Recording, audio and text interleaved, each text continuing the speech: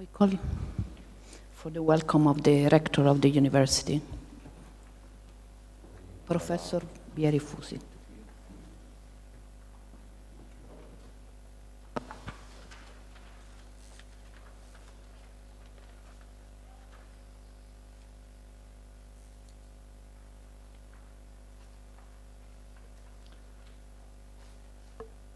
Good morning, welcome to everyone. I'm here to bring you the greetings of our rector, Professor Giorgio Calcagnini, my personal greetings, and those of our university, the University of Urbino.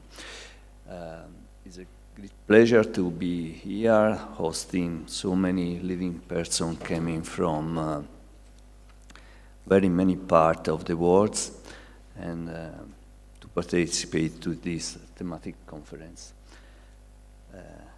I wish to thank the organizer and particularly the Professor Francesca Deklic and Manuel Ramos and all the person working to bring this event here in our university, and we are really proud to host you. I wish also thanks the CEI and Centro de Estudios Internacionales. I don't know how the pronunciation of the Centro. Well, so the film, the title of the conference, A Passage from Africa, Rhythmic Exchange in the Western Indian Ocean, I think is a still timely topic that involved people, culture, and mixing of population for centuries, still needing wide consideration under many points of view to learn from history, understanding the past. I think may help us to plan for the future. So not only for the lands overlooked on Western Indian Ocean, but worldwide. So thanks again to be here. I also greetings the online participating. I think seems quite numerous. Well, once again, thank you. Have a good work, fruitful of discussion and exchange of idea. This spring is arrived, so also I wish to enjoy our beautiful Urbino, full of Renaissance soul. So have a very nice 3 days of work. Thank you.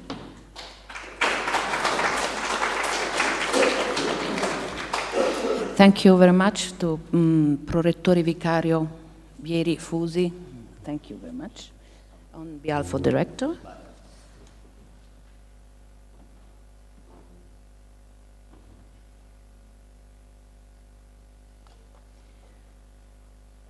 Now, let's go to the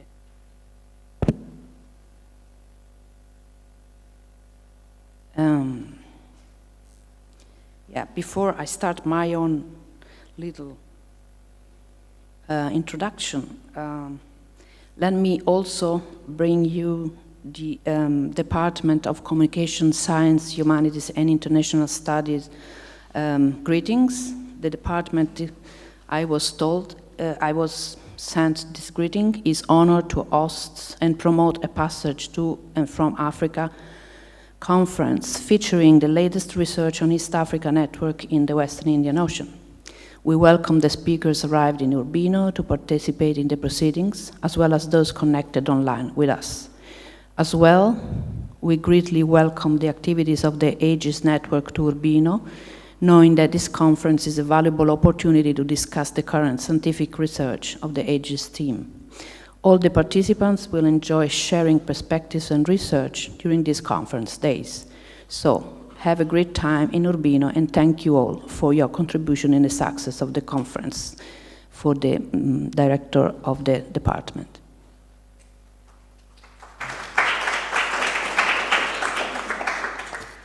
Now, let me start my own introduction, and I'm happy again to welcome the presenters and those who attend the conference.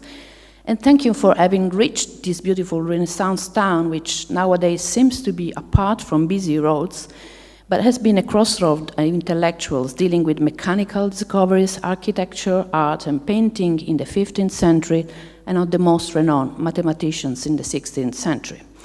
Well, we are not mathematicians, and this is the Fifth Ages thematic conference of the Collaborative Research Group on Africa in the Indian Ocean. The previous meetings have been held in Copenhagen, at Roskilde, at Halle, and in Lisbon. This one is one of the most active collaborative research group. It has been presenting panel at ECA's biennial conferences almost every time a conference has been held. As to this specific conference this time, we have received an overwhelming number of requests for participation, and it has been difficult to choose among the abstract to be presented. This is usually almost a workshop of a small size, in which people discuss issues in a seminar among some 15 people. Thus, we were not ready to have parallel panels in which there could not be a shared discussion. Hence, the need to make choices, especially for those who could not attend or not really traveled as they lived apart. There is an online option for this time. Hopefully, those who could not attend this time may do in next sessions. Evidently, the Western Indian Ocean study area has become an important arena for presenting one's own research results. The translocal character of the historical, anthropological, and linguistic aspects of the human cultures existing in the Indian Ocean, CISK becomes much more important than in any national or colonial frontier. Let me explain my own concern with the Western Indian Ocean, how it started, and what finally brought me to organize a conference like this. My involvement with the Western Indian Ocean started quite early, as you have seen from this video. During my first anthropological fieldwork, I was in southern Somalia, and the people I worked with, descendants of enslaved and thereafter runaway people, so-called at the end of the 19th century Watoro, regularly told me that the dances they performed, Anyago, with large straw and wooden dancing masks, came from Nyasaland, the land of the Nyasa, and they considered themselves Nyasa. A country called Nyasaland did not exist in 1986, and as a novice of Italian scholars in Somalia, staying in a country without adequate libraries, without the internet search for information, I had to go back to Europe and get to London to SOAS library to find enough information to explain some things I was looking for. As Nyasaland was the name given to what is now Malawi by the British colonialists, a journal was titled Nyasaland Journal, in which I could find mention of the dances I had watched in Somalia. Still, while in London, one question literally lingered in my mind, namely, whether those dances that my friends from southern Somalia described to me as coming from Nyasaland were originating from some precise place in present-day Malawi. And my desire to see them increased enormously. But after completing my doctoral dissertation years later, having arrived in Mozambique to consult for an international organization, I came across to a huge region named Nyasa in northern Mozambique, a region bordering with Lake Malawi.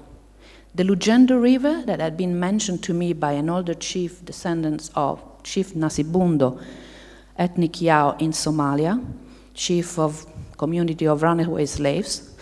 That river ran through the region and is tributary to the Rovuma River. I was thereafter in the Makosa region of Manica in Mozambique, a region that borders with Zimbabwe, and when a regular, a traditional authority, narrated to me about his dead father, who was actually a lion, as around his grave one could always see a lion. All of a sudden I realized that what he was telling me that day was so much similar to what I had forgotten elders in Somali Gosha 10 years before used to tell me. Narratives related to lions were brought during the celebration of the Yao, lions who would pop up at initiation rituals and whatever. So I became inclined to think that some real similarities existed between those ceremonies considered from Nyasaland and observed in Somalia. and a ceremonial substratum of several north and central Mozambican populations were common. Of course, comparisons between rituals and celebration hundreds of years apart and performed even hundreds of thousands of miles away are minefields, so I was reluctant to follow this lead. But as a native Italian speaker, had I not known English and Portuguese, it would have been very difficult to activate all these connections about similarities in my reflections. Who could have been so lucky to talk to a traditional authority in Portuguese in a secluded region of Mozambique over a sufficiently long period of time to create a sufficiently intimate situation, a long car ride during which it was pouring rain, to arise this confession about the father lion from Regulo, a traditional authority in Mozambique? This was rather an unusual situation that should make me think through. And this was a fire that lighted again my curiosity, so to speak, to get me started on research project in Mozambique, co-founded at the Ministry of Foreign Affairs, that I had already fantasized about after returning from my early fieldwork in Somalia. But a project I had postponed, having carried out follow-up research with refugees from Somalia after the war of 1990. The Mozambique field fascinated me, although I was indeed reluctant to face that kind of comparison between dances. In short, what I want to do here is not to show the level of serendipity that sometimes exists in anthropological fieldwork, but that populations as far apart in terms of geographical distance as southern Somalia and northeastern Mozambique could have many characteristics in common, actually at ties, had been in contact over the previous 100+ years, and that all of this was not obvious from the point of view of the anthropological studies I had pursued from a reading of the text about each of the countries that I was studying, nor seemed at all meaningful to my supervisor at the University of London. The literature on the different countries was very much tied in some way to colonial traditions, history recounted from perspectives of the people themselves, started being taken more seriously in the US as oral tradition on the way of the initial Vanzina's work since 1965. And not many studies were already available, especially in Somalia. The country that I had mentioned, Somalia, Kenya, Tanzania, Mozambique, were basically studied by people who respectively spoke Italian, English, or Portuguese, had to assimilate all the literature that existed in their own language, had to incorporate that documentation in their own elaboration, and the results of their research were produced in their own languages. Those who then approached the study of that specific country read everything written about that specific country, specialized in that specific nation, normally knowing one of the languages and maybe one of the local languages of that country. The commonalities of certain cultural and social characteristics of people living across nations were sometimes forgotten or overlooked as if they were irrelevant. Differences were preferred to similarities. The people who inhabited each country were divided politically into different colonies, consequently ended up looking different even from the literature describing them through different concepts. The definition of the local groups living with the nation were made in order to facilitate the control of the population and mainly the labor force. In the Portuguese colony of Mozambique, the divisions of ethnic group was very much drawn on the diversity of languages, and thus maps from the colonial period show the country scattered within groups according to many languages they were talking. But one could have instead thought of the whole strip from the Cape Delgado coastline, starting from Pemba or Angoche, to the southern Somali coast town of Brava as a contiguous area where Swahili was understood and largely spoken in its variations. In Pemba, people speak Kimwani or Mwani, a version of Swahili with words borrowed from Portuguese and Makua, and in Brava, in northern and Somalia, southern Somalia, Chimini spoken, which is a version of Swahili with Somali and other Kushiti word borrowings.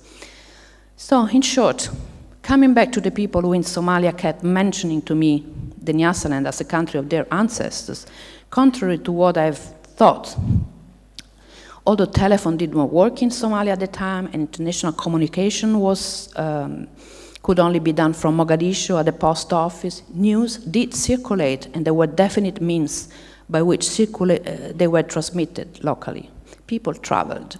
People were in touch with their past and with the descendants of their ancestors. They were far-sighted. They had been able to transmit their past through the performances of certain rituals and ceremonies, Anyago, Sharapa, Zumo, Mseve, Masewe, and others. Just as one example, in Somalia, between the villages of Mogambo and Mofi, there was a small group of elders and their relatives who had a very clear ability to see beyond the local. One of the definitions given for cosmopolitanism, and they projected themselves and their imagination into geographical spaces far away from what their villages were at the time, normally considering small towns in Tanzania such as Andeni, Tanga, original places of their ancestors. They had met President Nyerere in Mogadishu and had negotiated with him their eventual possible return to Tanzania. How many cosmopolitanisms then are there, apart from the seemingly better known one of Arab and actually also Indian merchants who went back and forth between the coast of Africa, Yemen, Oman, and Gujarat, making use of the monsoons? I argue for the importance of cosmopolitanism from below. To make a long story short, the kind of empirical research I described grounded my reflections on the exchanges in the Indian Ocean and on cosmopolitanisms from below. For instance, enslaved people, first taken against their will as forced migrants, soon escaped and reconstructed new forms of communities, brought with them ancestral celebration, practices of care, farming knowledge, medical practices, eco-environmental and farming skill, and interconnected themselves through celebration. Enslaved women introduced themselves in homes of the enslavers and thus freed themselves and their own children. They brought their practices of care in those contexts. Women of the coastal Swahili area who married or got into domestic arrangement with men with patrilineal backgrounds like the Sharif, the Banyane, the Omar Baomar, or Portuguese, took advantage of their trade networks of their partners to improve their chances in their own social environment and so introduce their children to new trading networks. Well, having said so and put forward these few reflections of mine today, I'm happy to welcome you all in presence and at home at this conference. I wish you enjoy and take advantage of the time we spend together here in the Aula Magna and in front of a glass of wine in town. And I formally open this 5th Aegis thematic conference of the Collaborative Research Group, Africa and the Indian Ocean. Thank you.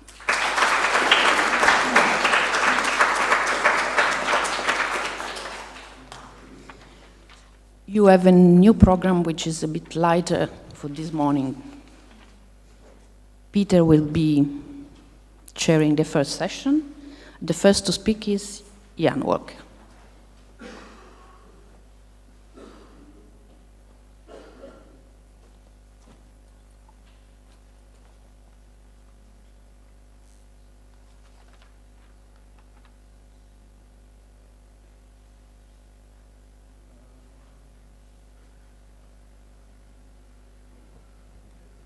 Good morning. Can you hear me? Yes. I'm Preben Karsholm. I'm a professor emeritus at Roskilde University in Denmark, and I'm one of the coordinators of this Aegis collaborative research group on Africa in the Indian Ocean, which we can maybe talk a little bit more about tomorrow. And I'm very happy that we've managed to come together here and to have been invited to chair this first session of 3 paper presentations, for which we have 90 minutes, 1.5 hours, which means that we can give 15 to 20 minutes to each presentation and then have a little time for discussion after that, before we break for coffee. So I think time management will be essential for us to get through a very rich program. So I will try to be strict but kind and keep people to their presenters to their time limits. And I suggest that we have all 3 presentations in a row and then have our discussion after that. And I would ask each of the presenters, once they get to talk, to say briefly who they are and where they come from and what is their institutional affiliation. So thank you very much. And the first presenter is Ian Walker from the Max Planck Institute for Social Anthropology in Halle. So Ian, please go ahead.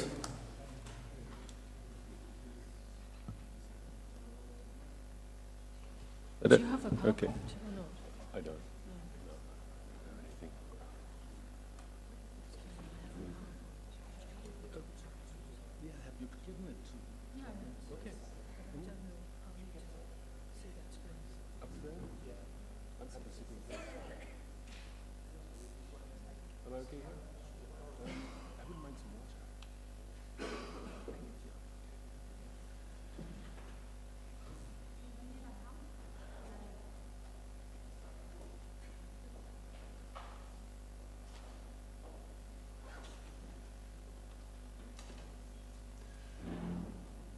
Okay, thank you. It's strange being first. I'm not quite ready. I'm still asleep after an extremely long day yesterday, but I'm here.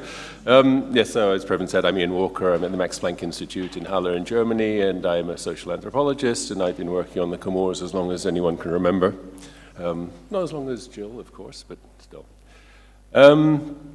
So I just want to run through, give you an overview and then some ideas about what being servile means in Gazija, which is the largest island of the Comores. I don't have a PowerPoint. You all know where the Comores are, I think.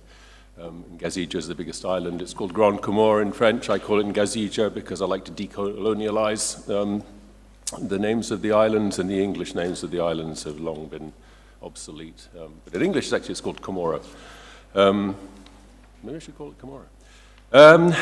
Slavery in the Comores goes back a very long way. It was a fulcrum, if you like, for the slave trade in the Western Indian Ocean, with slaves being imported from the mainland and then shipped north. There's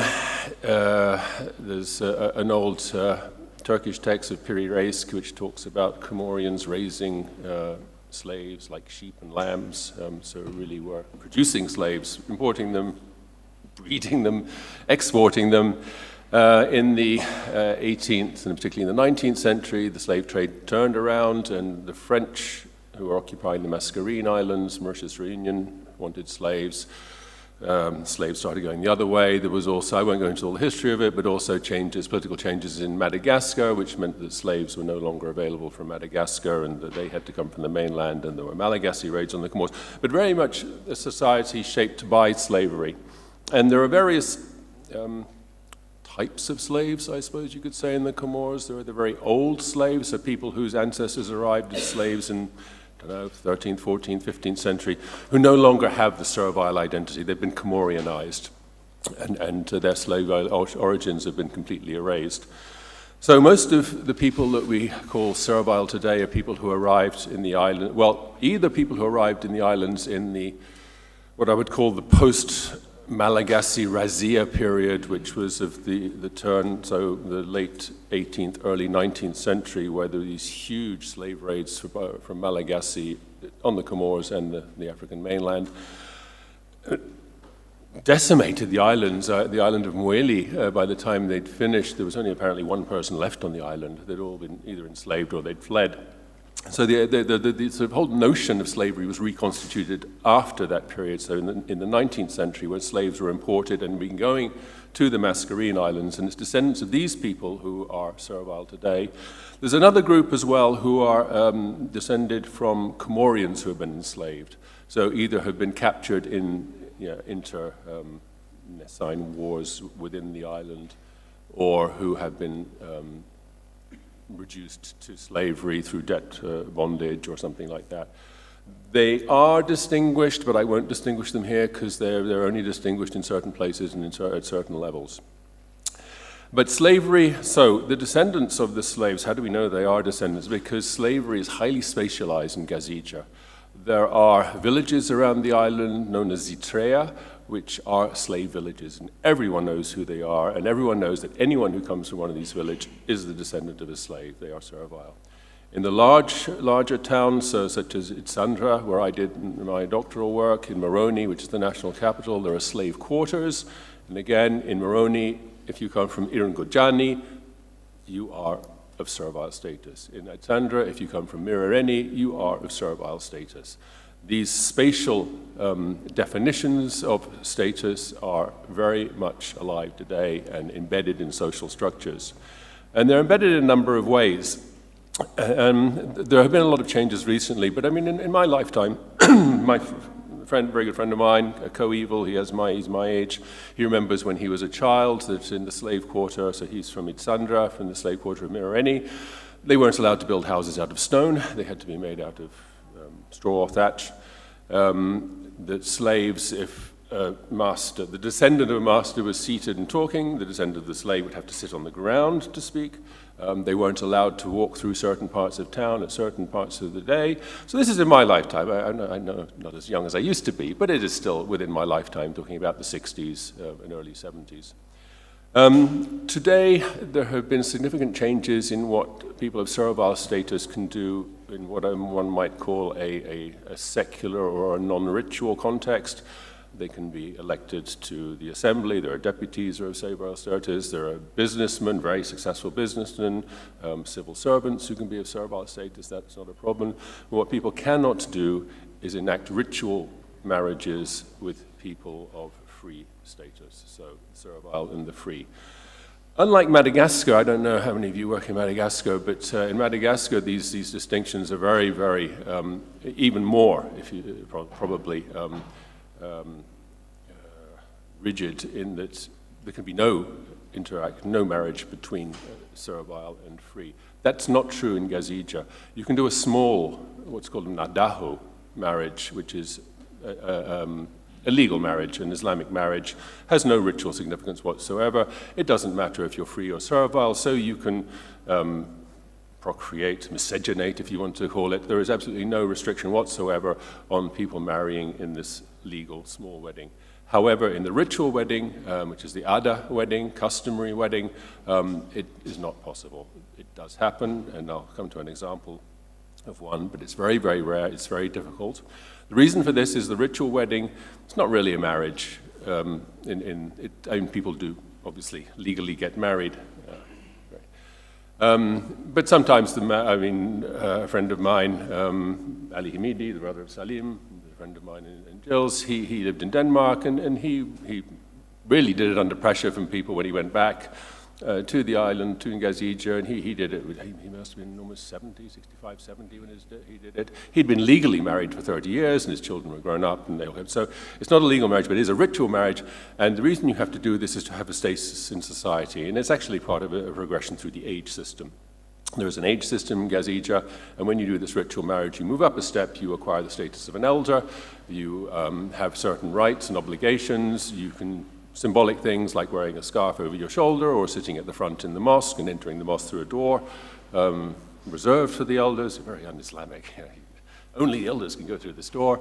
But most particularly, you have the right to eat at other ritual weddings, and you also have the right to exercise power in the village. You become one of the political leaders in the village. You form this a council of elders, if you like. It has no formal status, but it's the body of elders who exercise power and are the decision makers in the village. Now, the reason, of course, why slaves can't marry into free societies is because you can't possibly have the descendant of a slave exercising power over the descendants of the master. And that's why these ritual... actually, I have no idea how long I have when I started. Halfway. You have I'm halfway already. 7.5 minutes, and you still have seven already. Okay. 7.5 minutes. So that's why these things can't happen. But there are all sorts of... I'm going to give you an example of a marriage that happened when I was doing my doctoral work. It was actually, these things happen in two stages. The details are not necessary. But it was a marriage between a man of servile status and a woman of free status. So really, anathema, you can't have this man of servile status marrying into the free quarter. And there was a dispute around one particular meal that was involved in this. It was called a queso. And the problem was, of course, that this meal is, and this applies to all ritual Ada marriages, that meals are a part of the reaffirmation of rights and responsibilities, and it's all bound up in reciprocal obligations, and basically the meal is intended for the cohort, so the age cohort of the groom, and these people are all linked through kin networks, through the age system. So it's the bride's family who cook the meal for the groom's coevals. But of course, they are all linked. So it's very difficult to do this meal between, it does happen today, and it happens between people of free status. I mean, sometimes you see taxis sort of hurtling up and down the main road between towns with steaming bowls of rice on the roof, trying to feed each other. It's quite technical, it can be done. But in this particular event, there was a lot of opposition to this meal happening, because it is a meal that is particularly aimed for, it's actually technically to pay for a dance that is done by the coevals of the groom. And the problem was, of course, who was going to eat this meal, because if the people are from different quarters, then if the bride's family cooks the meal, she's supposed to be feeding the people of her quarter, the groom's group. If she starts feeding someone in a different quarter, then what are they going to say? Where's our meal? If she feeds someone in the other, in that quarter, then the groom's coevals say, where's our meal? You're paying us in terms of a meal to do this dance. So I'll just briefly run through some of the issues that came out of this particular event. So what happened was, in the end, let me just check I get this all right.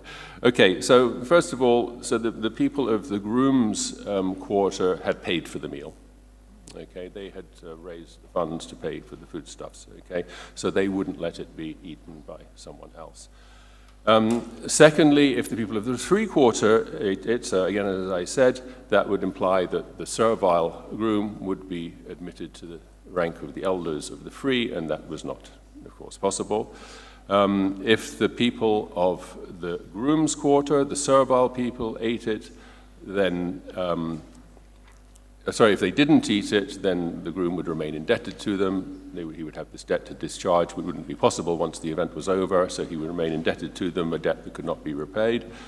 But if he didn't feed his own quarter, he wouldn't be an elder in his own quarter. You can't really have the status of elder in two quarters. Once you're an elder, you are, of course, recognized as being an elder everywhere, but you have to have your particular status in your quarter.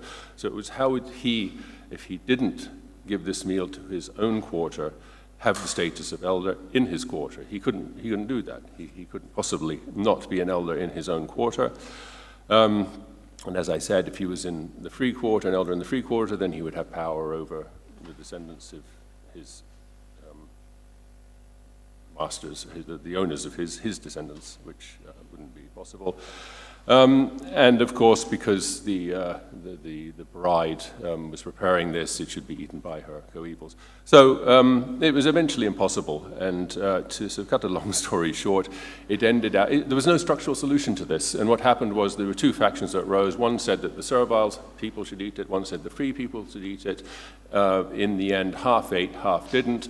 The people who did, so it was eventually cooked in the free quarter. The people who ate were fined by the people who didn't eat, and the people who didn't eat were fined by the people who did eat. And as far as I know, there was no solution to this because there couldn't be a solution. So that is one example of how the spatial and social structures in Gazija pose problems or place constraints on the ritual activities, but these ritual activities which have very real effects in terms of granting political power to the people involved. What's interesting about this is, so this was way back in the 1990s, and I see the bride and the groom regularly when I go back. When I started thinking more deeply about slavery last couple of years ago, I went and actually spoke to them about this, and it was like, never a problem, everything's fine. I no longer had the sort of intimacy that I had had as being completely embedded in this during my field work where I was participating every day. I'd sort of lost a little bit of that, and they were like, no, but I knew there was a problem, and I talked to a close friend. He said, yes, this is still an issue. Omar, the groom, he's got this ambivalent status, and it's just not something that can ever be resolved. Okay. Now, the second part of my talk, what I want to go is just a little bit about the strategies that people of servile status use to try and...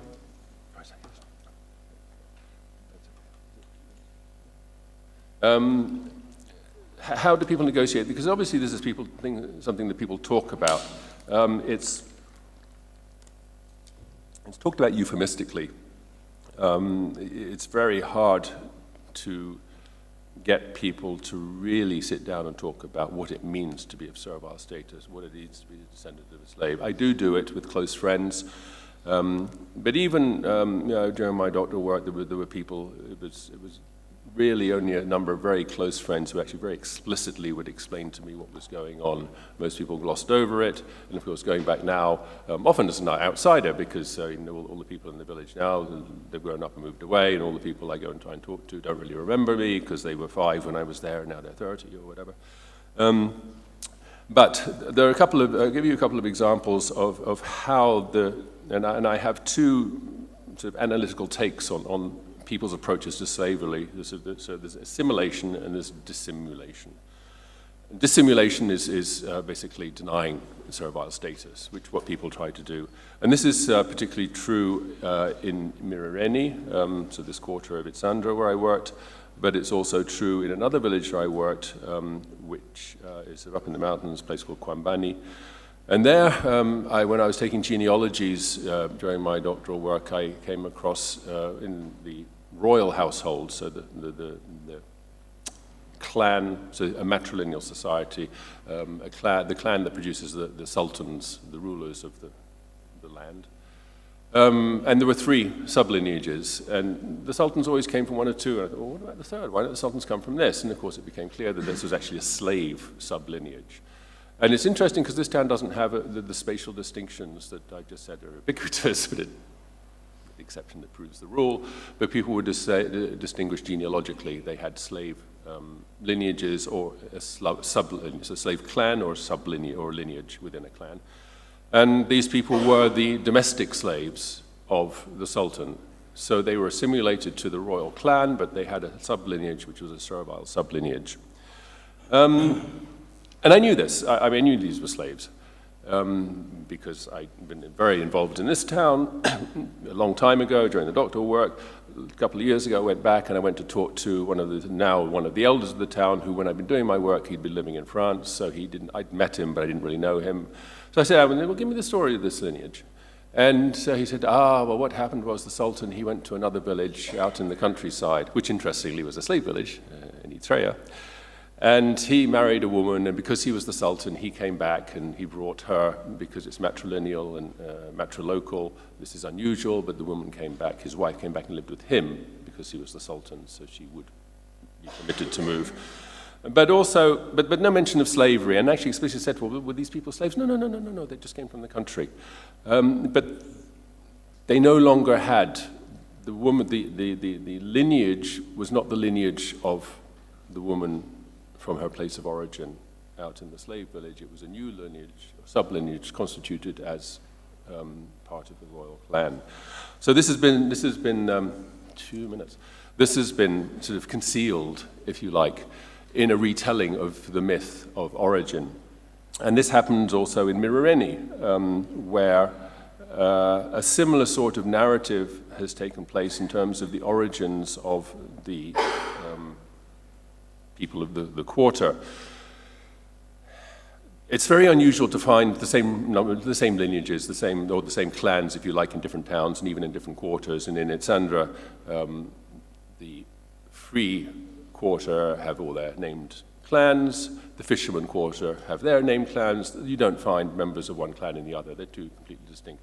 But in the slave quarter, all the clans have exactly the same names as the clans in the free quarter. And at the time, people in the free quarter said, no one of our clan lives in the slave quarter. And the slave quarter was sort of a little bit ambiguous about this. So one day I sat someone down and he gave me the history. And the history was, as is quite typical in Gazija, it was a story of 2 women, 2 sisters who came from a village on the other side of the island. They wandered around a little bit and then came to Itsandra and settled down. And one woman founded the lineages in the free quarter and the other woman founded the lineages in the slave quarter.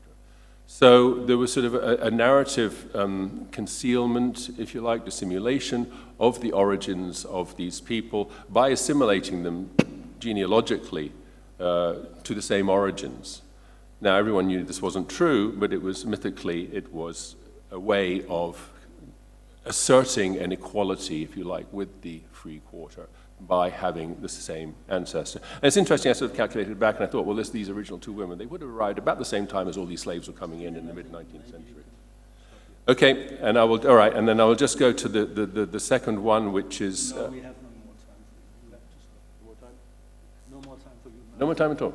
I stop completely. I can't say anything about assimilation. Sorry. We have All to right, move all on. right. Well, okay, I'll round up then. You can So ask about assimilation, which is basically... No, but you can respond and, Okay. to questions in the All right, discussion. all right. Because Okay, I will respond. we now move to the second presenter, which is Daniela Waldburger of the University of Vienna. And Daniela, do you have a PowerPoint? Yes. So we need help with the PowerPoint, please. Yeah. Can you...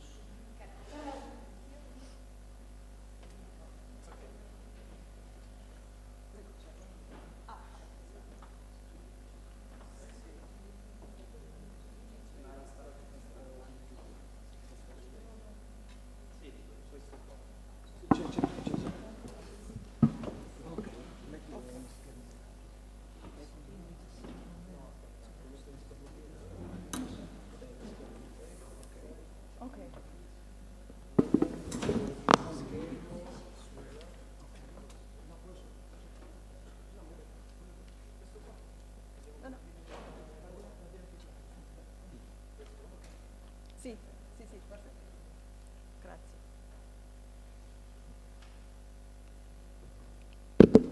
Okay, can you hear me well enough? Okay, good morning, everybody. Yeah, I'm a social linguist. I ended up in the anthropology session. I will try my best. And yeah, I'm from the Department of African Studies, and I'm very happy to be here today. What I will share today is are no final research results, but only recently I started to work on this topic.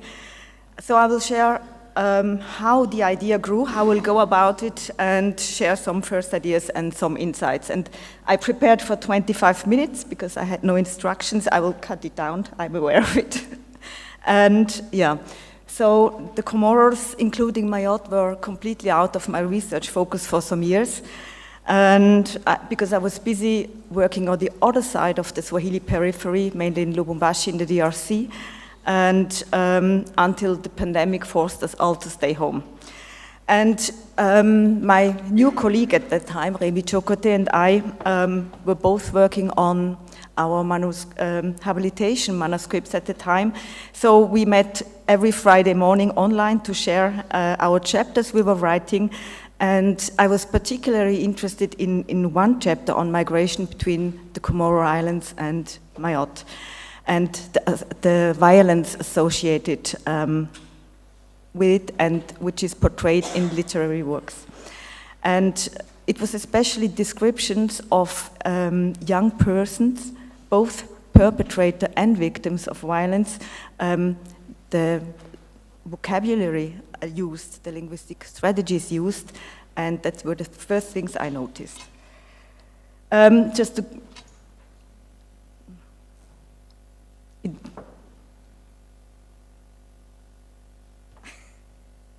It doesn't work anymore, this one?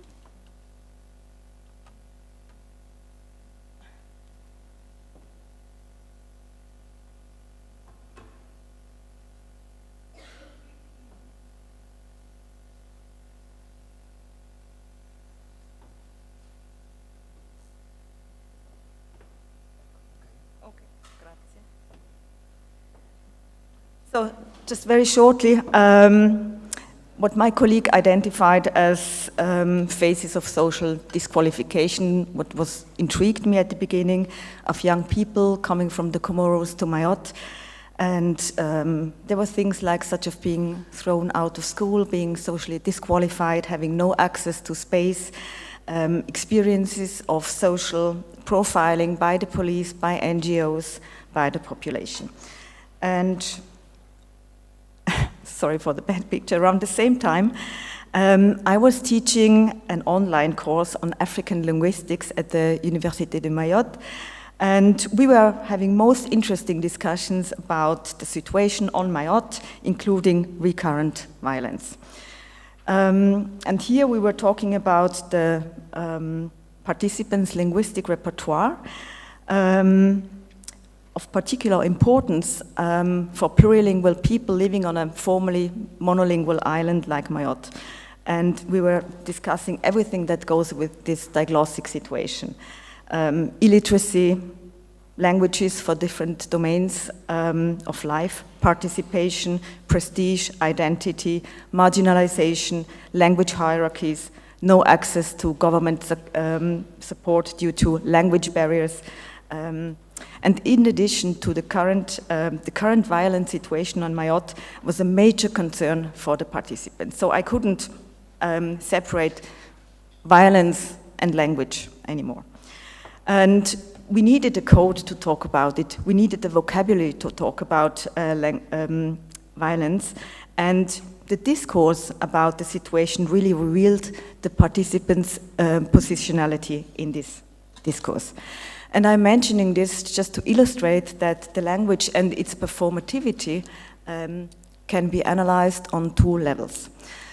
First of all, the linguistic repertoire, of course, and second, the linguistic strategies used in this moment. I'll come back to this. Recurring violence has been erupting time again for years. I experienced it shortly later, 2022, when teaching on site.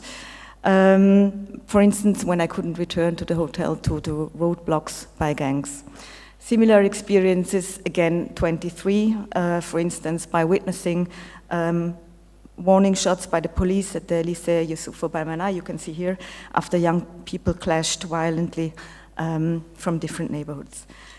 I conducted several interviews during these first very turbulent days with teacher, with social linguists, people from the French Development Agency, a police officer responsible for violence prevention measures, just to get the first sense of how violence is discussed about and whose voice is actually heard, whose voice is actually is listened to. For me, it's quite obvious language and violence are somehow connected. Who is listened to, who speaks, which speech acts lead to violence, or which speech act trigger violence. And for example, a teacher I interviewed, she told me that she's from the metropole. She told me that she can feel the tensions between pupils at school, but unfortunately she wouldn't understand anything because it would be unfolding in Chimaore and not in French, obviously. And the person from the police I was talking to, responsible for violence prevention measures, told me that the police had to find very creative ways to talk to the youth, as the state, of course, is managed in French, but they are luckily a multilingual team.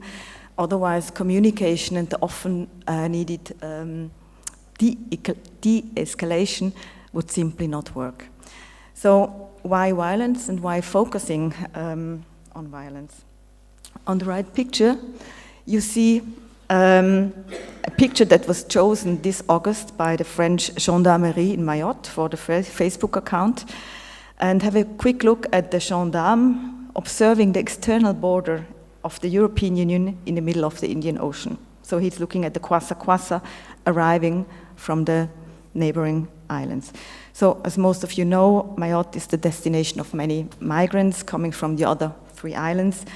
Socio-linguistically and socio-culturally, the islands are very close, but Mayotte is politically French.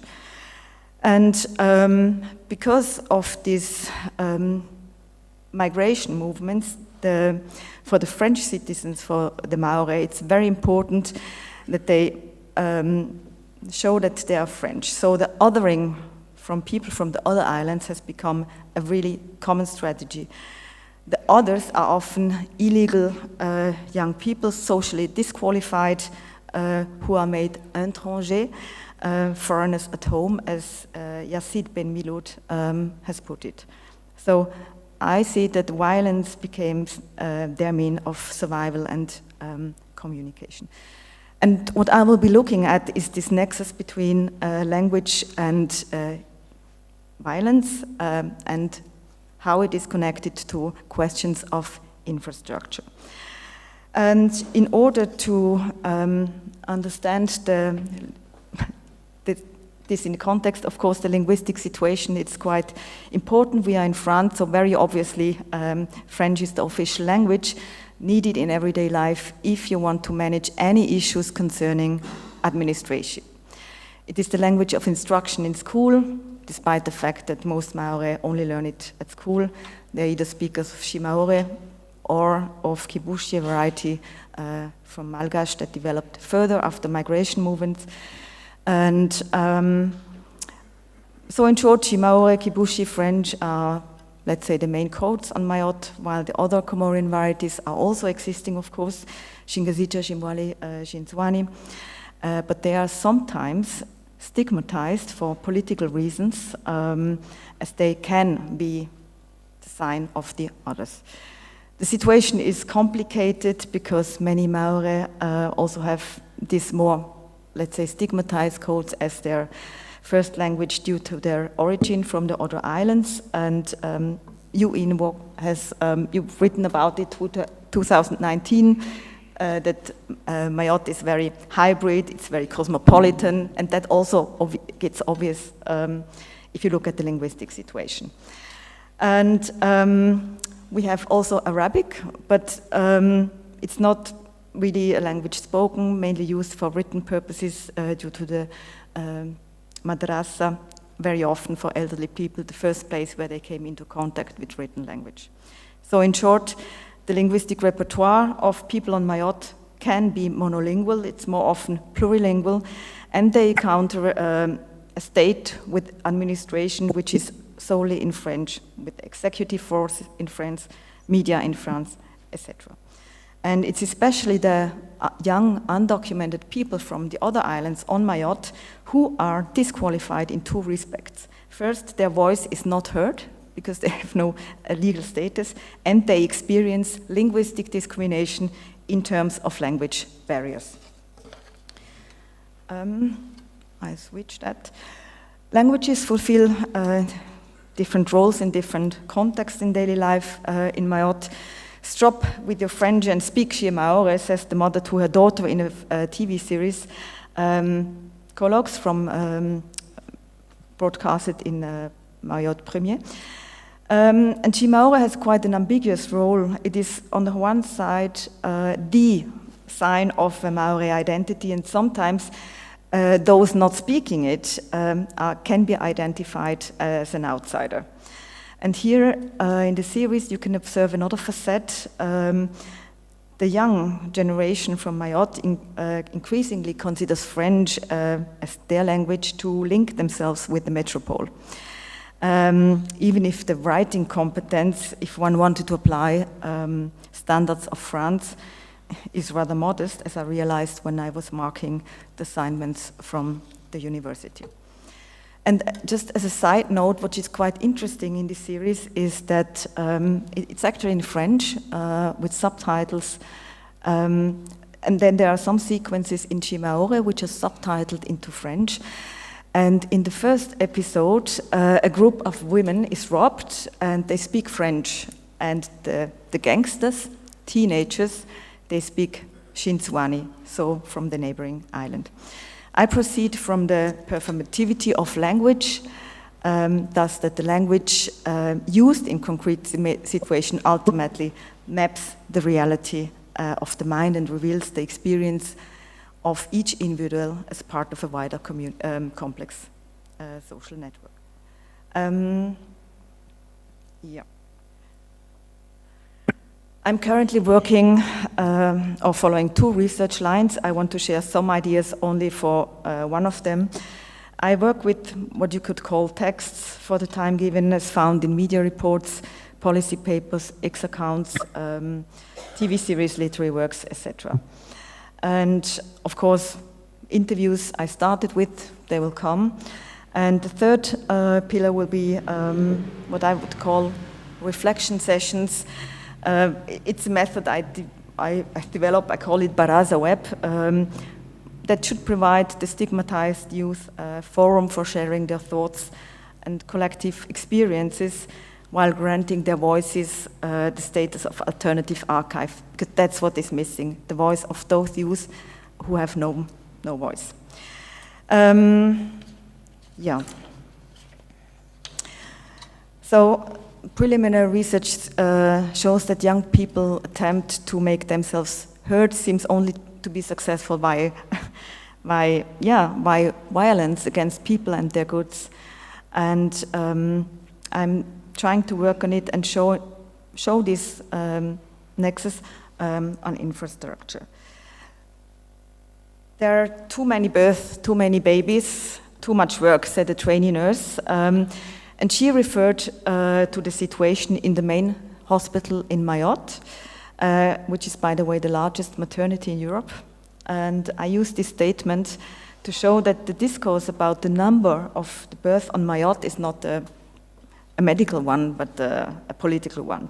Because if the parents can prove that they had lived continuously in France, meaning in Mayotte, in this case, for more than 3 months at the time of birth, then the child born on Mayotte can obtain French citizenship. And this is, as a side note, a break with the principle of the droit du sol applied in the rest of France. Yeah. So the main concern of the French in the metropole and on Mayotte is that there were too many babies born in Mayotte. And there's a proxy discourse about that struggle for resources, which the Maori have to share with them, the others, the illegals. And if you look at the media reports, for instance, politician Estelle Youssoufa, who doesn't speak any language except French, claims that half of the hospital's budget would go to the foreigners who would benefit from free care. This would create competition in access to healthcare, because the Maori would pay for it, etc., etc. So that's the kind of discourse she is spreading. Roughly 3 weeks ago, there was a first case of cholera identified on Mayotte. And on the TV station, Mayotte Premier, the headline was about an outbreak of cholera.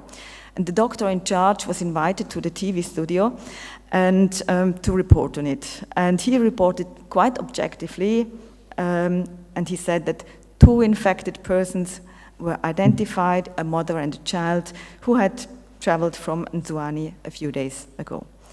So the presenter immediately asked whether Mayotte is now at risk because of the illegal immigrants. And the doctor replies that all travelers should take care. He gives the example of Kenyans traveling to Mayotte. But the presenter is insisting again and again on this threat of the Maori by the illegal immigrants. So the one only case of cholera is transformed by the state television from an isolated medical case into an overall health threat to Mayotte from the illegal ones. And the fight for access to Mayotte's infrastructure is also reflected on, for instance, in the French Development Agency policy paper, which means what do they support outside on the Comoro Islands, so not Euro. And they have a very interesting focus on mother health care on Comoro Islands, because they want to strengthen mother health care on the Comoro Islands to make sure that they are not coming to Mayotte. Water, another topic close to infrastructure. In August, there was restrictions for water. The Prefecture of Mayotte announced these measures. Shortly after the decision, the prefect was invited also to the state television. He explains that water saving and urgent maintenance of the water pipes are now required. What we would expect is that this discussion is about the unpleasant reality of water cuts and technical issues involved, right? Water cuts, when does it stop, etc. But he argues in this interview and says that there are scheduled cut-offs and then there is vandalism. So to briefly quote him, he says, we've got the water crisis. It's going to be difficult. We need everyone's solidarity and everyone's effort. But the state is on your side on the issues of insecurity, the fight against crime, the fight against illegal migration. So again, within a few moments of an interview, a technical topic, water cuts becomes a topic of struggle against crime, insecurity, and illegal migrants. And all topics are mentioned in one sentence. How much time do I have? 2 minutes, okay. As I said, I'm searching for the voices of the young people who are not in the media, who are constantly blamed for all kinds of problems on Mayotte. And so far, as I mentioned, to come back to the beginning, I only found it in literary works, for instance, like in Natasha Apana's Tropique de la Violence. And there, the situation of the young people in Kaweni, which is an underprivileged district of Mamoudzou, the area is compared to a shanty town, to a ghetto, and one of the protagonists, a boy that was adopted by a white French when he was a baby, he is not able to speak any other language than French. And he shouts out his frustration, so he learns about his origins from the Comoros, and he threatens with his voice to demonstrate the potential of his violence. And he says, I wanted to speak a language that made the R's roll and the S whisper, and thus referring to Shingazija, and very obviously not French. So to conclude, what I want to look forward is to have a look at the connection between language and violence, but verbal violence is quite difficult to grasp. It is practiced, suffered, observed, and very obvious if seen reported, one-sided reported. It's at many facets, from physically visible consequences to the invisible, but no less serious psychological injuries.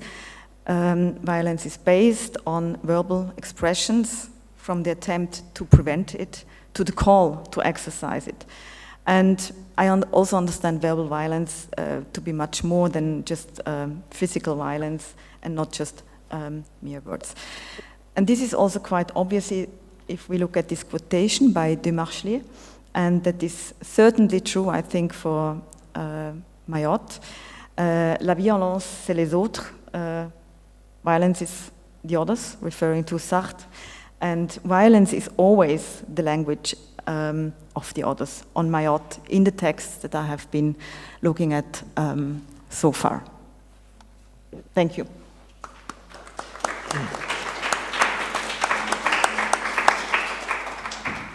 Thank you very much, Daniela. I think we need help with the PowerPoint for the next presentation, please. So we have now Jill Shepherd of the LSE in London talking about using alliance and genealogy to conduct trade.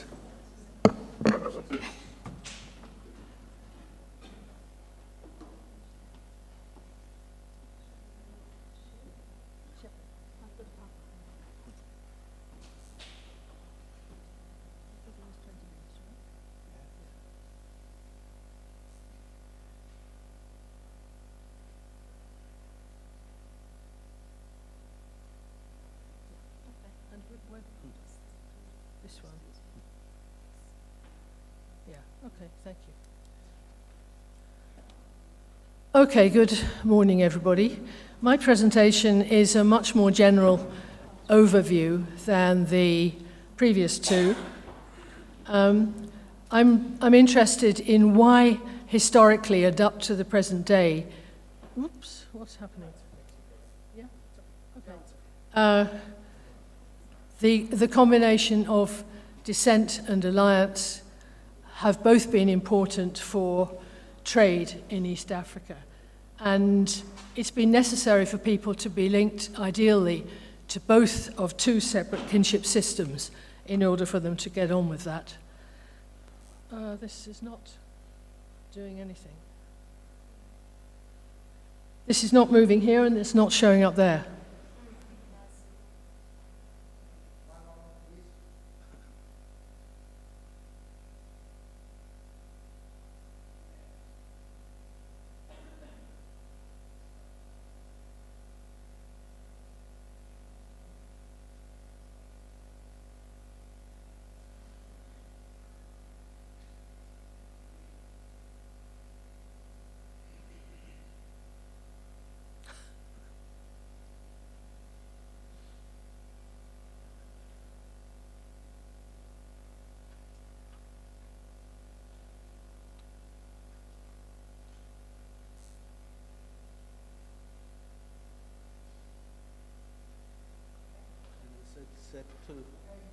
Okay.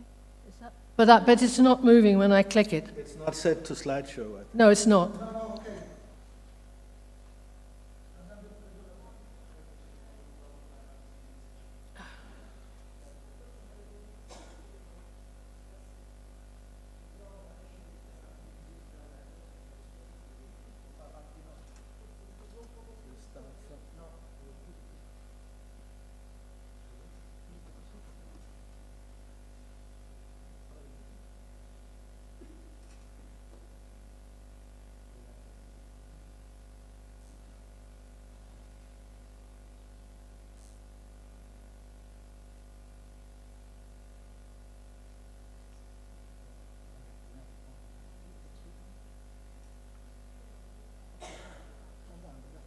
Okay, that's working, yes. Okay, it's working.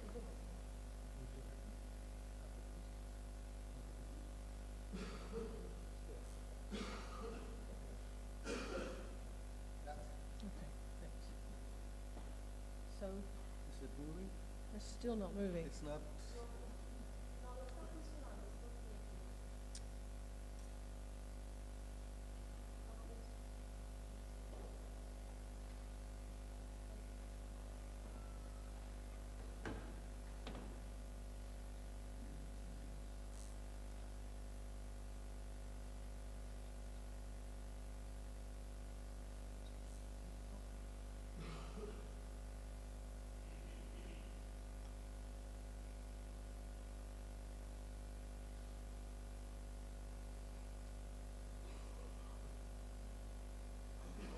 Okay. No. Oh, questo. No, no. Non fa niente. Sorry. The clock is not running.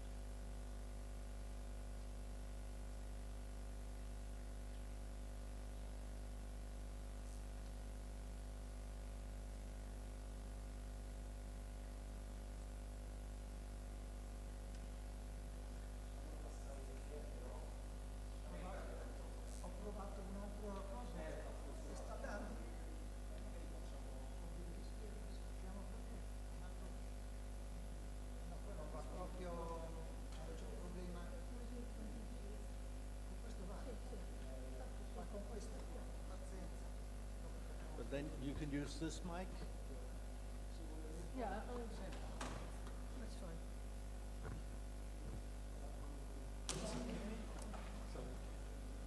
Okay, let's try again. Yeah, thank you. Yes.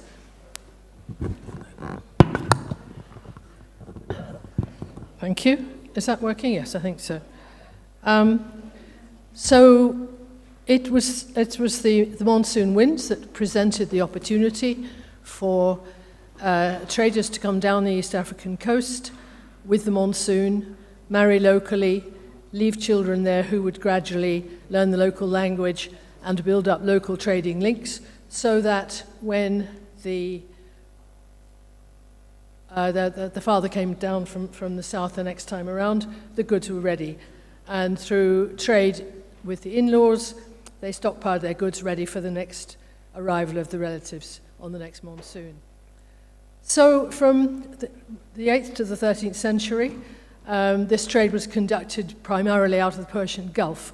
But after that, it moved to Hadramaut in South Arabia, partly because there was an earthquake in Siraf, which brought to an end the Siraf trade. Traders transferred over to the Red Sea and to Aden to work the East African coast. And as we'll see, they took with them the name that they had had in Siraf. People who lived in Siraf, which was the port for Shiraz, called themselves Shirazi, and they took that name down with them. So what we know of that period is that people called themselves Shirazis even though they were South Arabians coming out of Hadramaut and going south. And as Ian and several of you will know, we start with an origin myth. Once upon a time, there were several brothers, sons of Sultan Hussein bin Ali, who left the Persian Gulf and went down the East African coast, each one stopping to work in one of several ports. The emigration was a result of a threat or a disaster, and the two Comoro Islands versions of the myth mention in addition that the migrants were led by Mohammed bin Isa. Well, those two names are important. All Sharifs, that is to say all descendants of the Prophet, are descended from Sultan Hussein bin Ali because he's the Prophet's grandson, and the South Arabian Sharifs are all descended from Mohammed bin Isa because he was a key trader who moved across from Siraf to South Arabia and set in motion much of the East African trade. So people maintained their Shirazi nickname, Nisbah, as it's called in Arabic, for that reason. So the patrilineage, being a descendant of the Prophet, was important for many purposes. Religious eminence, part of it, but above all, maritime trade. Most Swahili trade, right down to the 19th century and beyond in the Comoro Islands, was conducted ultimately through Sharifs. South Arabians deliberately did not bring their wives with them if they had them, but married strategically, locally, making alliance marriages with the daughters of the people that they were trading with. Nevertheless, at the same time, there's a bilateral, day-by-day Swahili kinship pattern which runs alongside. So the two kinship norms are both there, and they don't clash because they operate in very different circles of importance. The genealogies are very important because if you can't prove you're a Sharif, you're not necessarily part of what Sharifs have access to. And I discovered when I was doing my original doctorate in Mombasa that the Hadrami Sharifs keep very, very precise records of their genealogies. I knew somebody in Mombasa who was a member of the Jamal al-Layl lineage. He kept the genealogy for the East African branch of the lineage. He kept it up to date by corresponding with people, penciling in on a great long genealogy he had about the length of this room. He was doing the bottom line, and from time to time he'd send his new information to the Munsib, the head of the lineage in South Arabia.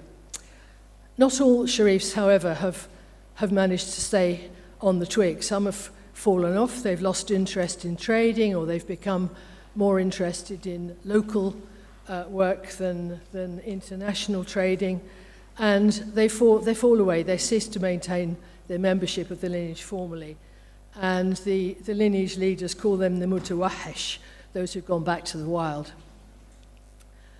So how could these dispersed lineages play such a key role? we know that an unbroken history of Sharif rule has gone on, for instance, in the Comoros, right through into the 20th century, right through the French colonial period. They were in good positions for trading because they were known to one another. There was a kind of Freemasonry of Sharifs. They also offered each other benefits such as access to higher education, of which there was very little in East Africa at the time, and the opportunity, if you were clever, of becoming a Qadi, a Sharia judge, or the personal counselor of a ruler. So that was their advantage, and from the point of view of those born in Hadramaut, East African kinsmen provided vital local knowledge, hospitality, economic opportunity. And in East Africa, the benefits were that when your kinsmen arrived from the Hadramaut, they might reinvest your ruling house with holy charisma, baraka, fresh from the Arab heartlands. And not surprisingly, you found lots of Sharifs in towns that were doing well, and not so many in towns that were falling by the wayside. Just very quickly, I want to run through the sorts of things that were traded in. In the early stages in the Comoros, which is my case example here, rice was being traded from Madagascar against cloth, and there was also slave trading going on. Later on, the Comoro Islands were very lucky, because of the position they were in the Mozambique Channel, to be able to supply Dutch, French, and English sailors calling in there for water, meat, foodstuffs, and so on their way to India. Of course, that continued until the Suez Canal was opened in 1869. After that period, Comorians dealt almost entirely in the slave trade. Many, many opportunities as the numbers of slaves in the region being traded went up. Lineal and definal links between Sharif rulers in northwest Madagascar, northern Mozambique, and the Comoros intensified as a result, and it brought more Sharif traders down from the Hadramaut as well. So how did the settlements benefit from their Sharifs? Ibn Battuta in the Middle Ages suggested that the town's ruler had primary access to the wealthiest traders calling and to the cream of their items of trade. But he also had to distribute wealth to others regularly. In 1820, the new Sheikh of Mombasa had to make customary payments upon his succession of $1,000 to each of the 12 main clans in the town. And at every birth, marriage, and death among the town's freeborn population, he had to give them a gift of cloth. So you had to be wealthy to be a ruler. Public festivities were also his responsibility financially. And so it becomes evident that city rulers' acquisition of wealthy in-laws would be popular not just with the man himself, but with everybody else in the town who could see that new benefits were coming to the town. And with luck, an increased benefit to all of them would occur, all the freemen anyway. And we know that individuals were not always successful. In Vumba on the southern Kenya coast, where ivory trading was the main activity, and payments were needed for those who ruled. The last Vumba Sultan could never be enthroned because he simply couldn't raise the heavy customary dues associated with his installation. Okay, so that's the sort of patrilineal side. I'm now looking at the other side. Why is marriage important? First of all, of course, it's a status change. A woman's first marriage marks her passage to adulthood, and a man's first marriage records the level of achievement he's received so far. He might go on going up, but a woman always goes down after her first marriage. Marriage is by far the most important passage rite among both the Swahilis and the Comorians, though in the latter case, Ada, customary marriage, has a particularly complex importance because it's embedded in so many other institutions in the town as well. The second reason why marriage is so important is that it defines you at birth. While it partially defines you at birth. While in a lineage you're totally given your social identity at birth, among our groups, the bilateral groups, the potential of the individual at birth must be made actual by a suitable marriage. It may not go in the right direction, it may very much go in the wrong direction. So it's the marriage that clarifies and puts a stamp on the rank achieved to date. Even origin myths in the area begin with marriages. In Ingazija, in the Comoros, for instance, it's believed that the earliest immigrants to the island found it inhabited by female jinns, and they married them, and these jinns only became fully human once they were married to a human being. So marriage is the key thing that turns you into a full status human being. So here we've got the core of the two kinship systems, the local and the supralocal. Thirdly, the marriage of particular individuals is important not just for their own status, but for that of their siblings who are not married yet, and for their children marrying in the future. The marriage itself doesn't need to endure as long as the children have been born to it.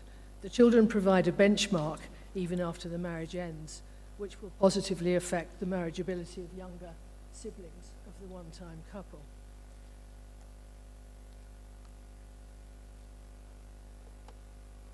Women can only too easily negatively affect the marriage chances of those who come after them if they don't behave in the right way in their marriage. The extreme importance of virginity at marriage is connected with hymen's symbolic association with ascribed status, and just as the hymen exists at birth and must be preserved until marriage, so too a woman is born as the bearer of her descent group's or sibling group's status, and she needs to try to keep that at least on the same level until marriage. A man's marriages may improve in rank as he gets older. In fact, they very often do. But a woman's best marriage is always her first. After that, she may make a happier marriage, but she will never make as high status a marriage as the first one. So, preferred marriage. In any marriage system where kin endogamy in marriage is important, there are always two conflicting desires. On the one hand, you want to marry kin for property reasons and the desire to keep a range of option, which are lost if all marriages are endogamous. But on the other hand, the greater the heterogeneity of local wealth and status, the greater the likelihood of hypergamy, the woman marrying up, rather than endogamy. If a kin marriage is going to be made, the desired match is very much that between... What's happening?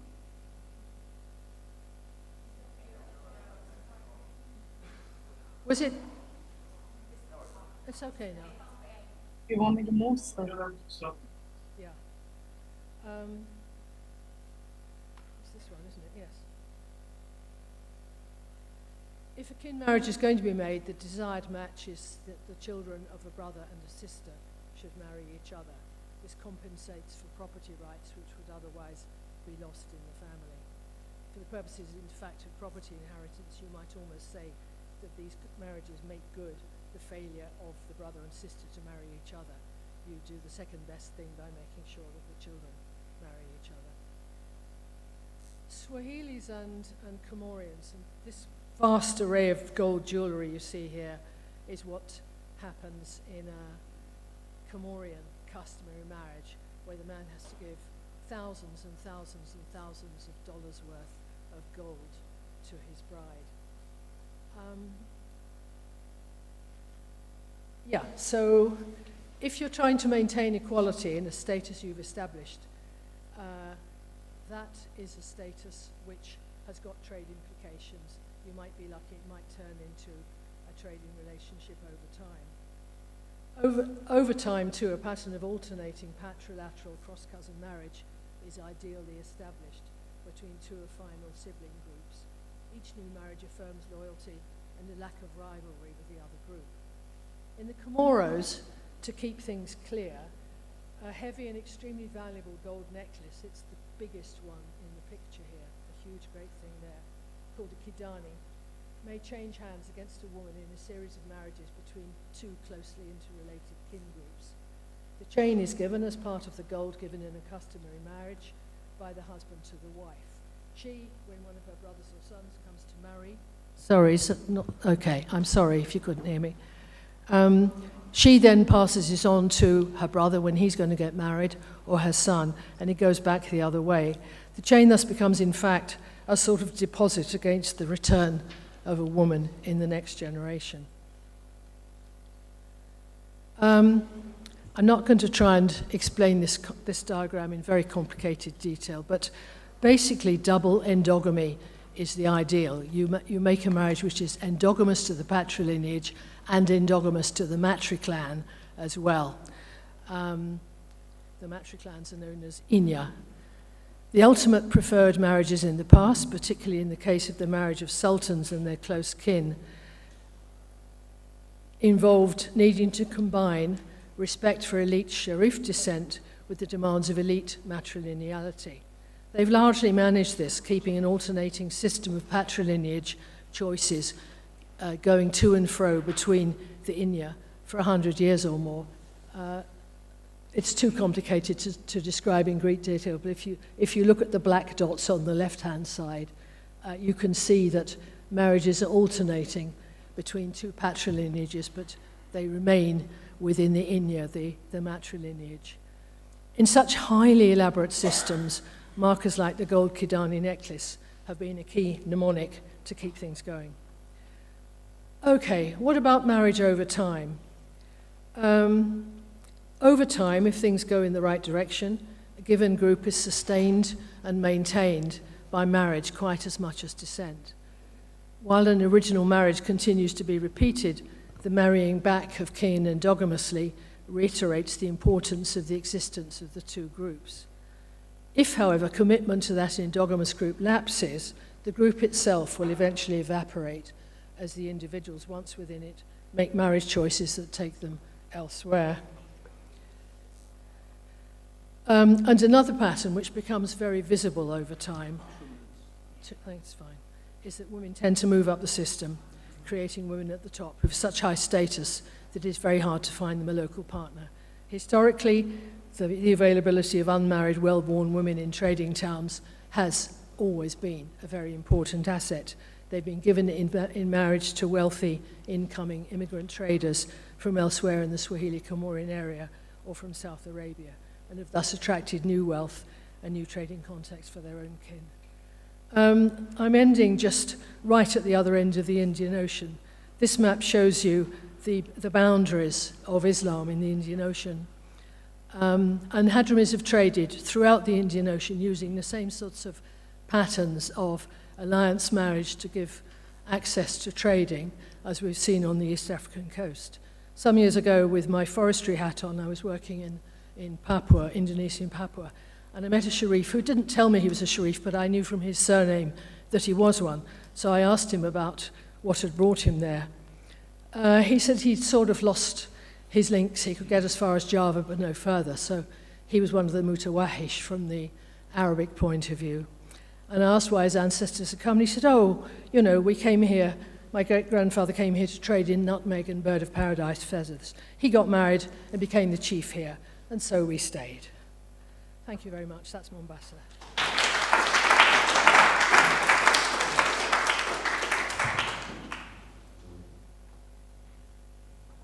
Great, thank you very much. So we had three very interesting papers focusing on the Comoros and Mayotte, which of course gives us possibility for comparison, and lots of interesting topics. Also two more anthropologically focused papers, and one using social linguistics and discourse analysis as methodology. And I think so that also raises a lot of interesting issues for us to discuss, including how generation, class, and ethnicity come together in these constellations. But I won't say any more. We've got 20 minutes for discussion only, so I think that allows us to have at least one or two rounds of questions. So maybe we can take 3 questions in a row and ask the panelists to answer them.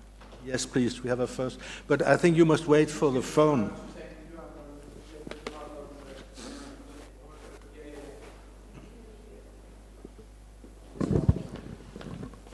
And please say your name first. And Yes, I'm Giorgio Banti from the Oriental University of Naples and the ISMEO. I had a comment and a couple of questions to Jill Shepherd. The comment is that this pattern of having foreign traders coming to the East African coast and marrying local women is actually much older than the traditions stemming from that they were. Namely, you heard about the Periplus of the Erythraean Sea, which is a text that was probably from the 1st or 2nd century AD. And that mentions explicitly that this pattern of traders coming, in this case, from Yemen, because there were several ports on Yemeni ports from, I would say, Western Yemen. It's mentioned here. They say they come, they marry local women, they know the local language. So it's much older, this thing. And about the questions is that you mentioned several times Hadrami traders. Now in Hadramaut and in the adjoining areas, they are not only Arabs. I mean, we say Arabs are just people from the Arab Peninsula, okay, but actually the local languages and the identities are there. There's lots of people in Hadramaut speaking Mehri, which is another Semitic language, but it is totally unrelated with Arabic. And so I was wondering whether you have any evidence of Mehri people there. Enrico Cerulli mentioned for Somalia a presence of Mehris in what is now known Bari, Mijurtinia, Puntland. And that's one question. The other is whether you have any evidence of people coming from Salalah in southern Oman. Also because in Salalah, the major population group are the Jibali, or Heri, who speak also Semitic language, but it is not Arabic, it is totally unrelated. Thank you. Can we have one or two more questions, please? Yes. Okay, Francesca. I have a question for Yain, just because you were mentioning that slaves are included into the genealogies through matrilineal trees, something of this kind. So I wanted to hear more about what do you think the reason is? What is the reason for including slaves in lineages in this specific context? Can we have one more question, please? So we had one for Jill and one for Ian. Yes, please. Okay, and mine.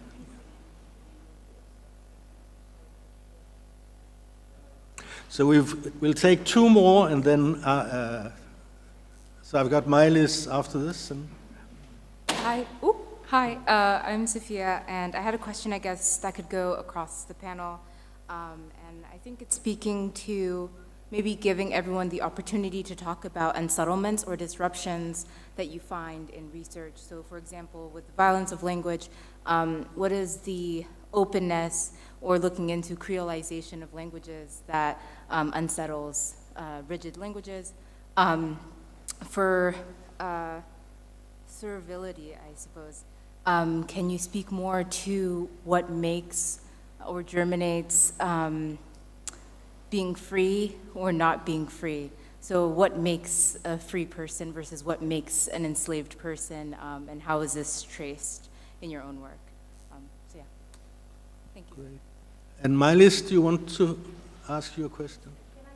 No, you need to come to the microphone, otherwise they can't. Hello, I'm Diana Stoica. I'm an associate fellow at the Ubuntu University of Timișoara. I wanted to ask Mr. Walker, Dr. Walker, if regarding this part of Eastern Africa, Southeastern Africa, the question of pioneering, Toyin Falola was talking about the fact that people in the colonial times and maybe pre-colonial times, they used to use the relatives in order to pay some debts, and if there is a connection and an outcome of this from the point of view of identifying or not with this. Thank you.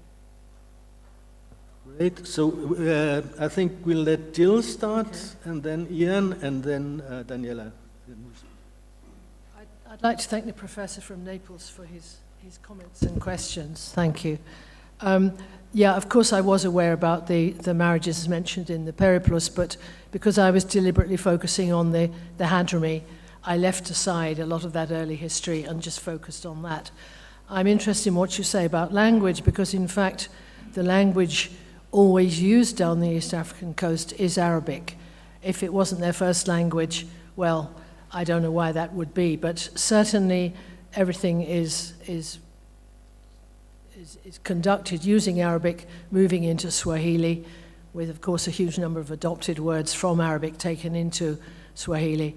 And when you look at the way in which the available texts on East Africa in the earlier years are written, they're always written in Arabic.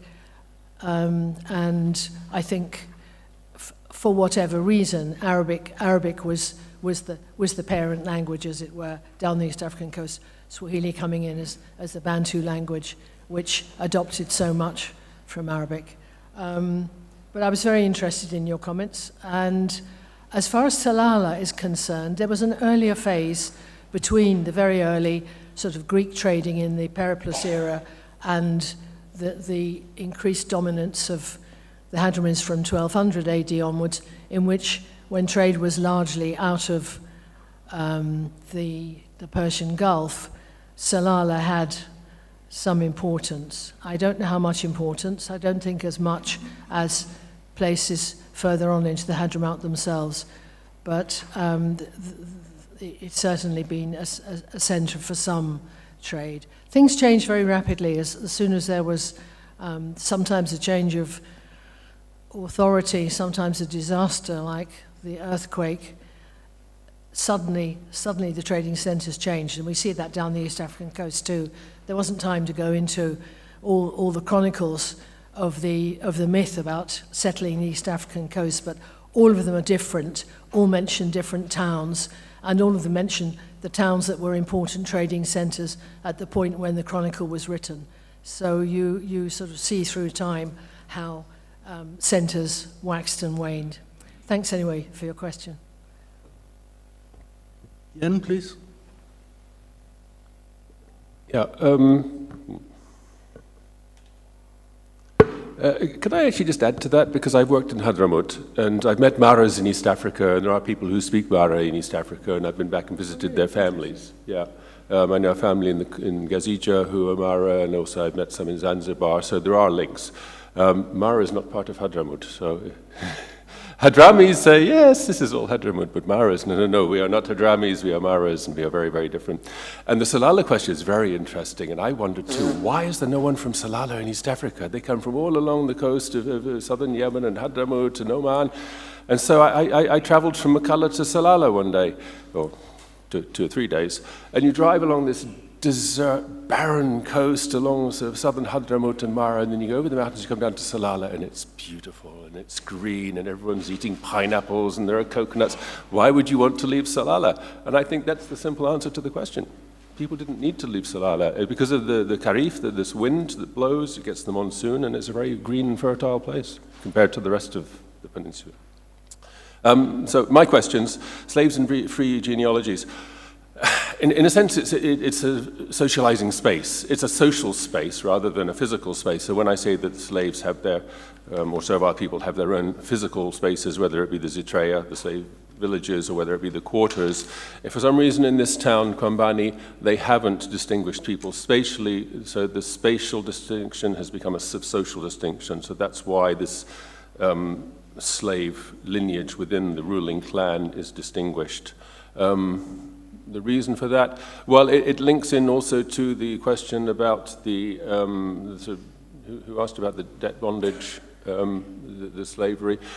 which is, as I alluded to at the beginning, there are different types of slaves. So there are slaves, people, I mean, they're not slaves, I call them slaves, but servile people who are descended from the slaves who were imported from the East African coast in the 19th century, who just have no genealogies. They have to invent them because everyone knows they came off a dhow in 1870 or something. And then there are people who have become slaves through local processes, either being, as I said, captured in war, or debt bondage, who, families have incurred debts, and so, well, take my daughter to work off the debt, and she becomes effectively a slave. It's very difficult to sort these people out, and I can't really find them. I never found them in Isandra where I was working. In Moroni, yes, because you do have different slave quarters, or different servile quarters, and again, there are sort of distinctions within the town. There is Irungujani, which is outside the walls, and these are the 19th century people. Inside the walls, there are a couple of slave servile quarters, and I suspect, and I haven't worked much in Moroni, so it's really, I don't know it as a participant, observer, anthropologist. I know it from doing interviews with people, and I don't know very many people well enough to really go into the details of this, because people don't talk about it. But I suspect these two little quarters within the walls are actually servile people of Comorian origin, if that makes sense, Comorian origin, given everyone's probably a foreign origin anyway. And what was the final question on what makes free or slave? Well, everyone knows, I mean, there are these genealogies. Who asked that question? Yeah, right at the back there. Yeah, I mean, the genealogies, I mean, the space helps, of course, if you know someone's from, I mean, everyone knows someone comes from a particular, someone says, well, they come from Milimbeni. Well, obviously, you're of slave origin, because everyone knows that if you come from Milimbeni, you're of slave origin. But the genealogies, the clans, the Hinya, that Jill mentioned, these, you have them, and that's how people are defined. And actually, I said I didn't quite finish my presentation, but this is also part of the way the assimilation works, that people actually align themselves. And it's more, for example, in the Ada process, slave people will try, and you can distinguish them, because what they will do is they will imitate, mimetically, appropriate the names of the age grades and all the rituals from the free quarter, and will produce them very faithfully and do them. And so, trying to be exactly like the people in the free quarter. But actually, what has happened is that they are imitating things that happened 50 years ago, and now in the free quarter, instead of slaughtering a cow in the middle of the square and sharing out the meat, they just hand out money. So the people of free status say, well, they're not really free, because look what they're doing. They're doing all these archaic things that we've left behind long ago. They can't possibly be proper Comorians. So that's another way of distinguishing people, just their social practices, that people of servile origin often do things that they consider to be authentic, real Comorian, and actually you can tell that they're not, precisely because they're doing these things, and everyone else has replaced all these rituals with handing out money or just giving them up altogether, because who wants 7 cattle? That was it. Daniela? Yeah, thank you very much for your question. I took up the keywords Creoles and rigid language, right? And I think from what I observed, and I'm talking as a linguist now, having looked at the grammars which are written so far about the different Comorian varieties. Of course, linguists, it's a very colonial encounter. They like to map the world, to make clear boundaries. And of course, it's concerning Mayotte, it has been, a lot of influences, hybrid. So it's not that clear, I think, from having a first look at what is actually happening. And but I observe that's a first hypothesis, that there's a movement towards a very rigid language boundary, because the Shimaore is so important for the identity on Mayotte. Let me give you an example. For all those of you who speak Swahili, you know that you have these slots. Yeah, you have the slot for the tense, and it's very unclear in Shimaore whether you use the si or the su for present tense. And all things I could find so far is that it's an influence from the neighboring island, Nzwani. But that's what the linguists tried to separate. but it has never been the case for the people. But now I had a look at, and all these varieties, in fact, until today, they are not really standardized. So I had a look at the teaching material for Shimaore produced in Mayotte, so very obviously by French. And it's very interesting that they have a very clear idea of which morpheme to use for the present tense, and it's the one from Mayotte and not from the neighboring island. And the cartoon you saw on the first slide was a cartoon from Nassir Atoumani's history of Mayotte. It was the Shimaore version. And he uses also the morpheme which is used on Mayotte, even though he's originating from Ngazija. And I asked him, what made you choose this morpheme for Mayotte, especially because you are from Grand Comore? And he didn't really reply, but very obviously he wanted to also make a clear statement by choosing a morpheme. I think it's kind of underlying the Maori identity. Thank you. Great, thank you very much. I think we should stop here because we have to go somewhere else for coffee, and it's nearly 11:15. So I think Francesca needs to explain to us what will happen during the coffee break. So thank you very much. This was a very interesting morning's discussion, and a lot of the things we've talked about in this panel will come up again later, because a lot of these topics and focuses are also present in the following panels. So this augurs very well for the continuity and progress of our discussion. So thank you very much, and I hand over to Francesca.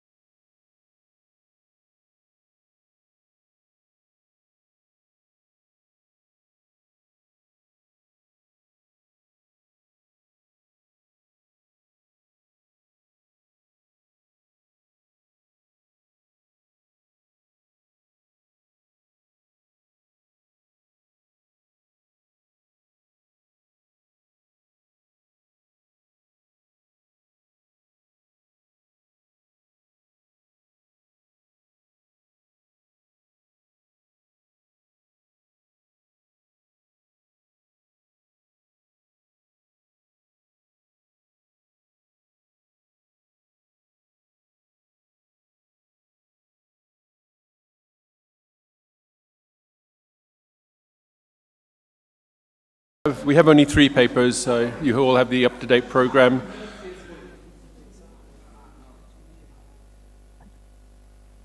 So first up is Matteo Salvadore, who's from the American University of Sharjah. Enslaved Ethiopians in the Western Indian Ocean, Evidence from the Portuguese Inquisition. All yours, Matteo.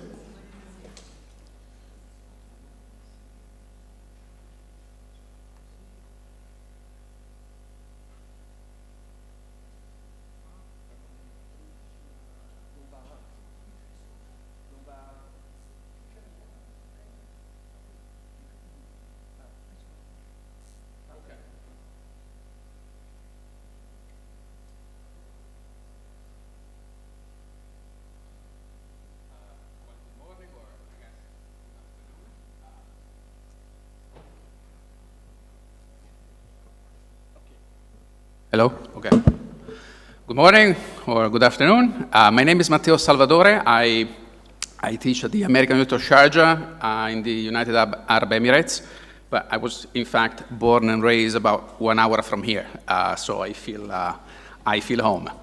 I mostly work on Ethiopians in Renaissance Europe, but over the course of my research, I found a couple of interesting Inquisition files pertaining to Ethiopians who were persecuted by the Goa and Lisbon Inquisition. And so I ended up writing a couple of articles, and what I'm going to do in this presentation, I will just give you an overview of their experience with a bit of focus on the Indian Ocean world and connections between Ethiopia, South Asia, and so forth. So my presentation focuses on the diasporic lives of 2 enslaved Ethiopians in the 16th century Indian Ocean world and beyond. I reconstructed their lives based on the records of their dealings with the Goa and Lisbon Inquisitions. Their Catholic names were Gabriel and Antonio.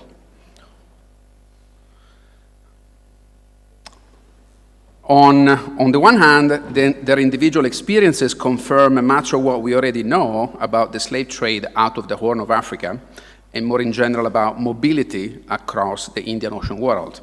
On the other, I think they offer novel insight into the Indian Ocean's African diaspora, and in particular into the workings of the vastly understudied community of Catholic Habshis in Portuguese India.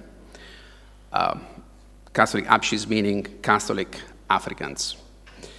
So first I will contextualize their enslavement and removal to South Asia. Then I will discuss their experience in South Asia, and in particular their mobility across the Portuguese colonial frontier. And then with Antonio's story, I will say a few things about the diaspora of enslaved Muslims in early modern Lisbon. And so Antonio and Gabriel were both enslaved on the Ethiopian highland as children, respectively in the 1540s and 1560s. Antonio was an Ethiopian Christian, while Gabriel was a Beta Israel, an Ethiopian Jew. They were enslaved in the aftermath of the occupation of the Christian kingdom by the Sultanate of Adal, which created ideal conditions for slave traders. Gabriel described his kidnapper as a Christian Ethiopian, while Antonio remembered being kidnapped. He only remembered being kidnapped by a black man. They both recalled being sold to Arab traders somewhere on the Red Sea coast. Antonio seems to have been taken directly to South Asia, while Gabriel was in the Arab world for a few years, on which, unfortunately, his file is almost completely silent.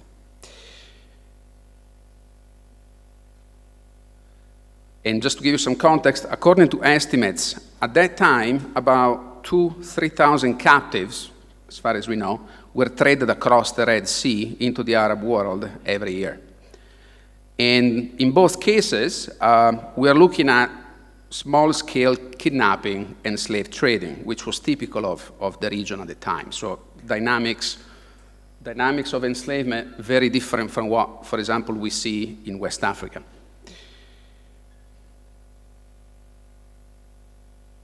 Now, in South Asia, they both landed in Shao, one of the principal ports of the Sultanate of Ahmednagar. And here, they both began a new life as Habshis, as Africans in India. Up to this point, their experience is remarkably similar to that of the most famous Habshi, who also hailed from the Ethiopian highlands, Malik Ambar. Malik Ambar was born Chapu in an Oromo community and kidnapped as a child. And in South Asia, he experienced a staggering military and political career, eventually becoming the regent of the Sultanate. Now, unfortunately, for Antonio and Gabriel, they were not kidnapped and traded to become slave soldiers, but domestic servants. And as such, they could hardly aspire to their to the social mobility that Malik Ambar enjoyed. Which explains why, unlike Malik Ambar, they sought emancipation on the other side of the political-religious border. And so Antonio and Gabriel's initial trajectories in South Asia are almost identical. They both landed in Shao. They toiled in the Sultanate for a few years, and then they crossed into Portuguese India, in 1551 and the other one in 1589. Upon crossing, they were taken to the Dominican complex of Our Lady of Guadalupe. They were introduced to Catholicism, they were baptized, and they were entrusted to fellow, quote, Abyssinians, who were members of what appears to have been a sizable Habshi community. And the trial records tell us that Gabriel was entrusted to a family of Abyssinian Christians, so presumably Ethiopians, and that Antonio was baptized with two, again, Abyssinians serving as godparents. And so their acquaintances were, in all likelihood, of Ethiopian descent, but the overall makeup of the community, to me at least, remains quite unclear. They were all converted Africans. They couldn't be anything else because the Inquisition was very active. But they mostly hailed, we don't know whether they mostly hailed from the Ethiopian highlands or somewhere else in Northeast Africa or East Africa. We don't know whether whether Ethiopians were a minority or a majority. And also, we don't quite know how most of them ended up in Portuguese India, but we can speculate on that. Now, we can find some answers in the Repertorio, which is an index of about 8,000 trials held by the Goa Inquisition between 1561 and 1623. And the Repertorio gives us some clues, but it also raises some questions. And by the way, the Repertorio is very important. I was chatting with someone during break. So the problem with the Goa Inquisition is that when the Goa Inquisition ceased to exist, when it ended its activities, they actually burned the entire archive. So we don't really have access to the record. So that's why the Repertorio is quite important. At least we have the index with some basic information.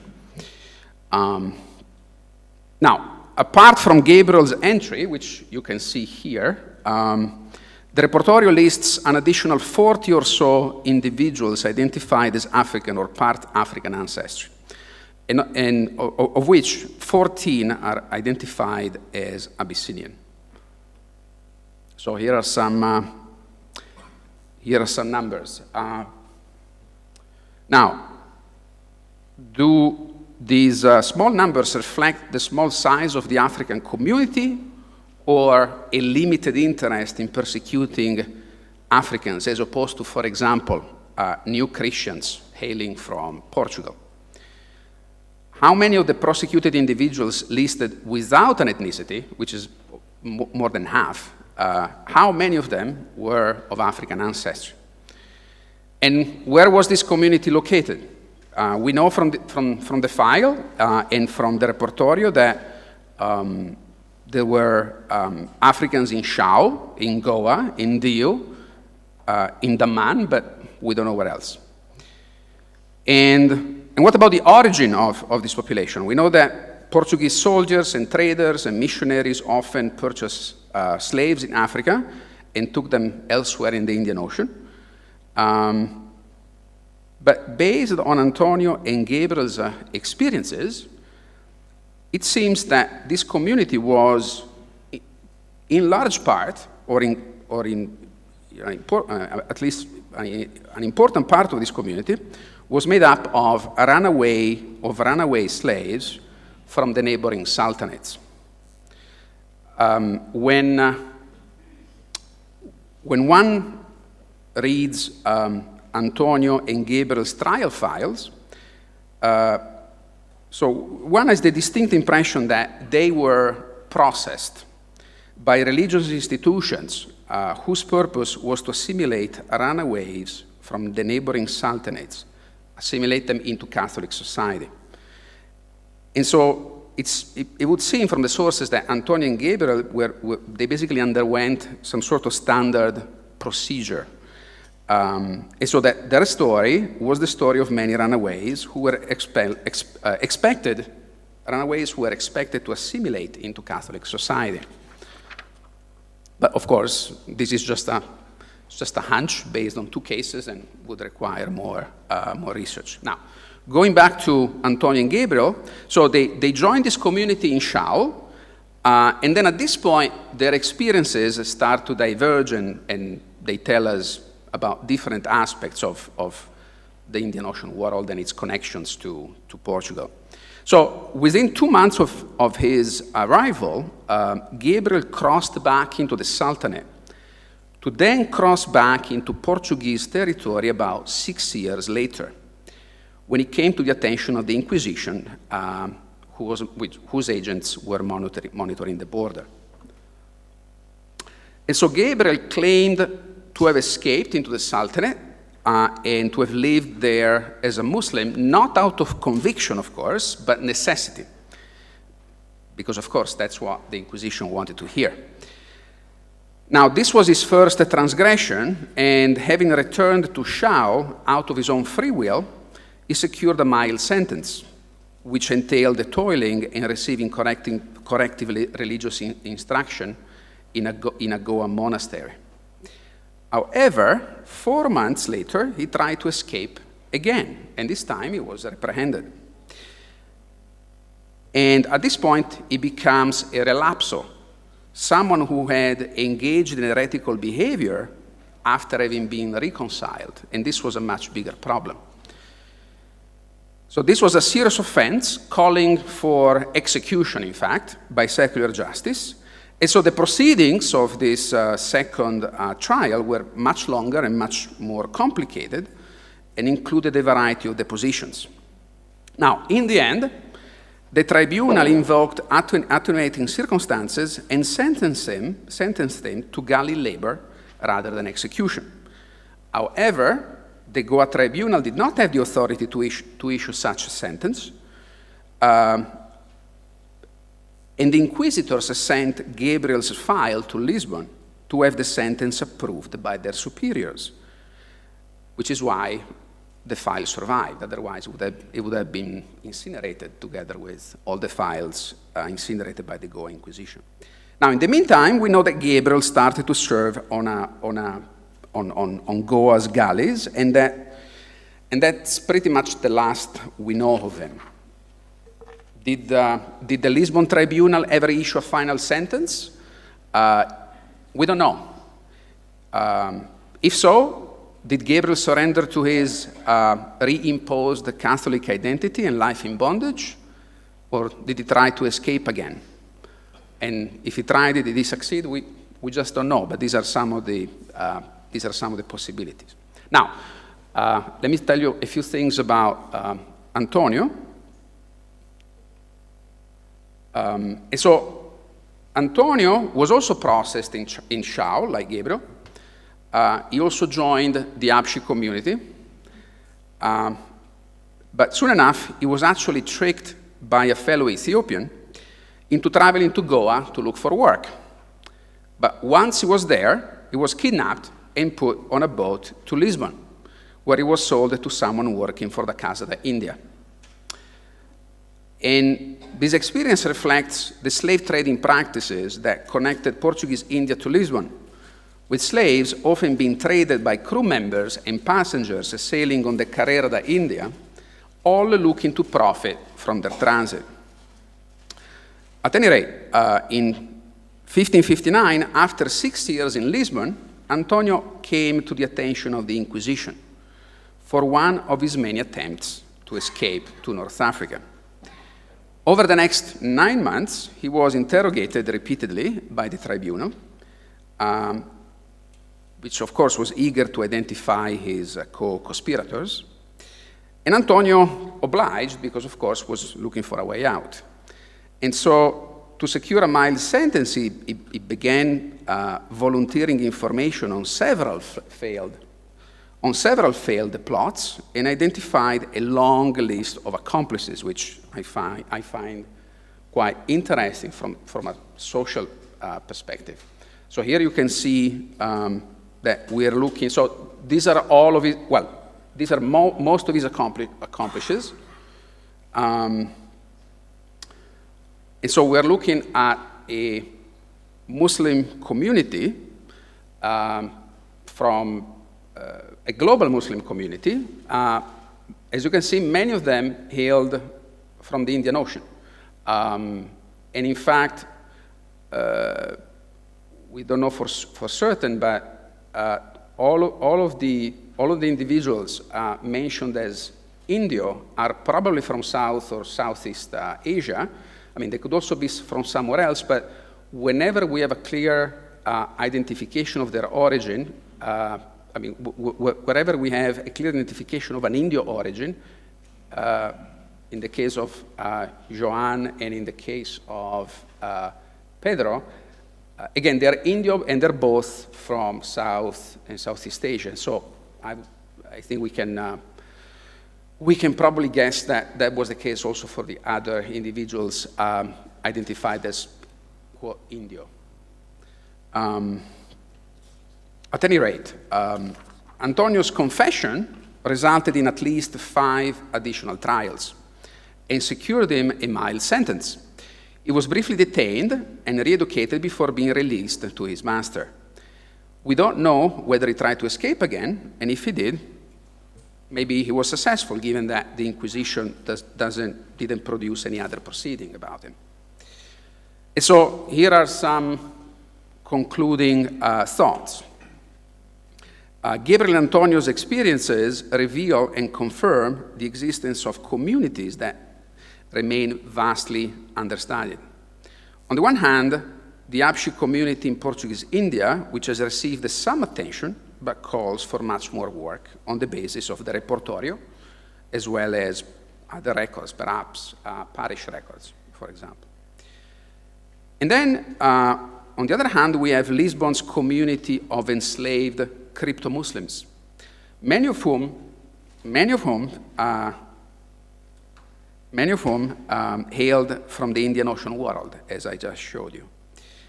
Unlike Christian Africans in Lisbon, who have received much attention, especially by scholars who have looked at Christian confraternities, this community remains almost completely unstudied, despite a vast collection, a truly vast collection of Inquisition files which are actually available online for anyone willing to decipher them. And so that's the end of my paper. I'm leaving you with this painting of the Chafariz de Rey, which is one of the locations mentioned by Antonio as one of the places where he basically conspired with fellow slaves. And if you're interested to know more, I published an article, my article on Gabriel, in the journal World History about 4 years ago. And my article on Antonio is actually coming out next month with the International Journal of African Historical Studies. Thank you very much.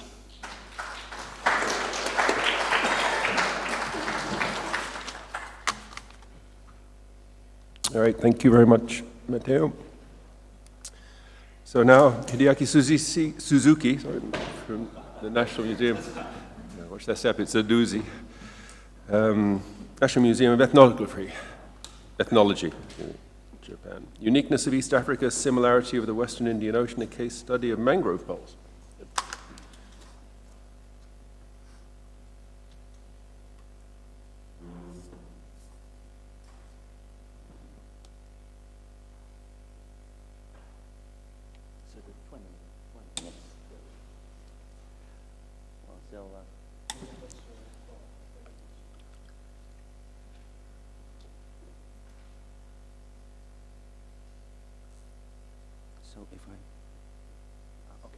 Yeah, okay. So thank you so much for organizing such a wonderful conference. I'm so happy to be here in Uruguay. And my paper is about mangrove poles, which traded across the Western Indian Ocean. I'm currently working on a book project which deals with what was the 19th century Western Indian Ocean world is. The Western Indian Ocean world here is not as a geographical entity. Rather than that, I put emphasis on the aspect that as an entity of sustained interconnectedness.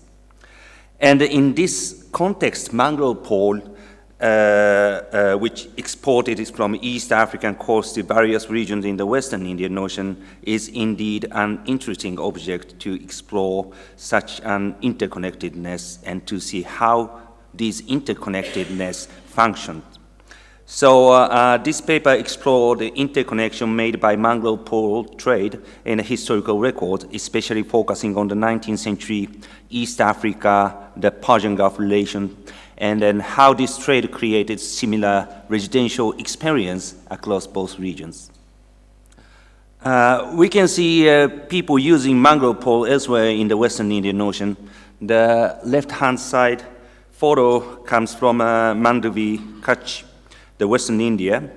In the shipyard, mangrove poles are used as a scaffold. The right-hand side photo comes from Hadramaut in the Yemen.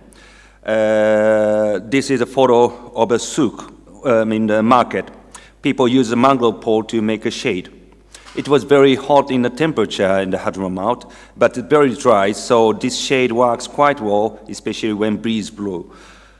But probably more familiar usage of mangrove in the Western Indian Ocean is found in the houses.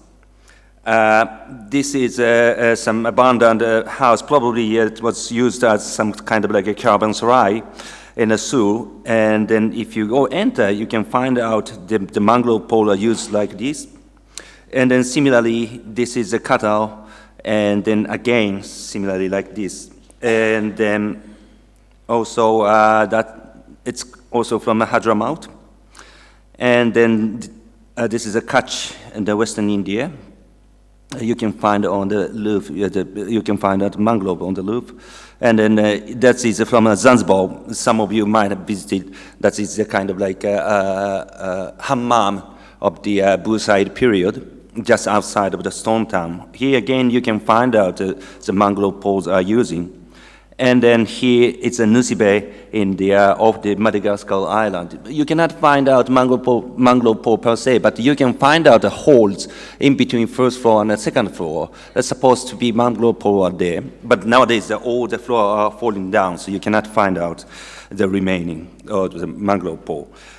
So mangrove pole usage we can find out throughout the Western Indian Ocean, but we can find out a high concentration in both Persian Gulf and the East African coast. We couldn't find any marks or sign on these mangrove poles which guaranteed where they come from, but looking through historical records and then considering habitation, most of these poles elsewhere in the Western Indian Ocean we can find out now came from East African coast. And then along the East African coast, especially from Lamu up to Mozambique, there are a series of large forests of the mangroves, like this. That is around the Lamu. That is on the Kilauea-Kishwani. You can find all these greens are basically the mangroves. And then this photo from Lamu shows the people cut off mangrove pole till today. And then if you're focusing on the East African coast Persian Gulf relations, I mean, actually in the Persian Gulf we have mangrove poles, but the tree species is limited to so-called Abyssinia marina due to high salinity of seawater. And then Abyssinia marina is known as a high salt tolerance and then weather ability. But even for this species, growing environment in the Persian Gulf is not suitable. So growing speed is slow and the maximum tree height is limited as well. If we look through historical records, in the early 20th century, Samuel Miles, a British Army officer traveling around the Persian Gulf, recorded that the local mangrove was, in the Persian Gulf, local mangrove was used only as a firewood. Again, when I made an interview to the local people also told me that these mangroves are not suitable for the construction because these mangrove poles are weak. On the contrary, there are a variety of mangroves along the East African coast, especially Bruguera gymnorrhiza and then Rhizophyra mucronata are highly valued as construction material or materials for furniture in the local knowledge along the East African coast. And these two types grow the area which flooded by a high tide. And then you can find on that map, the right-hand side is towards the sea, and then left-hand side towards the land. So you can find out on the second layer, you can find the Rhizophyra with Bruguera. That is basically the location where these mangrove poles were grown. And then these contain very high density of tannin, which prevents from ants or insects. As to mangrove pole trade from the East African coast to the Persian Gulf, we don't have enough sources, but certainly it continued from the medieval times. After medieval, a few of medieval Arabic sources, like Ibn Hawqal in the 10th century, mentioned that East African woods used in the building and the Siraf. The Siraf is a place which Professor Shepard mentioned as well. And then Siraf functioned as one of the most important trading ports prior to the end of the 10th century in the Persian Gulf, when it was abandoned by the earthquake. And then these mentions on the Siraf correspond to archaeological observation made by Neville Chittick and then David Whitehouse. And then even in the 19th century, we have scattered information available, including trade statistics. For instance, the British consulate in Zanzibar kept trade statistics of the Stone Town port in Zanzibar about 1858 and 1859, which was given by an Indian custom master at that time. And it shows 12,000 rafters, valued 3,800 Maria Theresia thalel from Zanzibar to the Persian Gulf. And that is equivalent to 3.6% of total export value to Arabia from Zanzibar.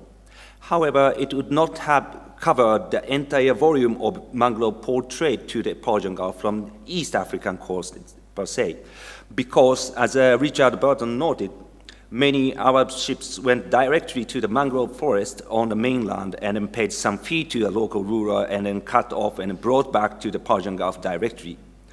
So they didn't stop at the Zanzibar. So these the volumes we cannot find out in the statistics from Zanzibar Stone Town port.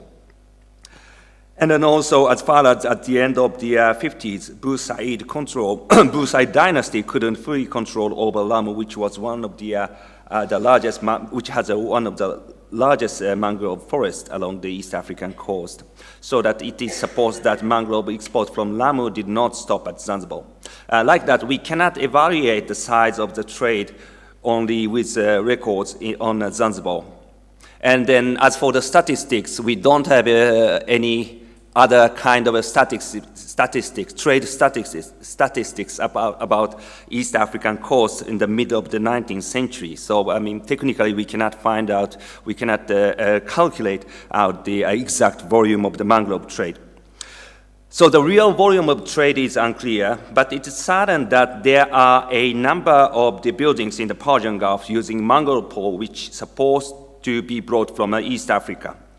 Although, unfortunately, as a historian, I have to give up to calculate the volume of mangrove pole trade from East Africa to the Persian Gulf. Still, I believe I can use such a large remains to reveal historical interconnectedness. For so doing, what comes up in mind is the dimension of many of Arab looms are fixed on the beach at Lamu. These words were written by Alan Villiers, who is well-known author to record his own experience on board the dhow in the middle of the 20th century. Hereafter, I like to clarify the implication in his words and then reveal historical interconnectedness through mangrove pole.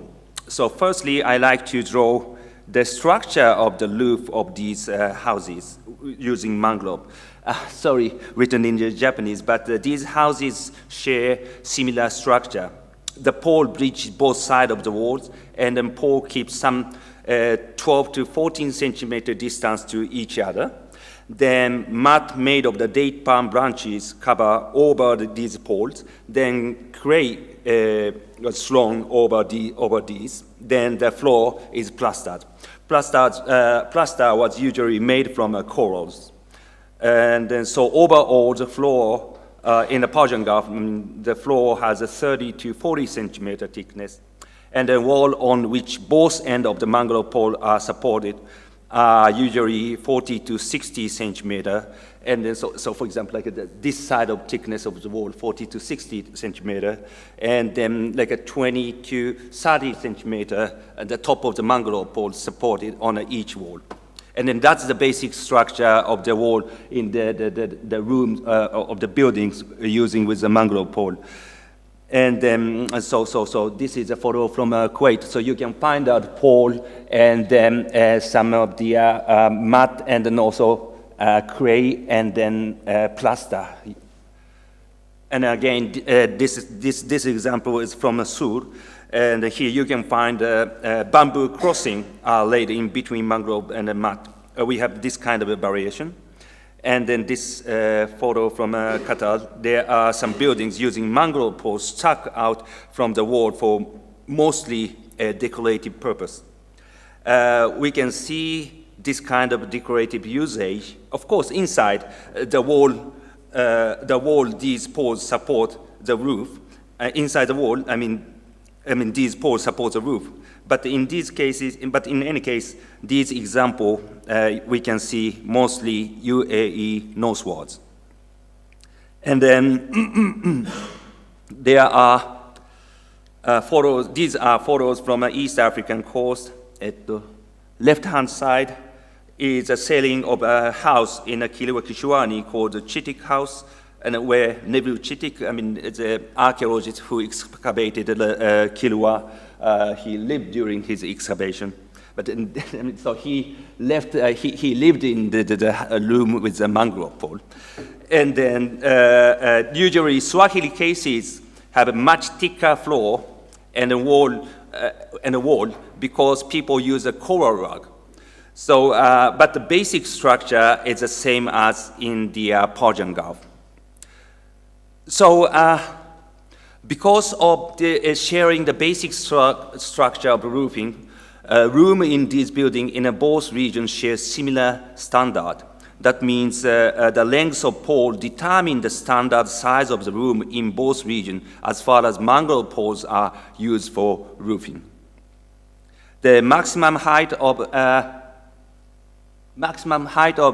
Brugela and Rizfola both are something about 10 meter, but these are cut into 3.5 to 4.25 meter in order to keep equal thickness of the pole, and then also for facilitate transport.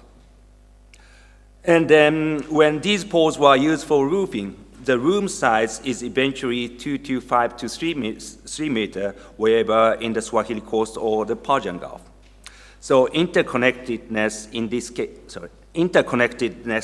this case, trade created similar residential or dwelling experience across the Western Indian Ocean. So you can find out that people are cutting off the mangrove pole, and the water is reddish because the tannin came out from the mangrove pole, and then later on people are piled up on a truck and then carry it to the, the right-hand photo is from Zanzibar and the left is Lamu, but anyway, the mangrove pole the transport is like this nowadays. And as you can find out these mangrove pole, the wood shop, you can find out a similar size.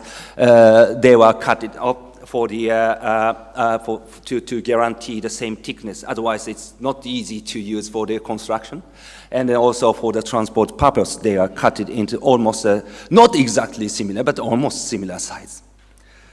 So, nevertheless, we can observe urbanization rapidly renew residential space in the Persian Gulf.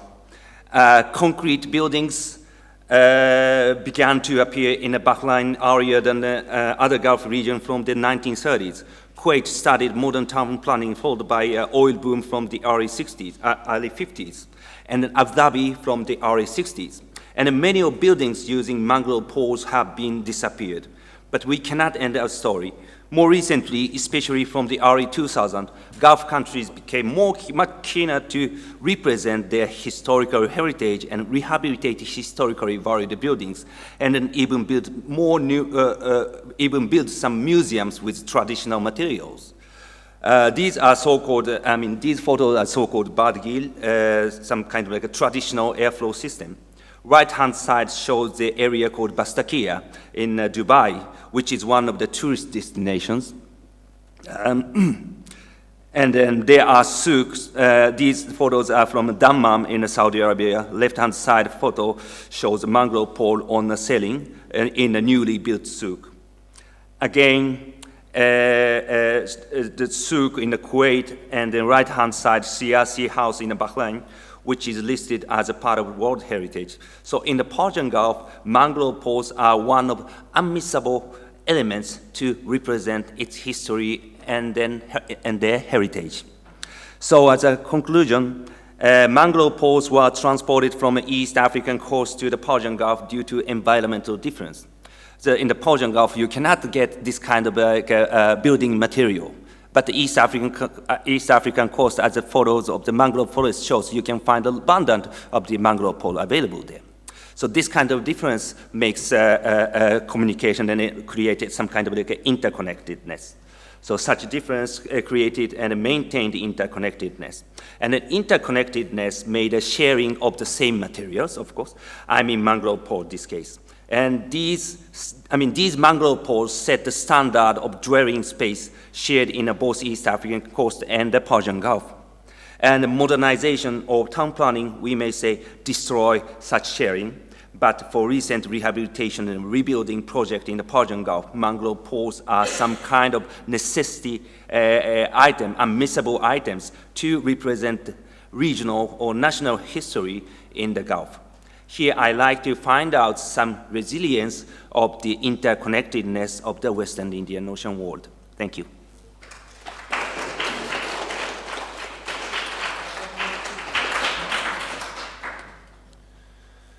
Thank you very much.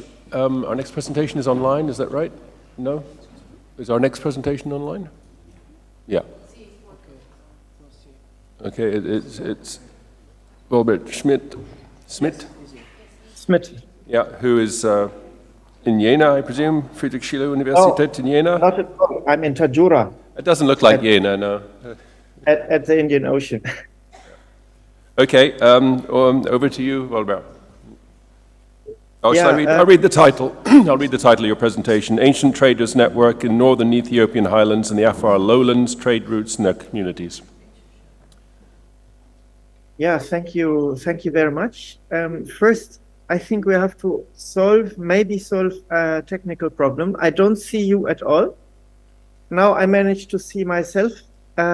We will start with the PowerPoint.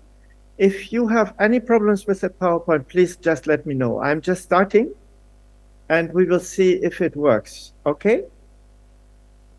Yes, okay. Okay, so let me start with the sharing of the PowerPoint, and you let me know if you see it. Do you already see it? Yes, we see it. Oh, so perfect, perfect. It means probably it will work. Okay, there's some connection problem. I don't know which one, but anyway. So excuse me, Wilbert, can you make it full screen eventually? Full screen? Yes, if you can. Let me see. Let me see. There's so many issues here. I guess. No, I don't think I can do it now.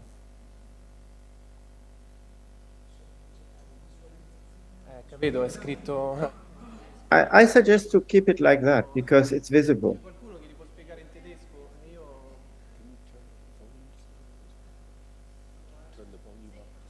I'm still checking.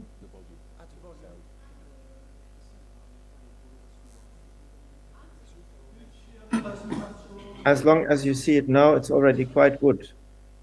It's better than I hoped for. No, there are many functions I don't see here. But you continue to see my screen, right? Can you answer? I don't hear any answer. Can you answer?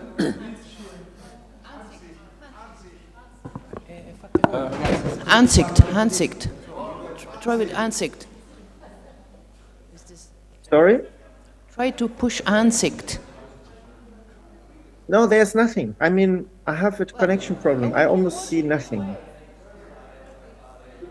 So as long as you see that... Let's leave it as it is. Leave it like that. Well, leave it as it is. We can see it anyway.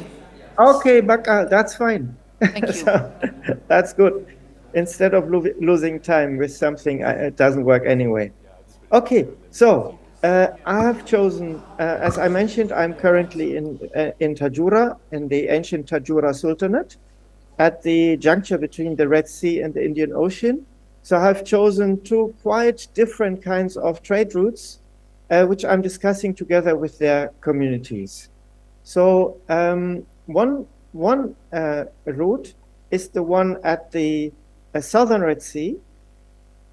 The other one is in the Tajura area. So if I say two routes, it doesn't mean just two routes, it means two networks. Two main routes where there's a lot of sites, a lot of traditions, including oral traditions on local communities and their history, including migration history. So I'm just choosing these two examples because they are interestingly interconnected to some degree. And I put my very general suggestion at the beginning. We have the tradition to understand the Ethiopian state, including the ancient communities of the Ethiopian state, the highland states of Ethiopia, as sort of a unique culture. Unique in the sense of highly interconnected since ancient times with the Indian Ocean, with the Red Sea, with the Eastern Mediterranean. Also unique in the sense that they have developed a high-level culture, including architecturally elite, on the architectural level, an elite culture. This has somehow blurred the vision of historians and researchers on local communities. Blurred the vision in the sense that what is more visible, according to the traditional European discourses on high culture, if something is more visible, it means it's a high culture, and if it's less visible, it means it's a low-level, non-complex society. We should insist that this is a dramatically wrong perspective, which has led, or let me shortly. Yıkırta, yıkırta. Atu. Sipsabalainen. Ishi, yıkırta. Okay, sorry, there was some noise in the background. So I want to focus. No, dimt. Ishi, baka, chikarela. So the point is that we have the perspective in the European tradition that there is just one big culture in that region. And the others are sort of dependent cultures, less developed, less complex. This has also led to the effect that trade routes are not as much studied if they are outside this sort of main focus hotspot area. I mean, that's a sort of general introduction. And during my field research, both in the Ethiopian highlands with focus on Tigray and in the Afar lowlands where I'm currently, I have found that it is, oh, I'm sorry. Yıkırta. Atu. Dimt. Yantı dimt. Alalay dalam. Yerabashin. Oh. Baka. Parensanya, tu vois, je suis dans une conférence. Et quand tu joues avec le vidéo, ça me dérange beaucoup. Tu peux arrêter. Excuse-moi. Hein? Okay, bon. I'm sorry for the interruption. So I'm going now to the main theme.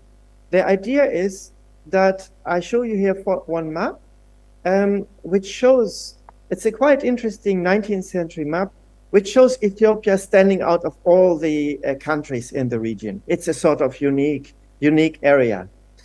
However, I insist that we should, when we study the communities along the southern Red Sea and the adjacent Indian Ocean coasts, we see a lot of a richness of very different communities. And these communities, when they are not Christian, usually not appearing in the European maps, but local terms, ethnonyms, and trade routes very often do appear on these maps. When we study social-political structures of these regions, we often discover state-like structures, sultanates, peasant communities with their own very complex systems and laws of self-organization. I don't go into more detail. We should speak of a series of traditional states which are interconnected and also to some degree in competition with each other. Military competition, political competition, economic competition, but at the same time, economic interaction. One more example is this this map I just show you very shortly there. The northern part, this is my research area at Tigray. Just 2 points I want to mention here. This is the hotspot of the Ethiopian highlands and their close connection to the Red Sea, including the Red Sea trade routes.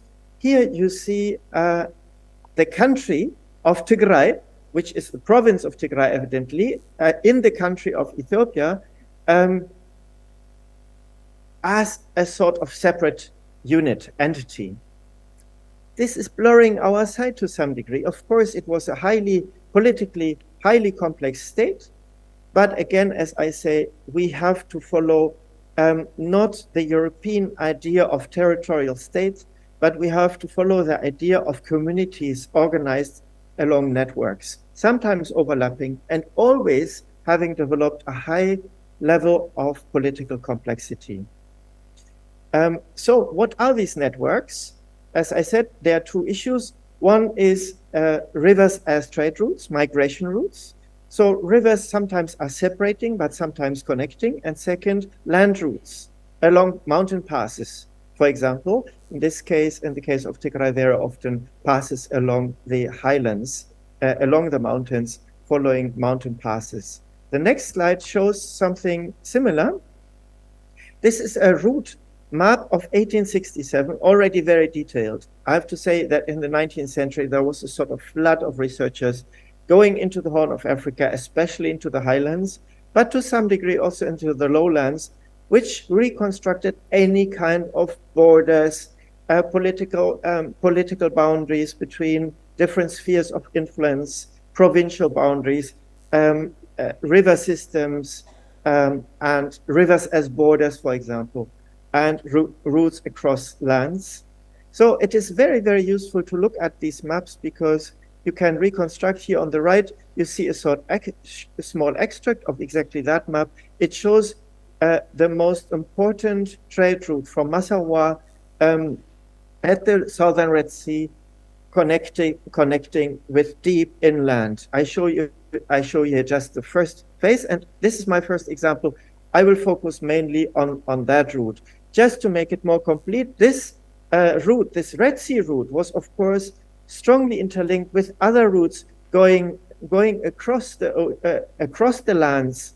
In this case, I show you a route connecting Aksum with a route to the north, which is again another Red Sea route, and to the east, to the upper lowlands, and to the lands, to the eastern, northwestern route, which is in eastern Tigray.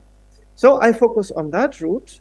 So you already understand, I'm not focusing on one route only. I understand routes as a sort of incredibly complex network of interconnection between very different communities. But there are main routes, and this Eastern Tigrayan route, which I just mentioned, is a very interesting, highly interesting main route. So from Adulis, from the lowlands, from the Red Sea lowlands, there is the route which starts from Massawa and earlier times from Adulis, which is nearby, which is just at the bay of so-called Zula or Adulis, via the Kumaile highlands. Here we have a view, and this is unpublished drawing from an Egyptian collection in which you can see the route through the highlands, which is quite dramatic. Here you see another example. Published in London Illustrated News in 1868, when the British troops went through these highlands to enter into Ethiopia. So this looks at the first sight as a sort of dramatic barrier. But we have to understand this dramatic barrier. Here you see a photo from more recent times as this dramatic barrier as a connecting area, not as a barrier.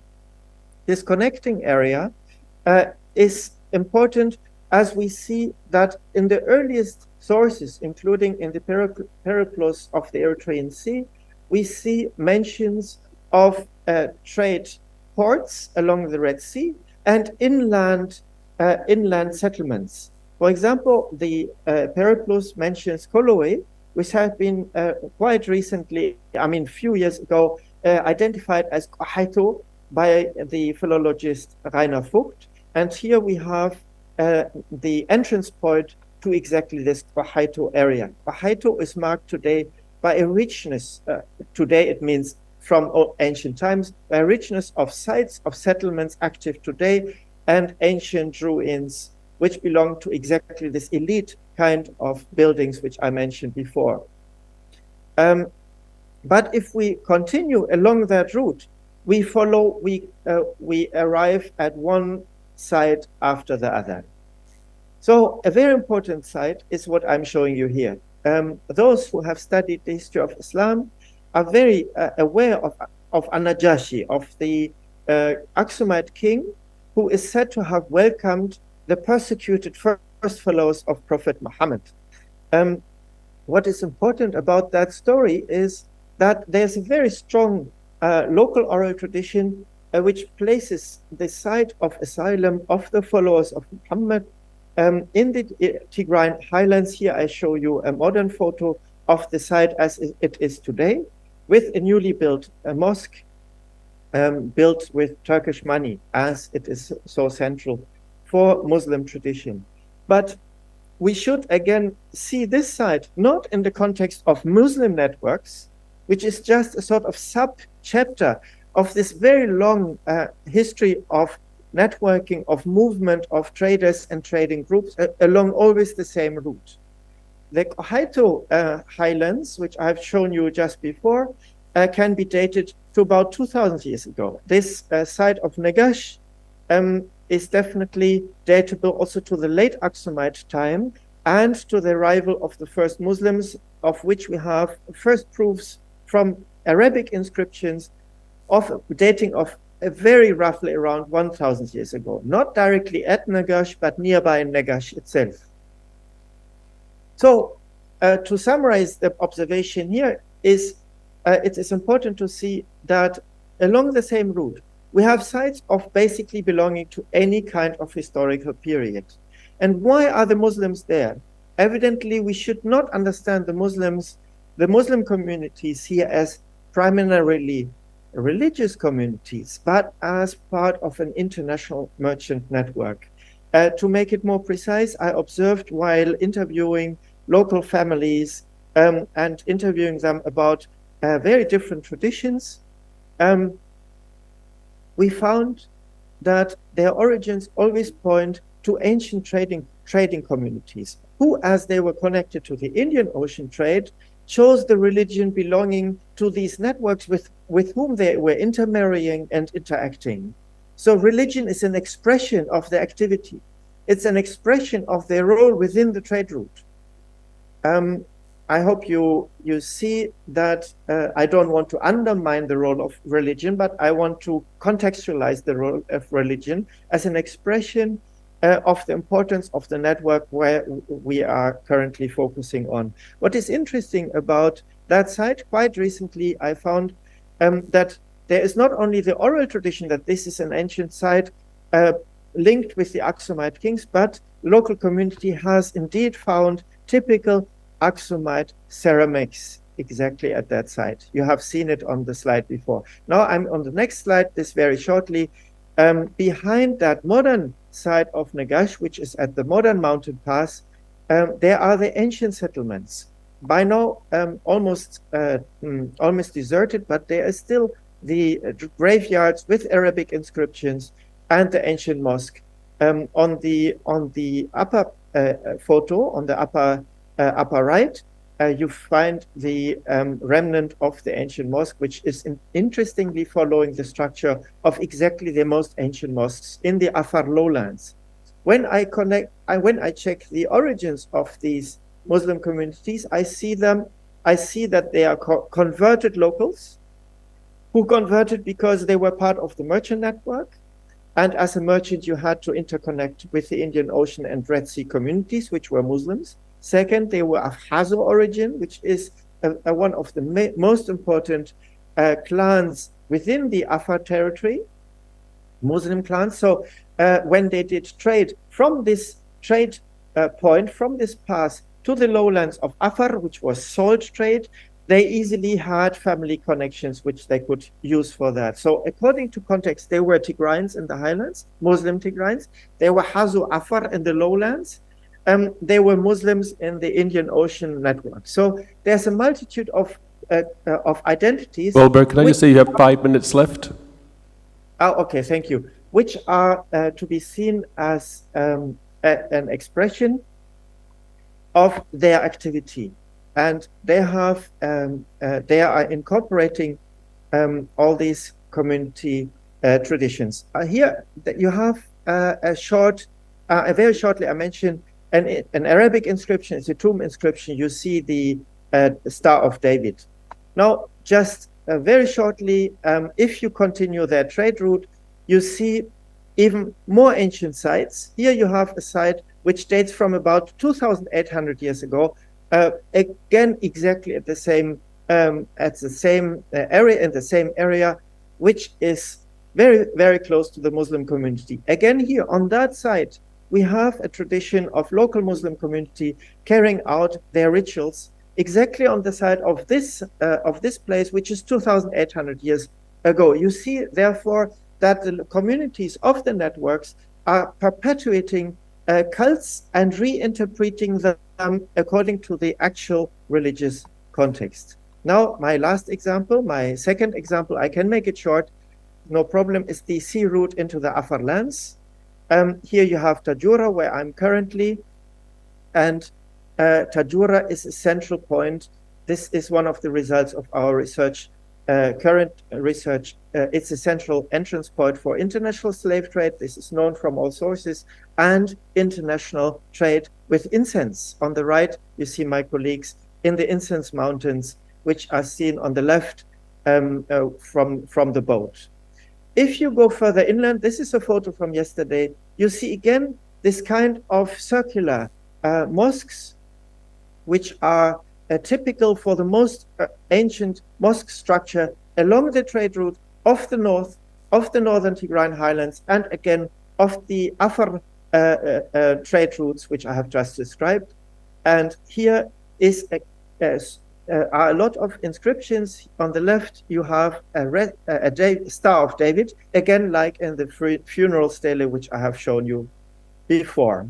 Last point, to conclude, we have along these routes, and this is just to make it clear what I said at the beginning, we have very complex state structures, Muslim state structures, which have to be understood as states not in the strict territorial sense, even if they are very territorial, but they have to be understood as state structures which are controlling a coalition of very different populations of different origins, who again are controlling different networks.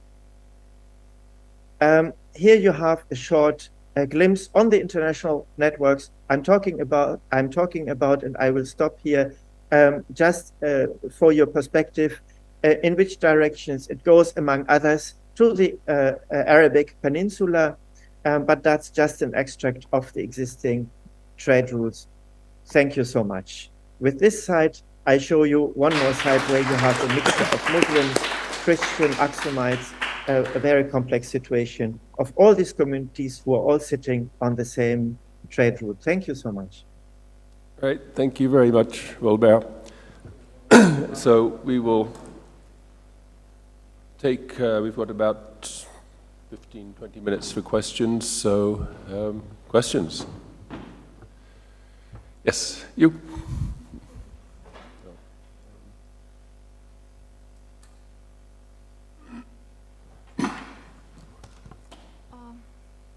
Thank you very much for all presentations. I'm Khadija from Istanbul, and I am teaching in the Marmara University in Istanbul. So I had a question for Professor Salvador.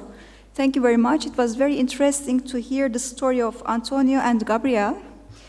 Well, actually, we have, in the Ottoman case, we have almost the same cases like slaves in the Ottomans in the early 16th and 17th centuries. I would like to ask how they, Antonio and Gabriel, I like to ask how they were named. Do they have Antonio or Gabriel, are their own, birth names, or do they were given, those names were given them later? Because there was a case in the Ottoman, there was, for example, Ali bin Abdurrauf al-Habeshi. He is a slave, but elite slave, and he is generally given the name where he is coming from, for example, al-Habeshi. And the name is, Ali is given is a first name, and bin Abdurrauf or Abdurrahman is his father's name. But of course, he is not his own father, but it indicates that he is a slave. So do you have any information how they were named? Thank you. Why don't we take maybe 3 questions, and so Francesca and Jill. A short question for Idiaki, and that's a very, very interesting, paper. And I had a question whether you had information on how would they cut the labor force to create these mangrove poles, because that's one thing that could be interesting, though, because East Africa were then, if you have any data. Then Jill.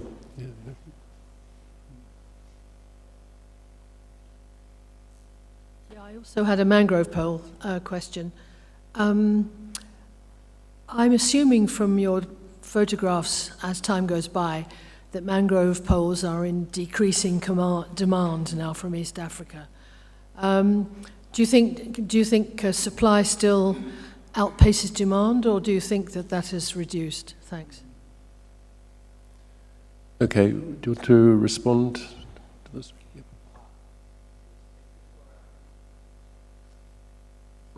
Thank you for your question. And yes, of course, I'm a bit familiar with the flux of enslaved Ethiopians into the Ottoman world. Sometimes they ended up in position of relative power. I'm thinking especially about the eunuchs. And of course, they were known as Habesh, which is the equivalent of Habshi in South Asia. Yeah. Now, in terms of naming, so we know their Christian names because they were baptized in Shao.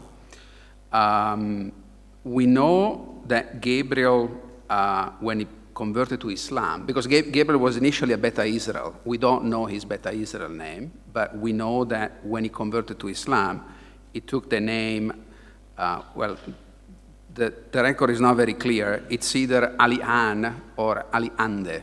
I'm not sure whether that means anything in terms of his origin. I wouldn't think so. And for Antonio, we don't know his Christian name, his original Christian name, because Antonio was the Catholic name. Yeah. So we don't know the Christian name, and also we don't know his Islamic name. I don't think so. Yeah.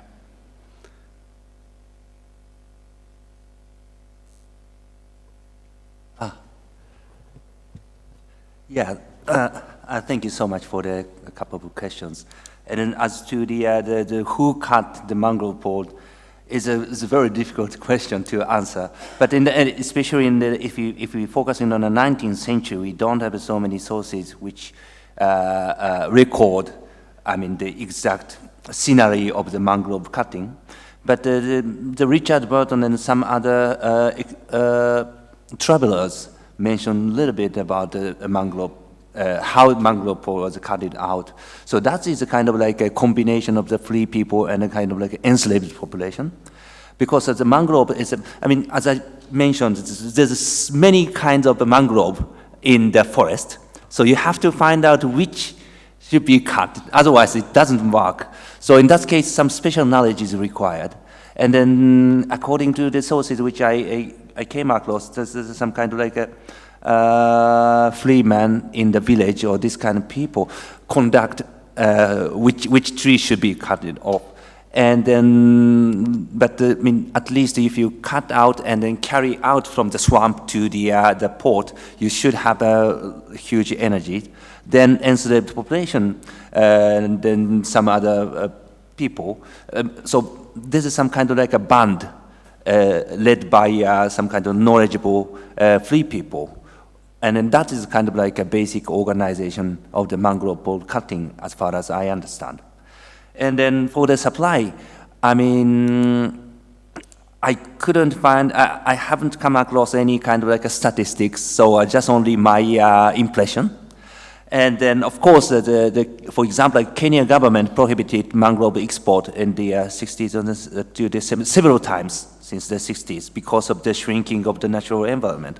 But later on, they released this kind of a prohibition, and then, but again, they make like this. So I think this kind of like the demand of the mangrove is constantly existed, but mainly for the construction purpose, and not forgetting about for making charcoal, for the charcoal. Probably in the local scenery, probably the charcoal demand is not ignorable. Probably might be, it's quite high. It's quite high. So, but I don't know much about how much demand exists in the currently East African coast.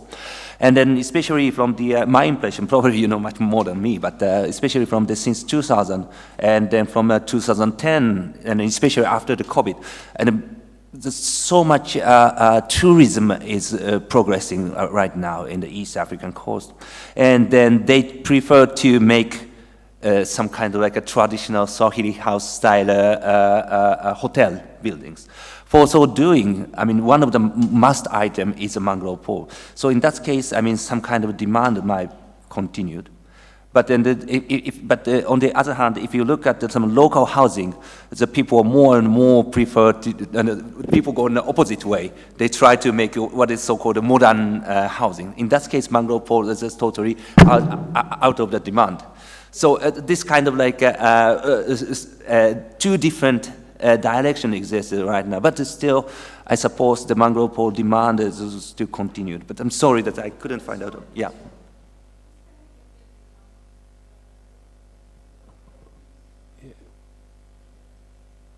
Yeah. Yeah.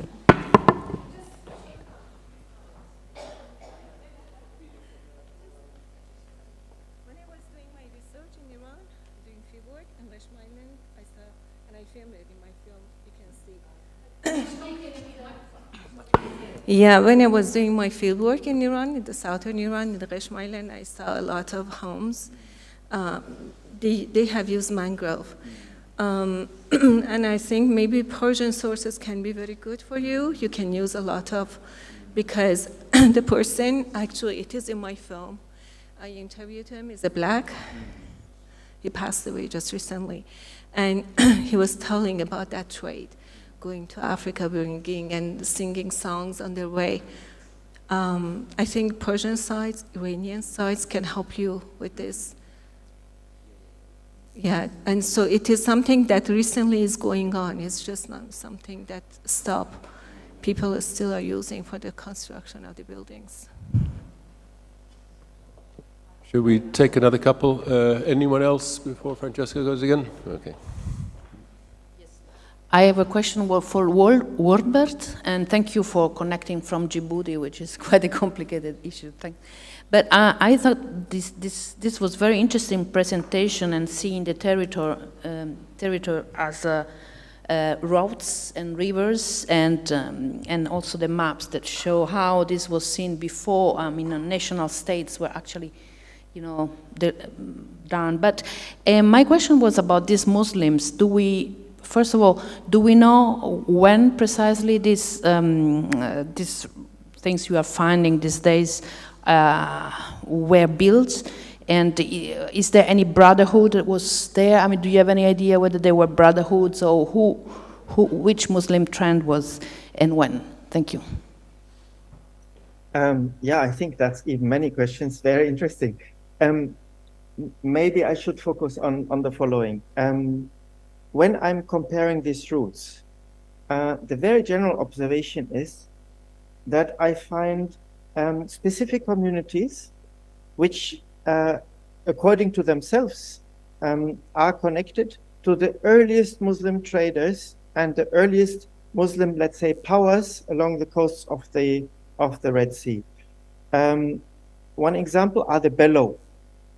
In the area with the mosque, which I've shown you, this circular stone wall, which I've shown you, this is the mosque, or the cult place, the Muslim cult place, but we should call it mosque, used by the Bellow, who arrived around the 12th century. Maybe the first ones arrived in the wider area in the 12th century, and they became a very, very important and powerful ally of the Sultan of Tajura, in their defense, among others, against the Christian Ethiopian expansion.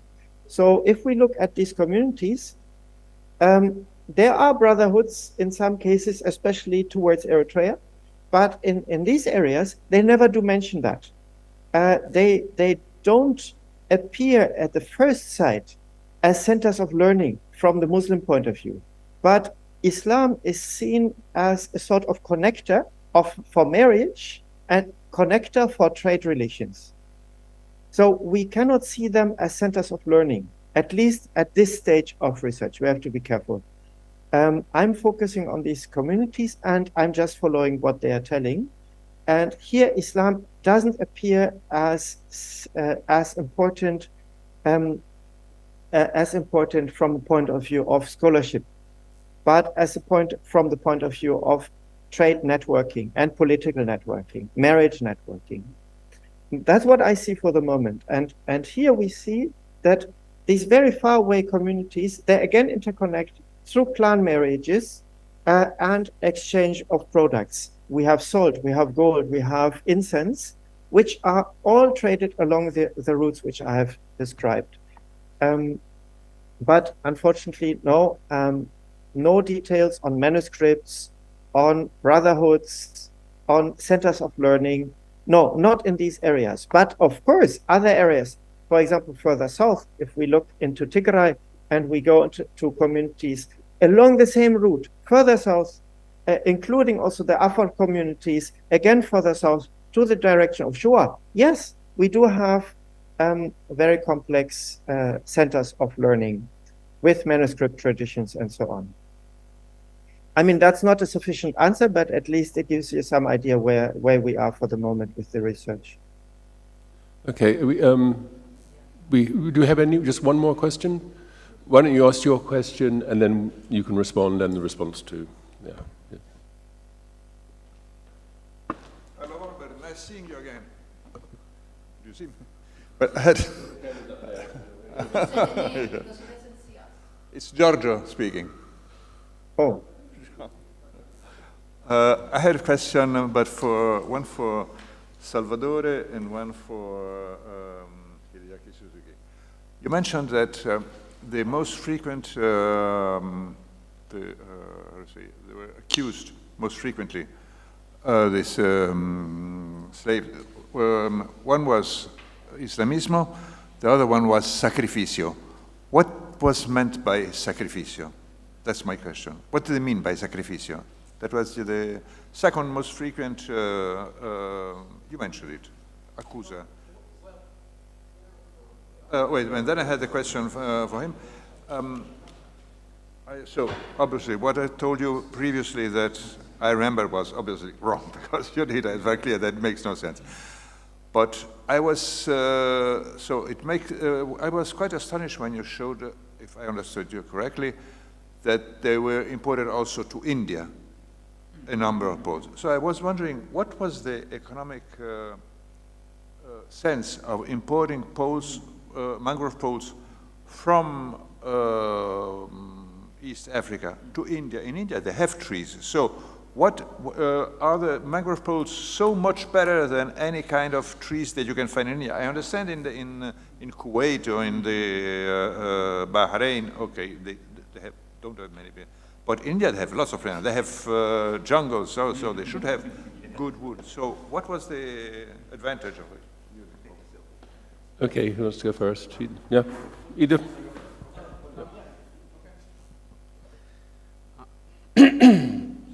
I'm not sure I mentioned the sacrificio. Maybe it was on one of the slides. Yeah, because both Gabriel and Antonio were both accused of Islamismo. Now, my understanding of the accusation of sacrificio was an accusation leveled to anyone who performed some other type of religious ritual other than Islam, which was clearly identified, yeah? But in the case of Antonio and Gabriel, they were both accused of Islamismo. And then one of them, as I mentioned, Gabriel, became a relapso because he was tried, and then he reverted back to Islam. Is there any mention of possession cults like Tsar? Because lots of slaves brought, we know that they brought land. So at that That's time, probably, is there already yeah. any mention at that time? Because it's... I would imagine that that's what was oftentimes referred to as sacrificio. But I don't recall, I mean, given that these two cases were two cases of Islamic heresy, I mean, from the point of view of the tribunal, I didn't really pay much attention at any mention of the Tsar cult. But in case you're interested, the repertorio is actually available online. Someone out of Brazil basically turned the manuscript into an Excel file where you can consult all 8,000 records. And so it would actually be easy to look for keywords and see, yeah. Thank you. Oh, thank you so much, Professor. You're absolutely right. I mean, why the mangrove pole exported to the India, that's totally true. But I mean, what I mentioned, I mean, the region which I found the mangrove usage is a Kutch. That is the western part of the India, nearby today's part of the Gujarat state, and then next to the Pakistan. So it's very, very dry land, and then you cannot find out like big trees suitable for the construction. But again, still you can say like, okay, we have a Malabar coast. Why don't you carry from Malabar coast to the Kutch? But then, I mean, then I cannot find out a clear answer. But I like to put emphasis on a very, very strong connection, especially created and maintained in the 19th century between these Kutchi and an East African coast. Probably, I mean, such kind of a historical connection might create some kind of like a usage of a mangrove pole. So I don't say that that's mangrove pole usage in Kutchi. It's not kind of like a traditional one, but a more kind of like a recent phenomena, and we cannot find out so many as in the Persian Gulf or other regions in the Western Indian Ocean. Thank you so much. All done? Yep, finished. Everyone answered everything. So we will let Francesca. Yeah, there have been two questions in the chat, and one we understand that is for Jill, and she's going to answer. And the second one is not signed and is not said for whom it is, so we can't answer it. But so please, people who write in the chats, sign their names and say to whom they ask the question. Now, the question for Jill is, I want to follow on Safia's important question, through marriages fully human. So they were black and non-human. What were they before and what made them that status? So was there racialization? To Jill. The myth that I recounted for one of the Comoro Islands is a myth you find in other parts of the world. I've heard of a similar one in Malaysia, also with Hadramis speaking, as it were.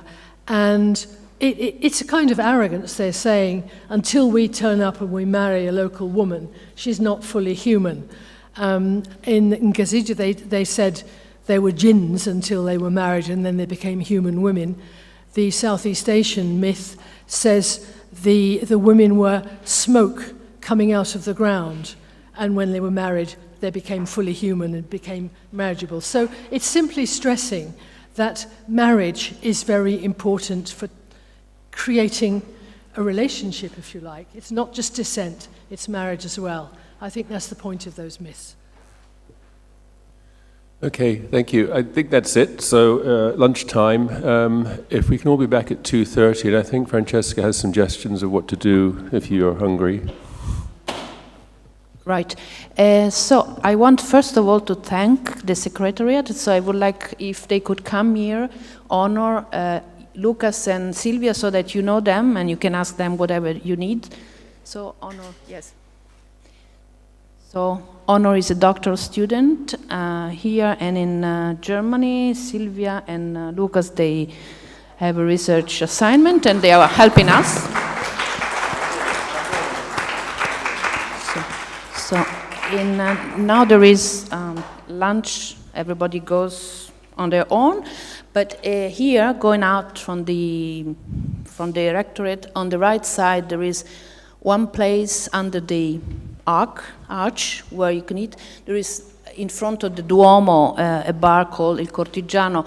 If you want, you can go down also to the square where there is Raffaello, other places to eat, but those are the closest. So, and they can show you where they are. I mean, Abdallah knows everything because he has been here for a year. And so.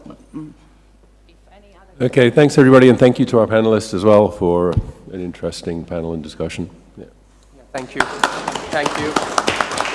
Just a few things. For the next session, if you have PowerPoints, images to upload on the PC, on the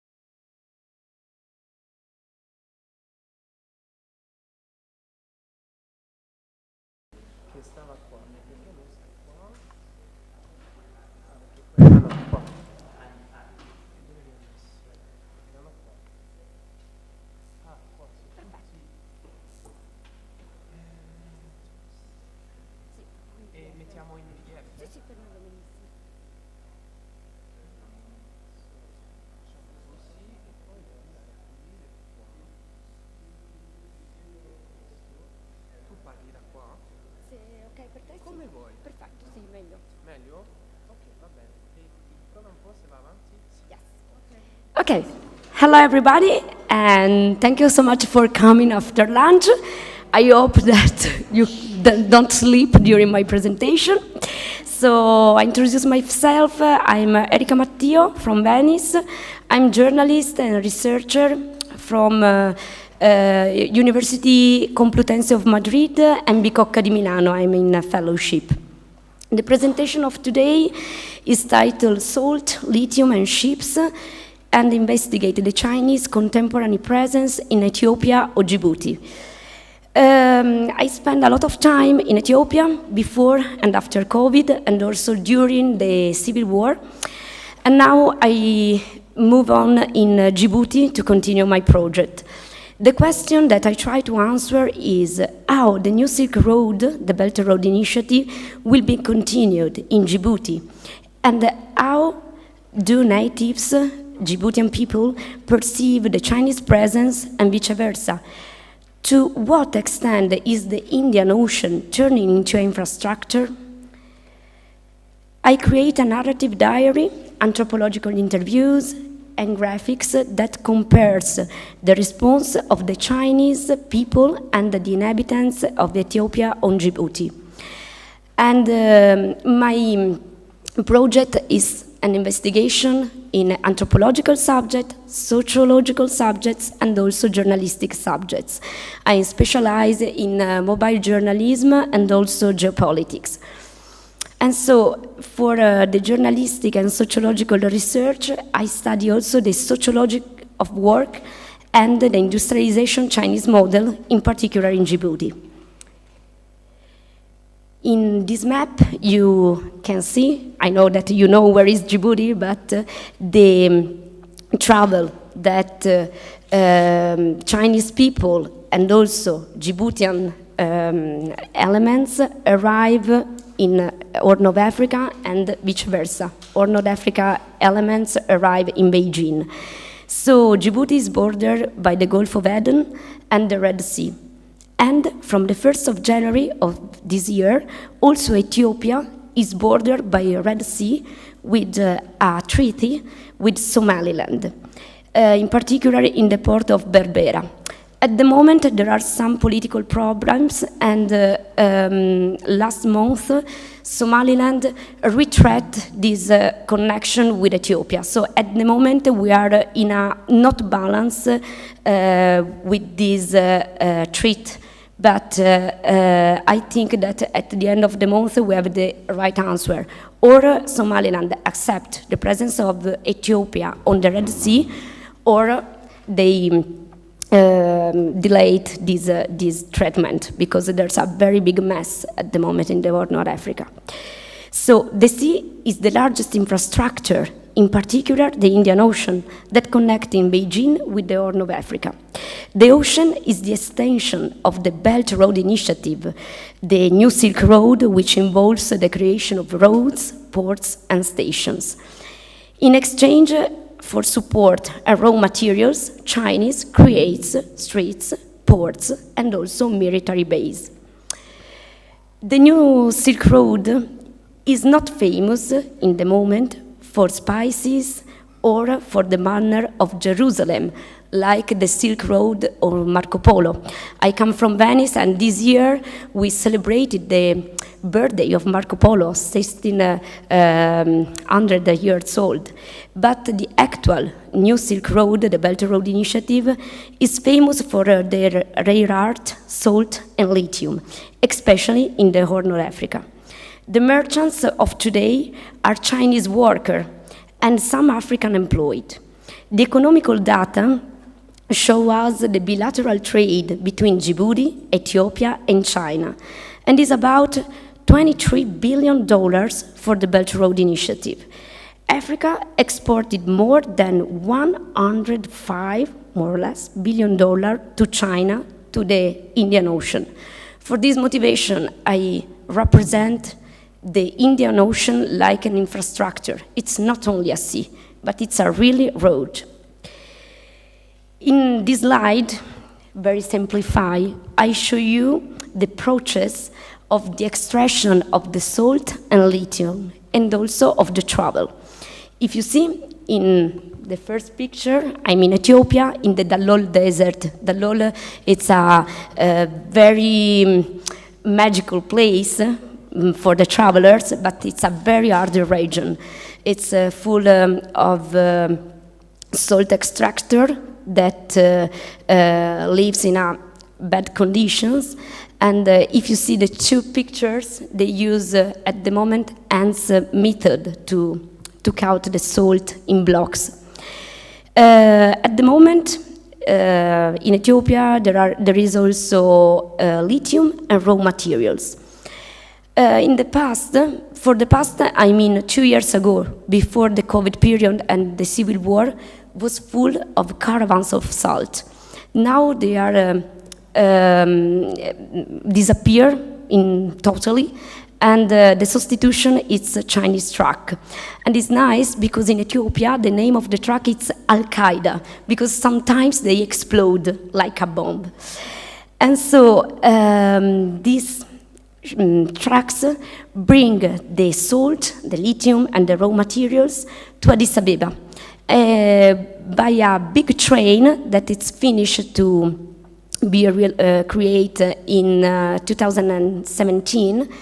The materials comes from Addis Ababa to Djibouti city. Djibouti city is the capital of Djibouti.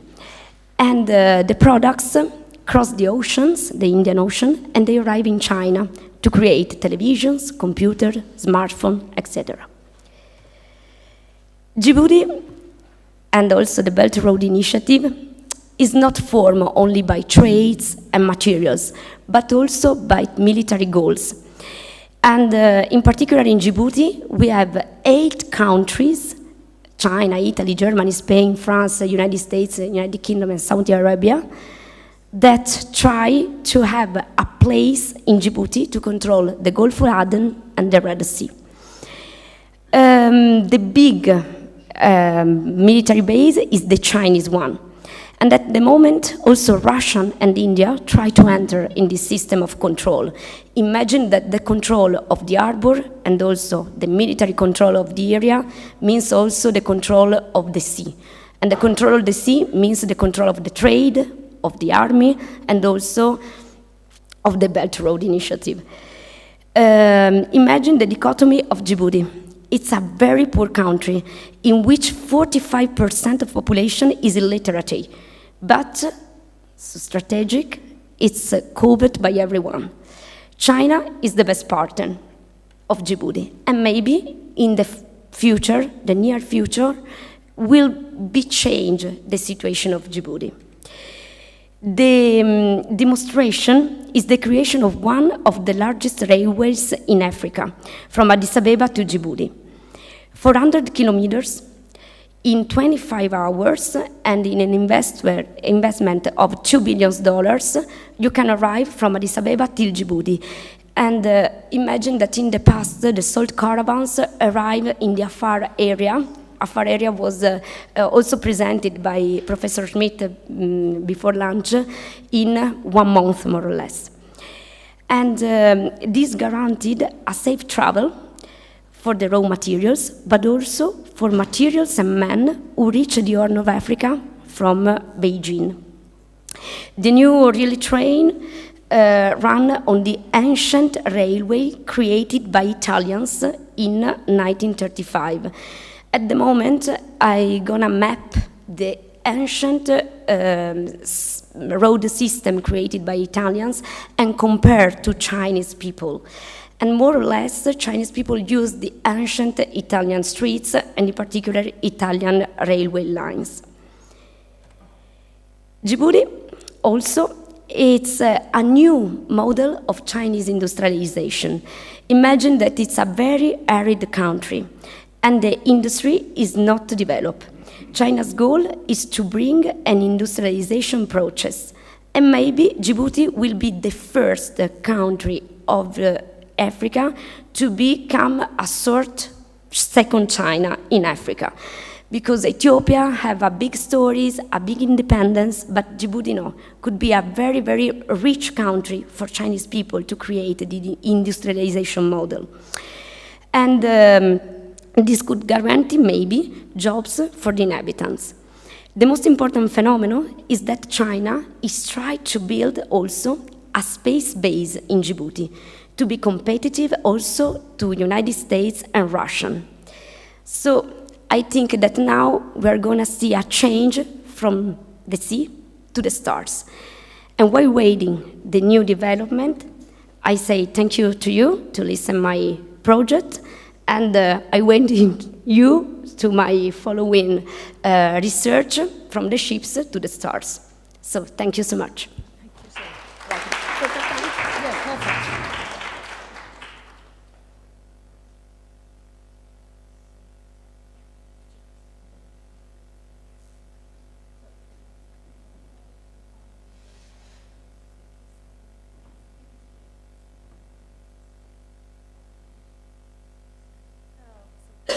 Can I sit too? Yes.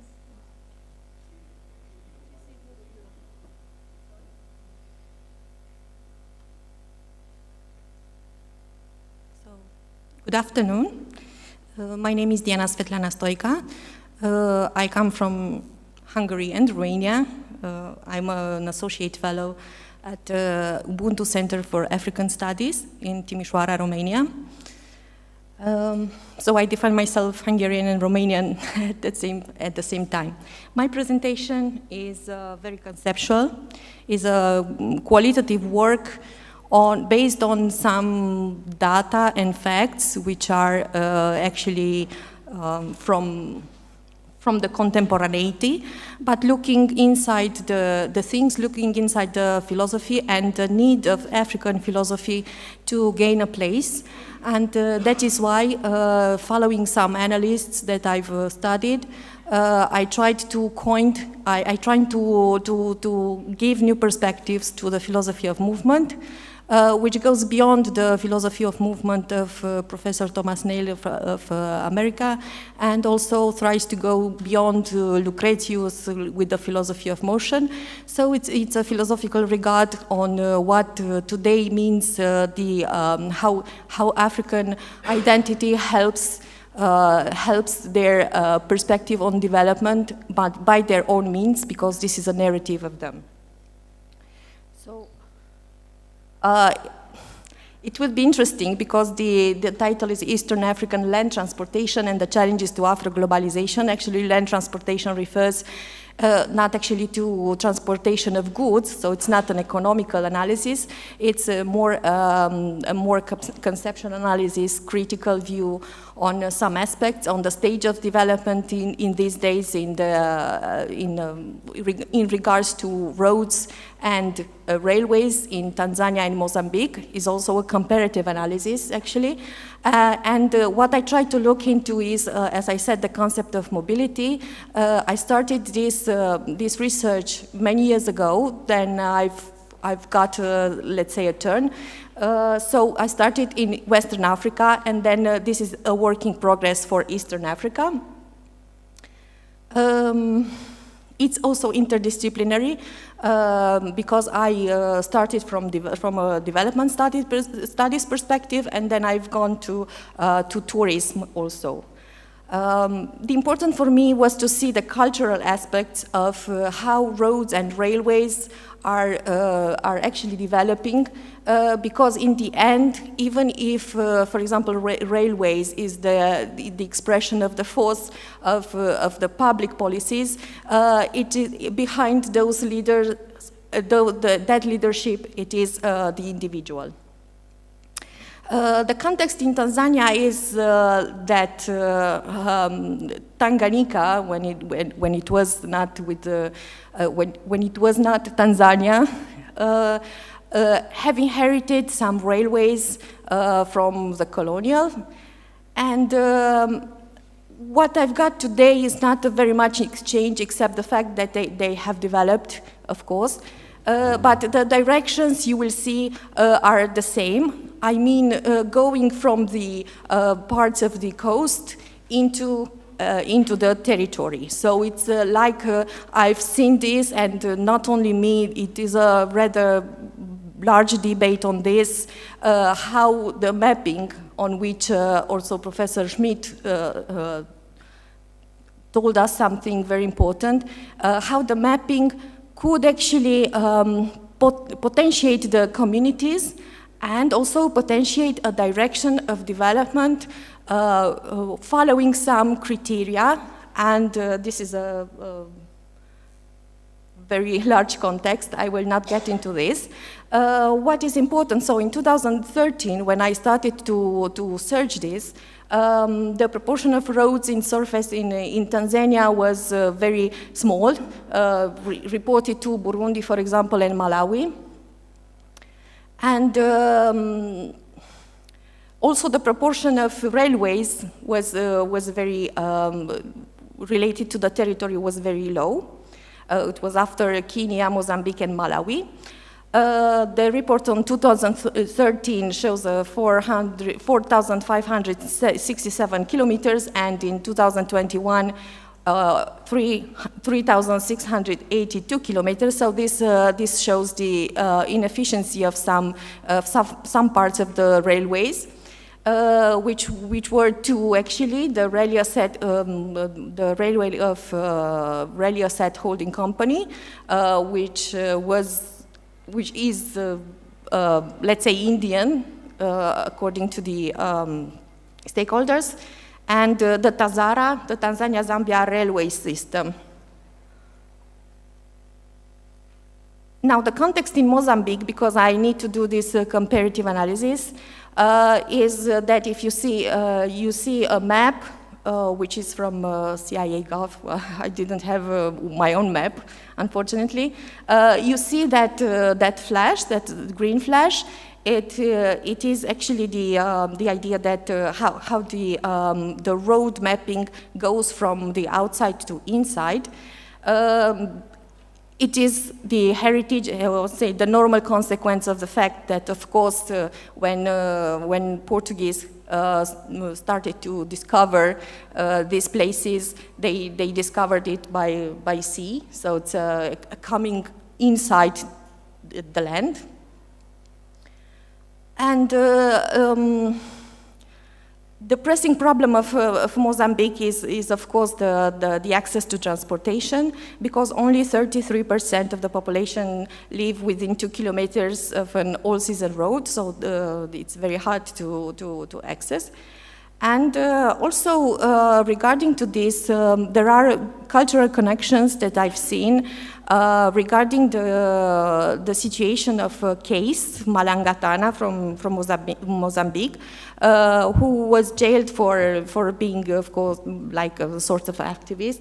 And he was jailed, but then his art were used in order to be seen, to be exposed in public places, and this is thought to have followed a rationale of the same direction of the development of the transportation.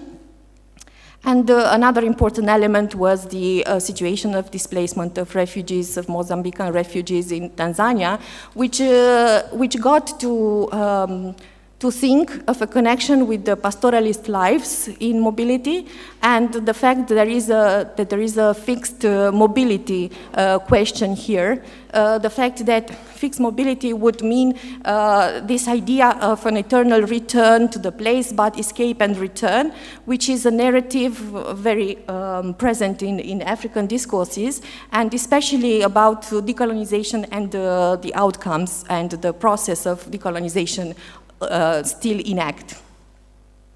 Now, I made also a small exercise of research, of interpretation of data, another perspective of interpretation. And I've got here, for example, the population in Mozambique and Tanzania, the rural percentage, if you see on the second row, and the rural percentage, if you see, it's almost the same. So I have taken out the urban population. Why?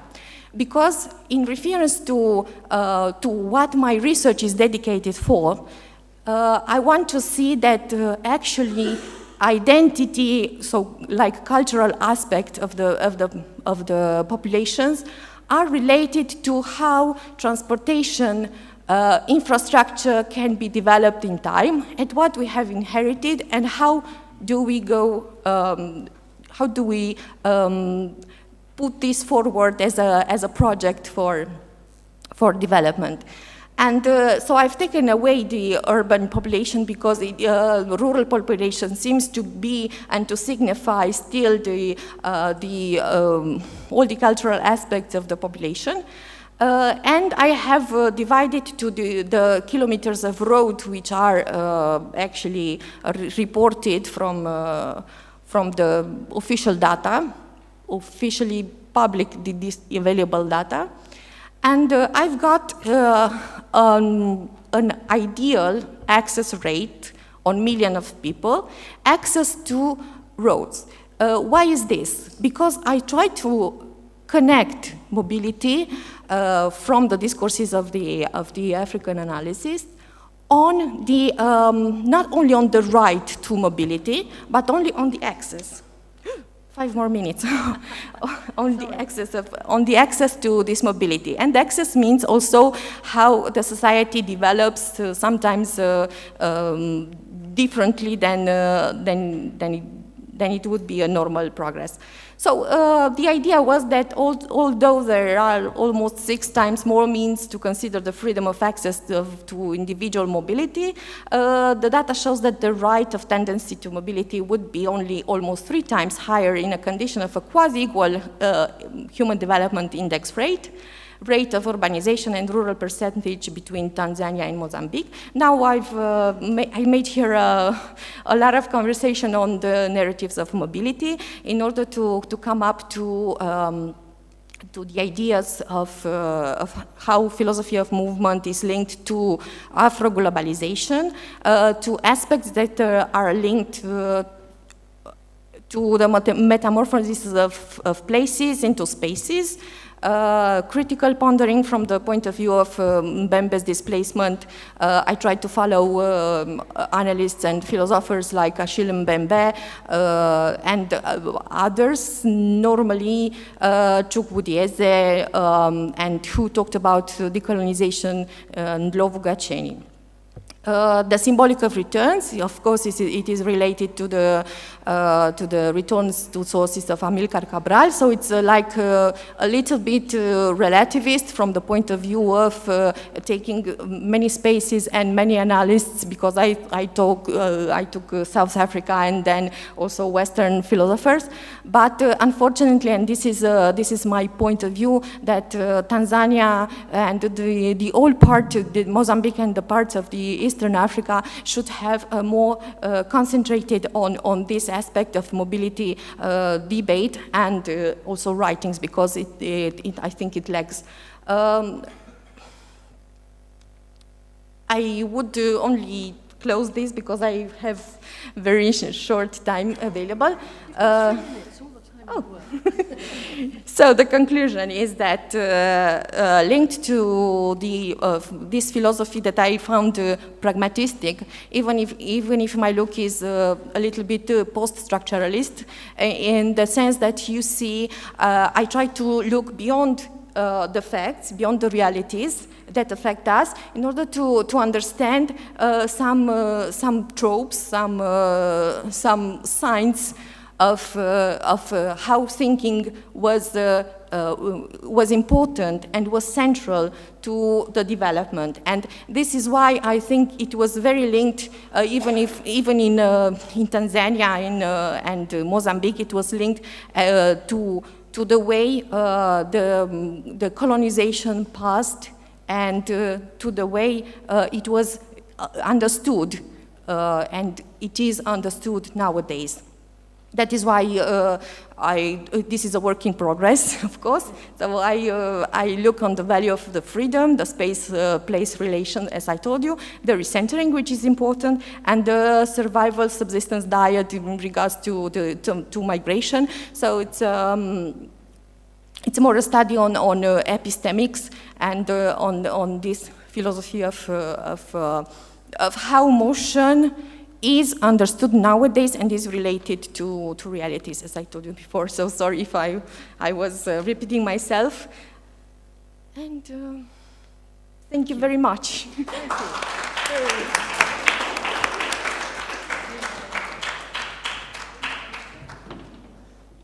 Good.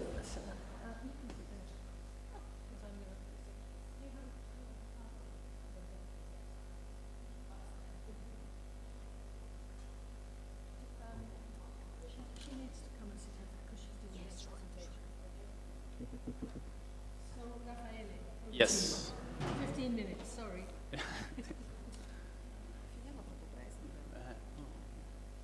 So, hi everyone. I'm Raffaele Maddaluno, a PhD student in anthropology from La Sapienza University of Rome. And in this presentation, I will try to reflect, starting from my fieldwork I conducted in the Comoros Islands on contemporary rhythms of exchange in the Indian Ocean.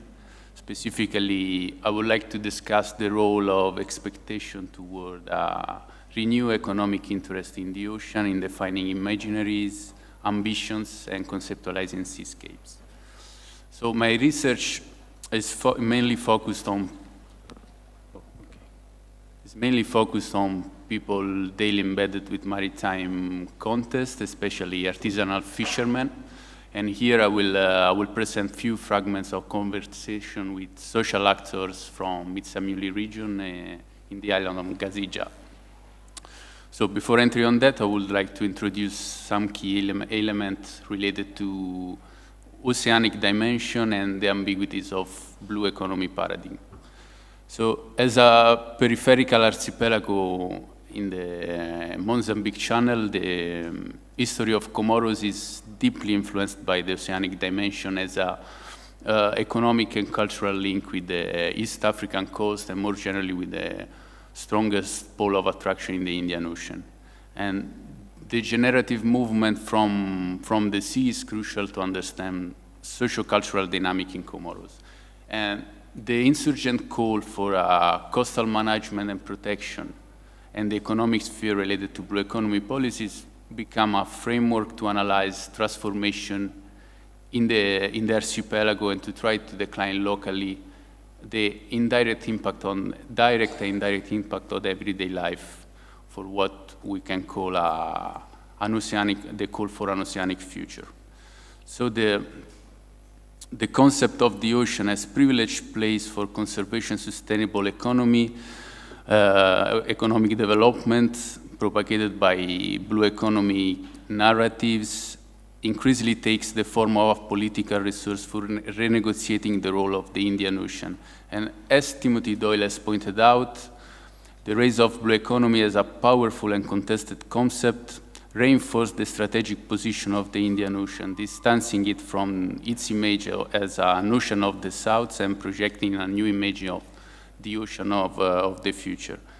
At the same time, this new oceanic concern, which have propagated outward from the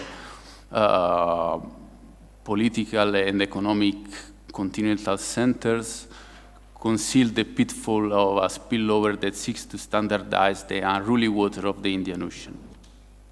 Indeed, the ambiguities and the vague heterogeneities inherent to the concept of blue economy fit with the prominence of a development-oriented imaginary and the basis of an African might of blue growth by capturing and reducing oceanic diversity into an economic object of potential through the simple and colorful epithet blue, to quoting Child and Inks. So I would recall a conversation with one of my interlocutors in Mitsamuli, rather an expression that, in my opinion, it's very significant. So it said, we must visualize the sea, said Nasser, breaking the silence to resume our conversation.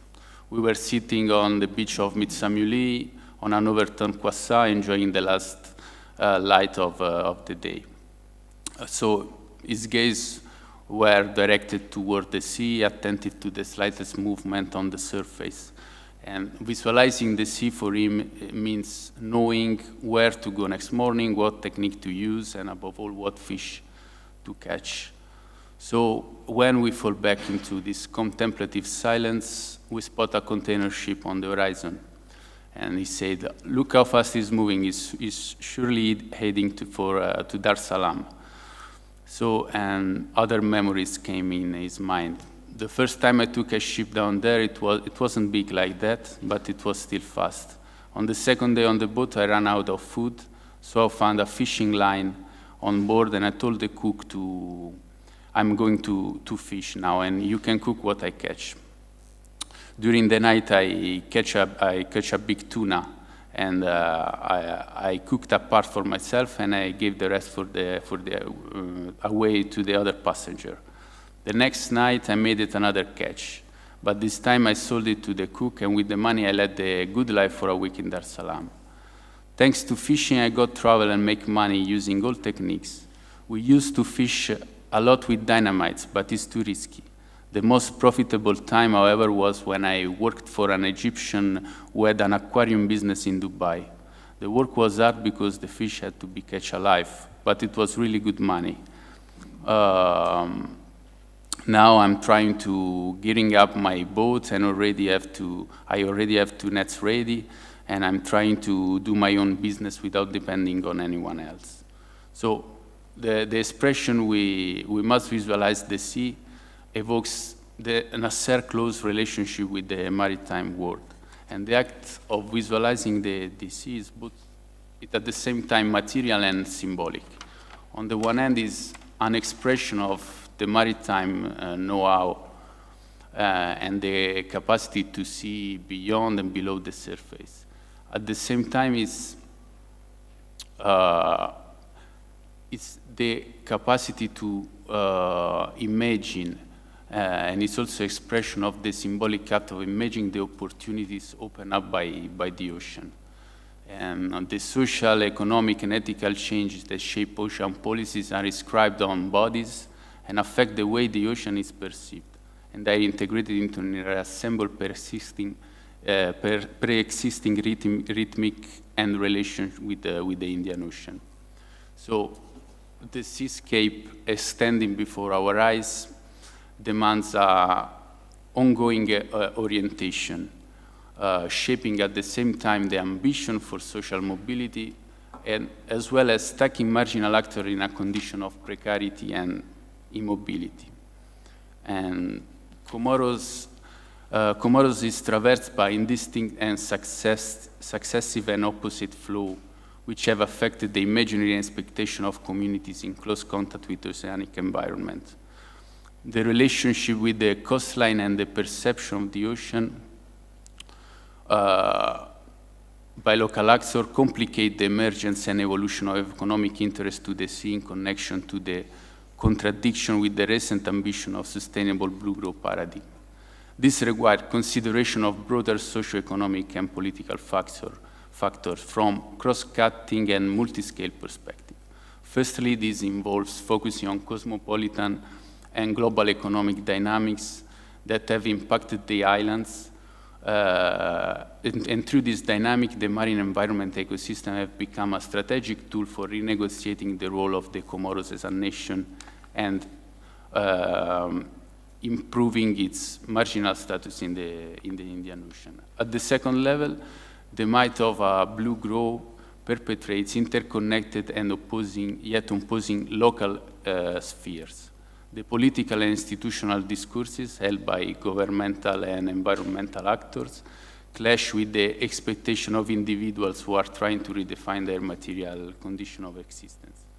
And this tension also reveals contradiction between ocean conservation goals and ambition for an economic development.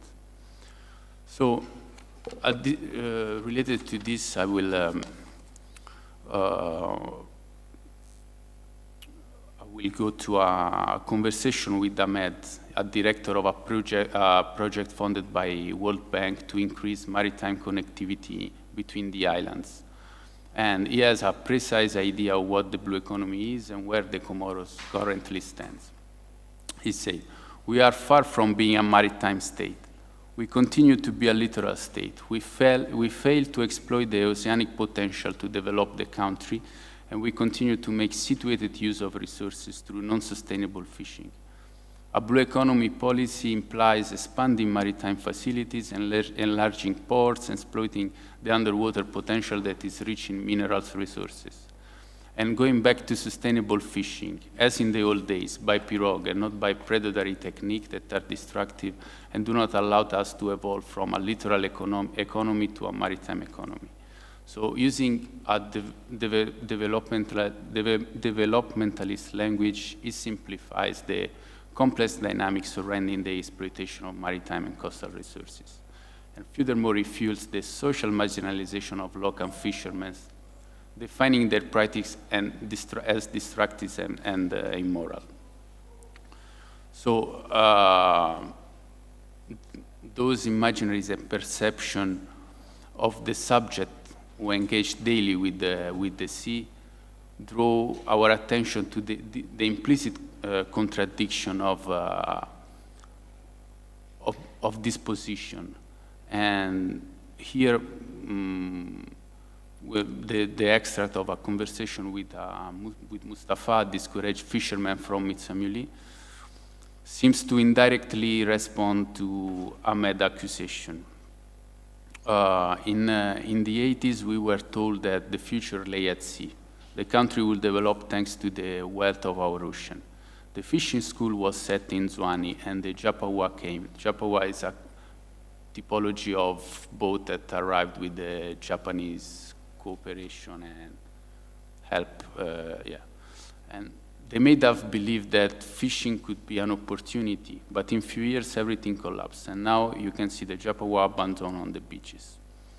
We improvised, as you can see, as best as we could, waiting for the right moment. And it is with this in mind that I began to devote myself more and more assiduously to tuna fishing, hoping one day to own my own equipment and boats. Then, during the Sambi period, agreements were signed with Qatar, which ended a safer boat, but the project didn't collapse before even to start. It is demoralizing. I don't feel like going to sea anymore. After all this year, I still have to share the catches with the boat owner, and it's more convenient to me to stay at home. Now they tell us not to fish with the nets near the reef because we'll damage the coral and prevent the fish from thriving. But fishing offshore with an outboard engine, it's a risky activity, and we can easily find ourselves stuck at sea on a 6-meter quassa. And what is supposed to be our resources is plundered by the large fishing boat fishing in our waters, often illegally.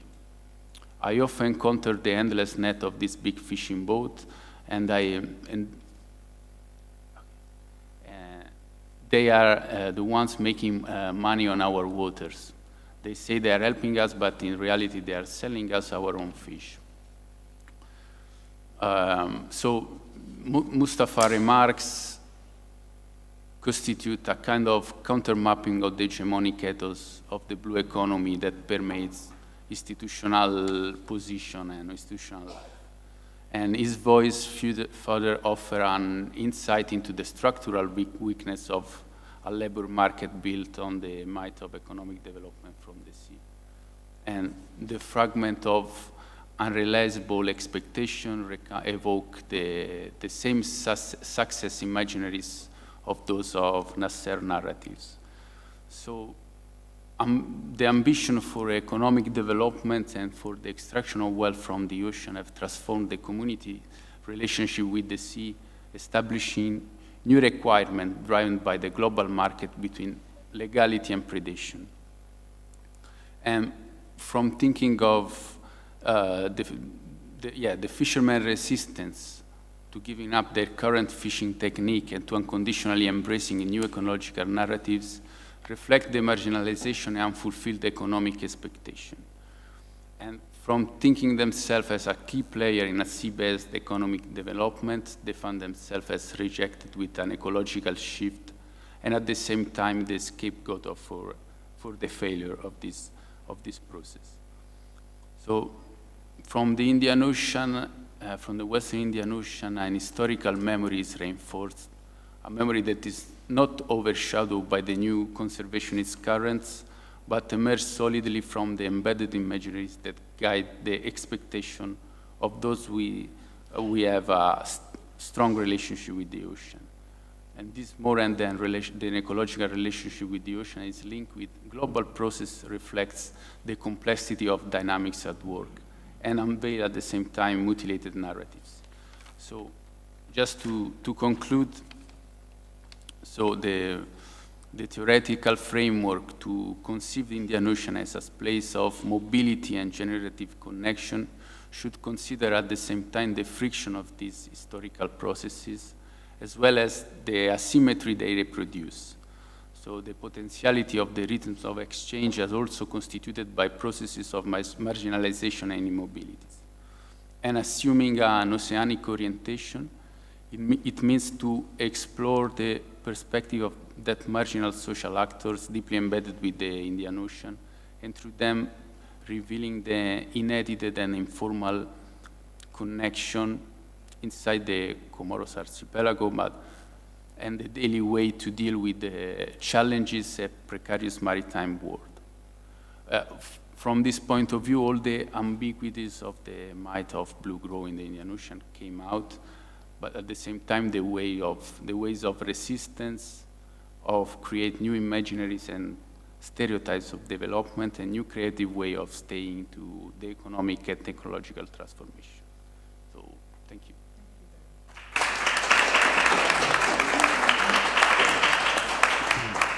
So we've got one more presentation in this session from Barbara here. Thank you so much. Barbara De Poli from Ca' Foscari University, Venice. And today I will present preliminary results of an ongoing research about Italians in Zanzibar nowadays, but starting from the end of the 19th century. So I will first summarize the history of Italians in the archipelago, and then I will illustrate some characteristics of this community, let's say, in the light of my experience in Zanzibar since 2019 and the interviews I conducted between November 2023 and January 2024. So the first Italian consulate was established in 1885 together with a trade treaty. But between 1881 and 1934, there were really few Italians in the island, were between 3 and 10, depending on the year. Yeah, not really too many. And there were a peak at the time of Italian cooperation in the 70s and 80s. 1976, we have 770 Italians in all Tanzanian United Republic, so in mainland and the island, and 500 in 1984, and those were mainly in the mainland at that time. Technicians, not people were thinking to stay there, but just for the period of the work, office worker, managers, mainly involved in the construction of large works, companies such Agip, Fiat, Cogefer. And in this context, I must mention Nicola Colangelo. He was not the founder, but then he acquired the Coastal Steel Industries. It's a well-known Italian company in Tanzania. He was involved in major construction projects and transports. He arrived in Tanzania in 1964, and he stayed there until he died in 2017. He died in Italy, actually, but he stayed there until it was possible. He was the founder also of Coastal Air, the first private airline in Tanzania. Is still in operation today. And in the 80s, he expanded his business in Zanzibar too. He constructed the Stone Town Bububu Kinyasini Road. In 87-88, he established the first modern ferry service between the ports of Stone Town and Dar es Salaam. He was going from Dar es Salaam and Stone Town all the time. There was just those, and it was really, really hard. So he said, well, I will bring a ferry. And then the first flight air service from Zanzibar, Pemba, Tanga, and Dar es Salaam. Following his death, the Tanzanian newspapers published several articles in his memory, even ministers and prominent figures of the country. So Colangelo is one of the first, of the few Italian entrepreneurs who started his work before the 90s. And in the 90s, Italian cooperation started to fade, so we have less and less Italians there. But in the 90s, something different happens. Things change in Zanzibar, not in the mainland. And we have another wave of Italian entrepreneurship in the island in the field of tourism. At the beginning of the 80s, the collapse of the clove market obliged the government to choose another way, economic way. And the archipelago embarked on a path of economic liberalization, focusing mainly on tourism. And the number of Italians in the island increased dramatically from this point. Tourism development from the 90s can be divided in three main phases, as is the Italian presence there. What Italians call the pioneering phase, from 87 to 2012. The international opening phase until 2019, international means to others out of Italians, and the current phase, which began after the COVID-19 break. So how it all began. In 1987, in the effort to attract investors, the Tanzania Tourist Corporation invited international tour operators with experience in Kenya to explore the possibility of setting up operations in Unguja, where international tourism was virtually non-existent, was really, really poor. The advantages were government incentives, as 10 years free taxes, free currency transfers in and out, cheap labor, was $10 monthly with a minimum state wage, and of course not to mention the beauty of the islands, but there were many disadvantages. The limited road network, mostly trucks, the randomness of the electricity supply, it was limited, unstable, irregular, not so different today.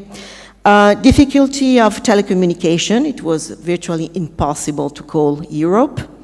The spread of malaria, other disease, and no health facilities, was a lack of health facilities, and the difficulty of air and port connection. So there was nothing. And the proposal discouraged most of the tour operators, except for the Italian Turisanda, which took the risk, and thanks to an agreement with another Italian, an Italian developer, opened the island's first 55-room resort, the Mawimbini, in October 99. So 1990. Sorry. So it was the first resort, international resort in the island. And in the same year, Nicola Colangelo opened his own hotel, Mitoni Marine Center, followed in 1993 by the resorts of other two main Italian tour operators group, groups, Ventaglio and Francorosso. And for more than a decade, only the Italians managed to control the entire tourist chain. It was from promotion to transport to accommodation, and this fact explains the predominant presence of Italian tourists in the island. The main tour operators managed up to 12 weekly flights in 2006 and 2008, when it was 65% of Italians' tourist market dominated by Italian investors. Some data can help us to understand. 1993, the Zanzibar government, was at the beginning of tourist expansion, had approved 167 investment projects. Few of those projects planned by other European countries were realized. By Italy, which had originally submitted 19 projects, initiated 78. In the second phase, dated roughly from 2012, Zanzibar became object of investments by companies from other European countries, mainly France, Germany, Britain, followed by Arab countries and East Europe countries. And from 2015, also locals, Zanzibari people, Tanzanian people, started to invest, make some big investment in the island. So the flow of Italian tourists continued to grow, even of investors, but it started to go down in a comparative way with the others, so in percentage terms, compared with the increase of other countries. And then there is the final phase in 2021, with the resumption of international travel following the end of pandemic containment measures. Today, Italian tourism is still growing. We have around 80,000, 110,000 arrivals per year, but it represents just 15% of the total arrivals. Still, Italy accounts for the relative majority of arrivals. So which Italians are living in Zanzibar? Today, we have more than 1,000 actual residents, twice as 10 years ago. And in 2023, there were 119 officially registered economic operators, Italian economic operators in Tanzania, and mostly in Zanzibar, 2019, there were 80, so they keep growing. Among them, I interviewed 26 people, 15 men, 11 women. It's a quite fair representation of the general picture that we have on the qualitative point of view. So what do they do? Yeah, what do they do? They have jobs in different sectors. We do nothing. We have more than 45 minutes of questions, so it will be maybe a lot. So what do they do? Most of them, 16 out of 26, they work on tourism. 5 they have worked in NGOs, 3 in constructions, 2 in research, 2 commerce, and 2 various professions. The age, most of them are more than 45 years. And some arrived in the 90s, but mostly in the 2000s and more. Of course, the first tour operators arrived and they asked for staff, managers, and all managers were coming from Italy. And then their friends arrived and said, oh, that's nice, I can do it too. Even people working in NGOs, they arrived as volunteers and then they see that there is quite an opportunity. With few money, you can open something, you can buy lands, you can buy a house. So they stayed and they started working. This is how they became this is such a big number. The last phase, so they were quite small, medium-sized activities, and working not bad even with locals. And then we have a last phase from the 20s when the typology of Italian migrants changed. Many Italians arrive in Zanzibar after bankruptcies in Italy because of COVID-19, thinking they can get rich easily, exploiting the locals much more than what Italians did before, of course. They don't respect locals. There are many swindlers, many are drug addicts, and many go bankrupt in Zanzibar. There are many, many cases involving Italians in the court of Zanzibar, and 90% of these causes are quarrels between Italians. So Italians used to have a good reputation, that is now not really, much less so today. So what did they do good? Important contributions into the growth of the country's GDP, of course, but above all to the growth of infrastructures and services. The first operators made huge investments, roads, electricity, wells. The extensions of the electricity grid on the East Coast was totally funded by Italian tour operators, by the privates. Then work, training, and education. When they started, the staff was managers were Italians, but all the staff was local, and they never saw a bed with a mattress, never saw a modern kitchen, they never saw a modern toilet, nothing. They knew nothing. So they trained, and they keep training the staff even nowadays.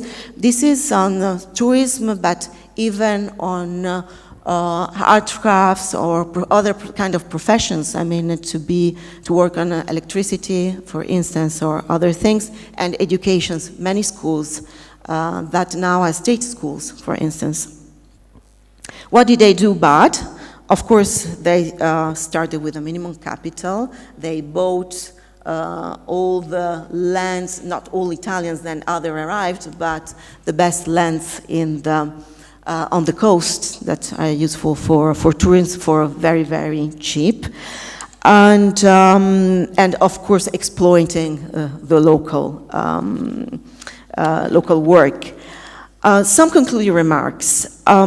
Let me say I don't feel very comfortable in the global colonization panel because if we cannot understand this as a colonialism form, is a process initiated with the insistence of the Zanzibar government through a convergence of interests with free Italian entrepreneurs.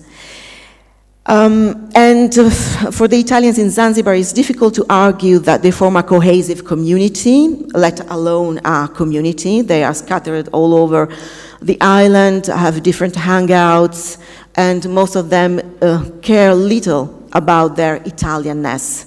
And they feel more like citizens of the world. This is what they tell me when they ask them. Most of them, they live closely with the locals. They speak Swahili. Most of them, they speak fluent Swahili, and some of them are considered Swahili by Swahili people in Zanzibar. 17 out, no, this is what I said, and how many? 7 out of 26, they are 4 women and 3 men, they married local people. And this is a common practice, it's not only among Italians, to marry a local and to open and run a business together with combining the foreign capital and the skills of both, or the skills of local. So are the Italians becoming Zanzibari? I don't really think so. I think we are going to the decline of a time because things are changing quite fast in Zanzibar, and we don't have the second generations. The second generations don't stay, even if they have children. They don't stay when it's time to go to school, because school are not good enough, and the cultural fabric is not good enough. And even those who studied there in the best schools, and they are adult now, they want to work abroad, because in Zanzibar, what you can do, except tourism, not too much. Yes, and it's finished. Thank you so much. Okay.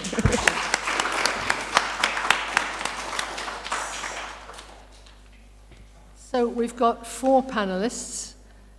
We've got half an hour for questions. Who would like to start the ball rolling?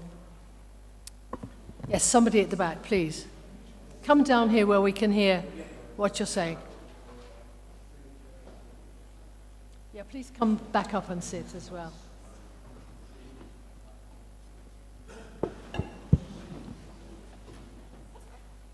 Hi, thank you all for amazing presentations. I was really interested in everything you all had to say about infrastructure and how it's entangled in producing social spaces. My questions relate to ruins, myth, and gentrification.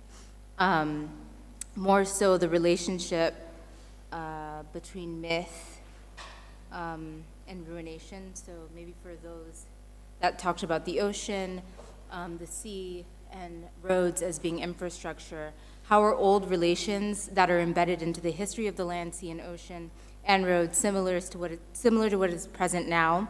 In other words, how is the initial myth that constructed violent conditions within the East African coast still being used or changed, like the layering of the ruination and myth? And then the last question I had is in relation to Italian presence in Zanzibar and how we can understand it through gentrification, or if it is gentrification, again, in relation to the myth or infrastructure as myth that created the violent conditions. Thank you. Thank you. So Diana, would you like to respond to your bit first?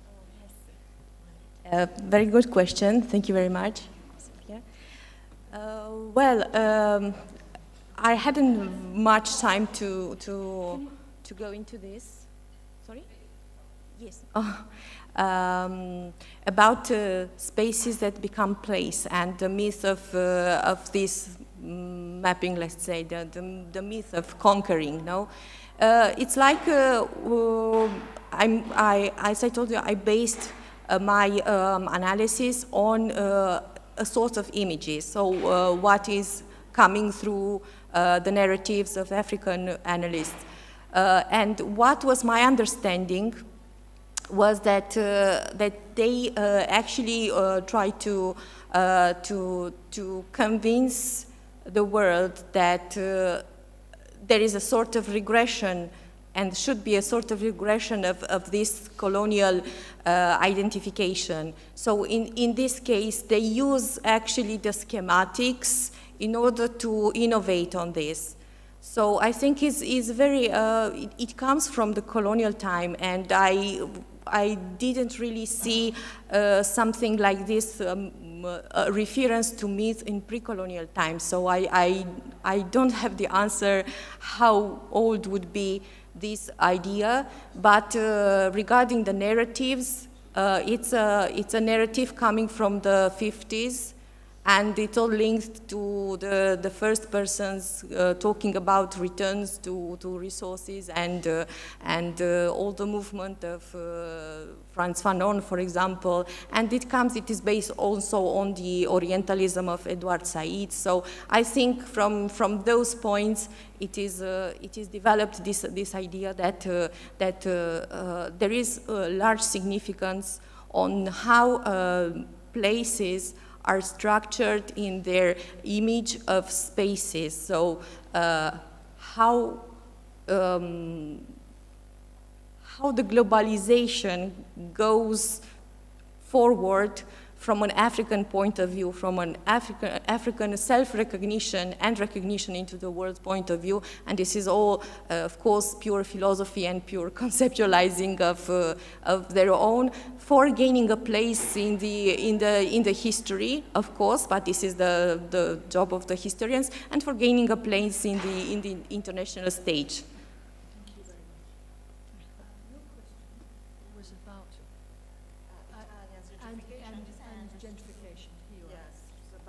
I don't know.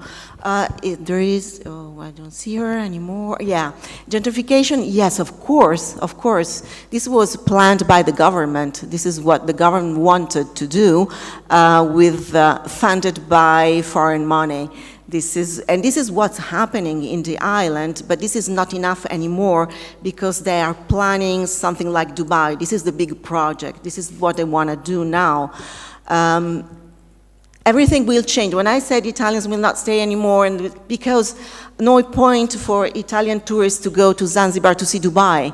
What among things that Italians did good, but from a European point of view, of course, is that there was not a big impact on the environmental point of view. The resorts they built, the hotels they built, they were really small.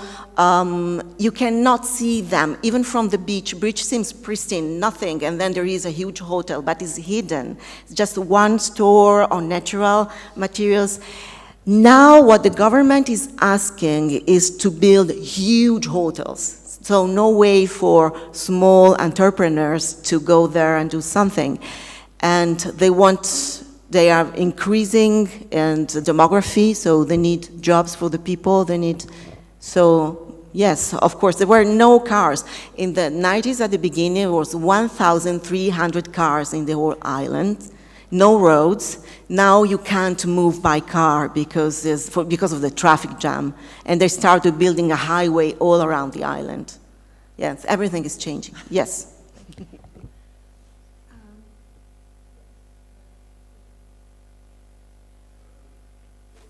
I can reach you with the microphone if you. Yes. Okay, is it working? Yep. I have a question a comment and a question. The Italians, I mean, there are many types of Italians, but as you observe, very, very present in Zanzibar, both in terms of business there and in tourism. But Italians had a reputation of being dishonest, if I can put it that way. And you referred briefly to perceptions of Italians, but you talked to Zanzibaris, well, I'm talking about maybe 10 years ago or more, but yeah, all the hotels, this is basically mafia, money laundering stuff. And I had a friend he makes souvenirs, little wooden things and boxes. He said, you can tell Italian because they always want a secret compartment. And I was just wondering if maybe you could say a little bit more about the perceptions of Zanzibaris towards Italians. And I was just thinking about space and place. Now, you seem to prioritize space over place, but can you have space if there isn't already a place? And I'm sort of thinking of the work of Edward Casey and so on, but I don't think you can have space if there isn't already a place. I see place as being prior to space.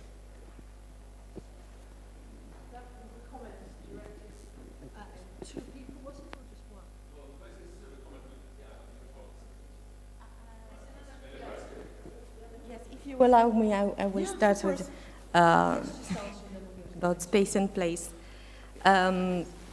Taken from the point of view of conceptualization of the space, space means more than effectively the pragmatic place. So everything starts from the idea of how globalization was connected with aviation, and then I've reported everything to land, to the exploration and conquest of the land.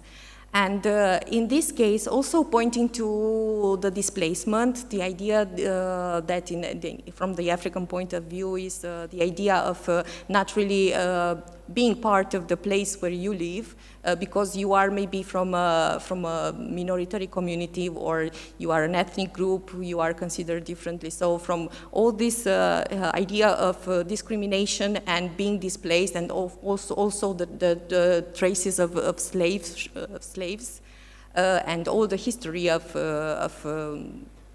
this. Displacement is rather an important and central concept that is very much analyzed, and it has many, better than me, that it has many outcomes to today's identification. So that is why space and place are conceptually linked only from the point of view of how transparent one could be to oneself with his identity, to consider own development in a society, but more in a community, because we talk about Africa, which is highly communitarian, even if there are individualistic features. but it's highly communitarian. So this is the idea that how we consider virtually, and even nowadays we can consider space and place virtually from the point of view of the globalization with the advent of communications and webs and. Sorry. I hope I answered. I don't know if, but I thank you for the question. It's very good. I will reflect upon more. I think we have Hideaki. Yes, please. Thank you so much. So again, I have a question to Diana. I mean,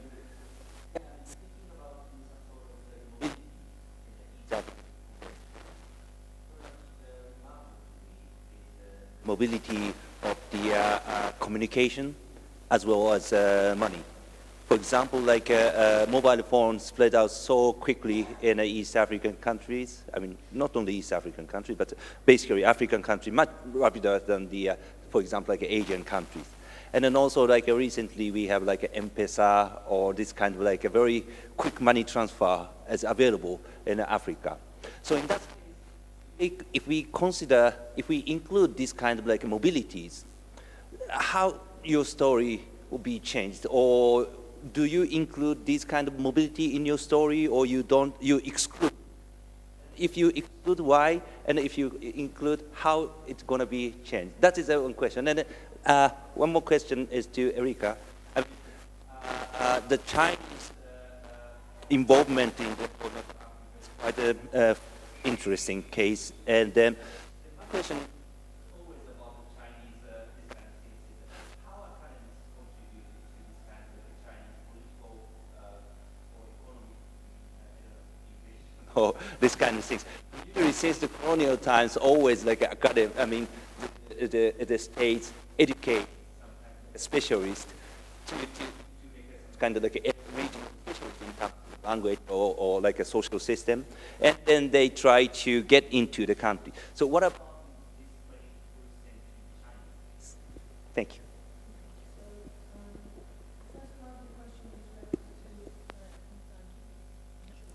Yes. Okay.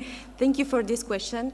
It was not included yet, but I tell you yet because it is something that I have seen and looked for, but no actual results yet.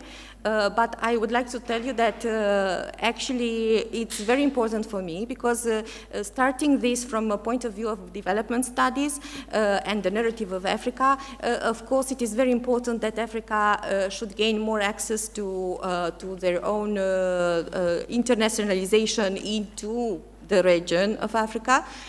So the access to financial markets, for example. So this is a good point because they started to get more access, and this was very important. But I don't have actual results, but it's very good, and thank you very much for this question and suggestion. Thank you. Just one my turn. There was a question outstanding from When I went to the consul Stefano Tutisco, telling him I wanted to do this kind of research because I need help from the embassy, look at me, and he said, why you want to do it? It's not such a nice community. Yes, there are plenty of swindlers, as I said, more in the last 10 years than before. This history of mafia, I think, is much more rumors than the truth, and it was at the beginning, and we know quite well who was working there at the beginning. And I made some research. It's quite difficult to make money washing there. They try. Somebody tries, but it's not so easy to do it. So I don't think so. Italians say the same thing about Swahili. They are swindlers, all of them. Swahilis and Italians are swindlers. And there are plenty like these courts in Zanzibar of cases involving Italians, but 90% of these for a lawyer, for instance, 90% of causes are concerning Italians and between Italians, then between Italians and Swahili people. Don't worry, it's my turn. So, in meaning of education and economy, imagine that we talk about a new neocolonialism. It's totally different from European colonialism. So China arrived like a country partner, country brother. An example was the exhibition China-Africa in Addis Ababa in 2013, where Chinese people and Chinese government, Xi Jinping in particular, introduce yourself like, I'm the president of a country partner, we live the same effects of the colonialism of British people, Italian people. So at the moment, especially in Addis Ababa, because the University of Addis Ababa respects the University of Djibouti, there are a lot of courses of Chinese language and economics. In fact, when I stay in Ethiopia, I've got with me an Ethiopian translator that be the mediator between me and the Chinese worker that I interview.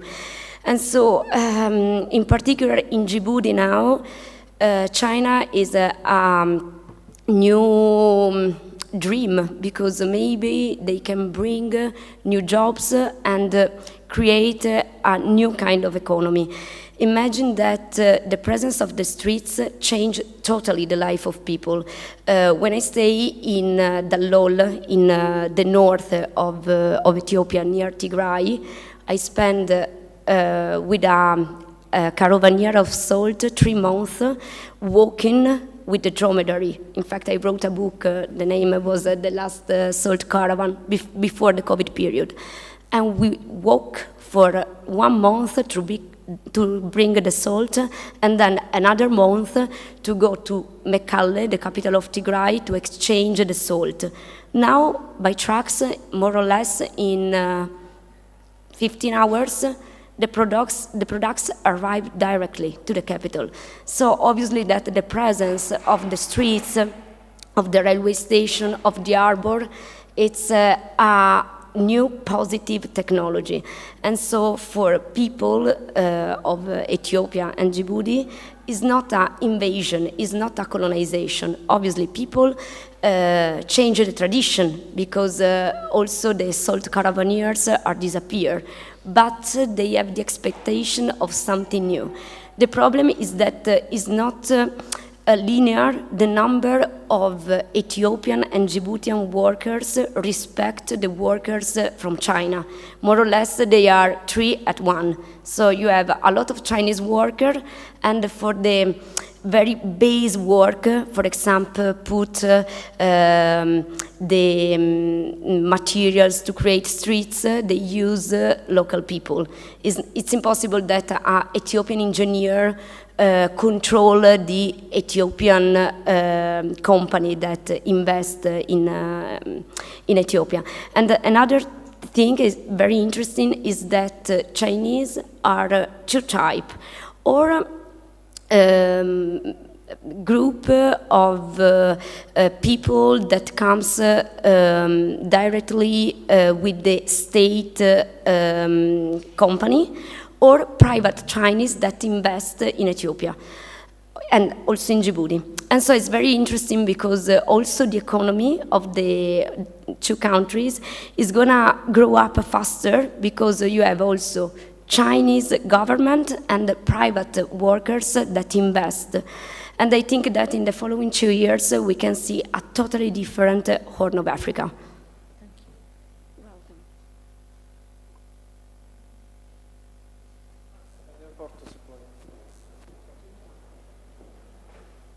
Yes, I had several questions. One for Raffaele, it's about the imageries that the ocean offers. I mean, some time ago, Shasti Lassen wrote an article exactly about the imaginaries that people get about the possibility to travel on the ocean, and then they can never do, like women that they were hoping to go for marriage somewhere else, and they would never have this chance, because the reality, there is the entire issue of the passports and visas. So I was wondering about this imagery, this idea that you conceptualize. And then I had a question for Erika. I mean, there are several issues that one could say. If this work of the Chinese is actually a present, or is something that is going to be given back somehow? Because Chinese in Tanzania and before, they used to give, money for just in contract of having to buy a number of Chinese goods that, for instance, the Tazara railway station, and that's what I was wanting to ask you, is that there is this work of Jaime Monson where she describes how the Tazara railways never had the actual impact of being able to transport the coal from the Zambia and whatever, but had a big impact, a social impact, because a lot of little informal work was possible because people would go on a bike from one place to 30 kilometers away to sell their mangoes. And then she made this study with the photos from the eye, and so how much this had improved, the quality of housing and so on. So this, well, the last one, but I don't want to take all the time, is gentrification.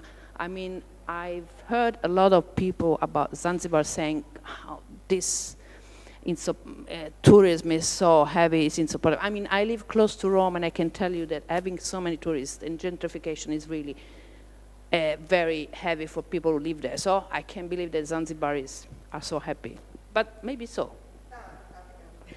Well, let's start from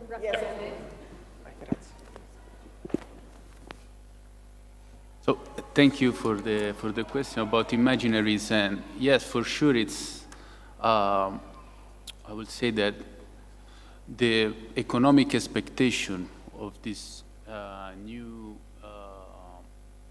way of conceive ocean as a resource to exploit, but also to conserve,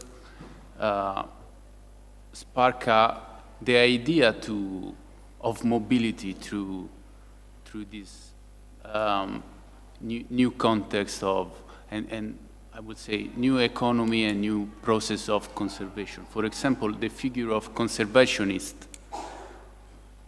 came out as a possibility to emancipate oneself from the stuckness of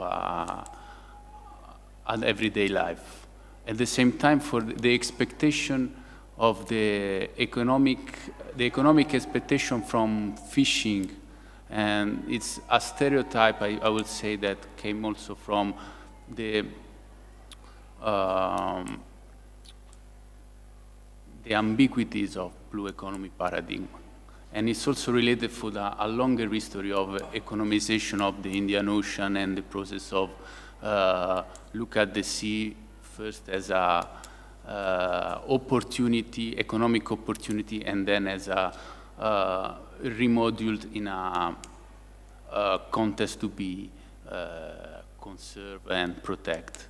And also there the imaginaries of exploiting the maritime resources is a projection to a different, to a certain way of a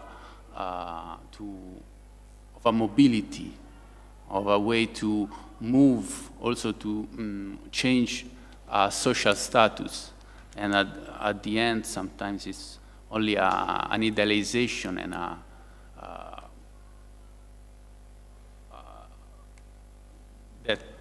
that come from the stereotypization of blue economy expectation. I would say blue economy is not something we can touch. It's more a concept good to think about. But at the end, in Comoros, you can really touch the materiality of this process of changing from, of thinking also this oceanic future. So yes, it's between the opportunities to change something and the process of staying stuck in the same place. And so we must divide Ethiopia and Djibouti, because in Djibouti the Chinese presence is always, because they have got the military base, and Djibouti is very important because it's an harbor, and also we saw during this geopolitical period with the Houthi that land bombs on the Red Sea, the Chinese presence in Djibouti is necessary. They have a lot of interest. In Ethiopia, depends because it's like a puzzle. When they finish to create something, they move on. The problem is that they are in an area that during the COVID period, until 2022, was invested by the civil war between the central government of Addis Ababa and the Tigray. And so during this period, they don't stay in Tigray in the north, but the north is very important because it's the endest point of the lithium and salt trade.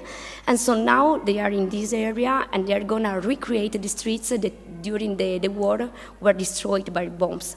And so the goal of the Chinese is to create a communication line between the Indian Ocean to the Atlantic Oceans. In fact, they are also in Senegal.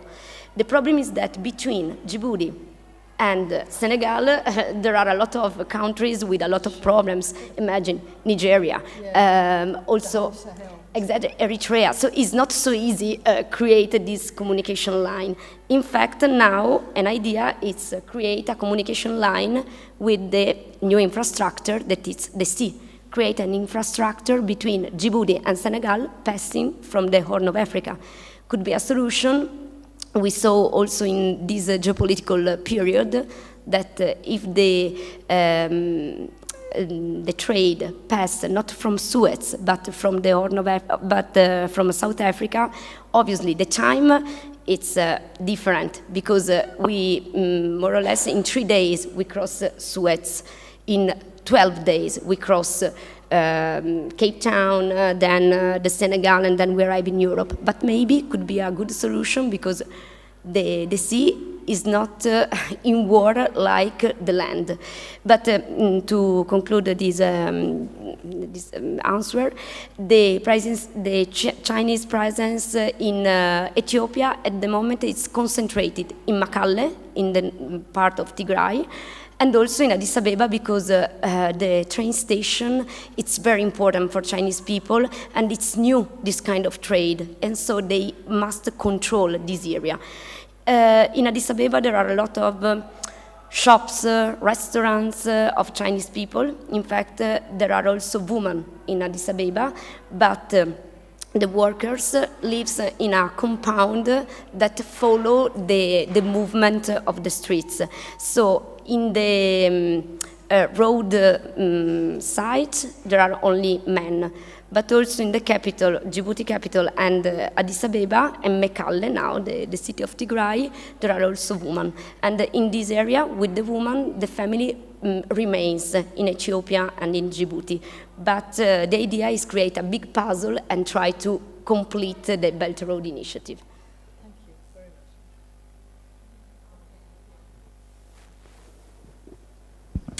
Yes, it's not just about gentrification, it's about alcohol, it's about prostitution, it's about plenty of things changing. It's like Venetian, it's the same thing. Who wanted Venice to become this kind of monster? Venetian government. Who sold houses to foreigners? Who are renting rooms and houses? Venetians. Who hate tourists? Venetians. It's the same, they do it and they hate it. Much resistance is coming from imams and mosques, of course, but the rest of the island is difficult, but they need jobs.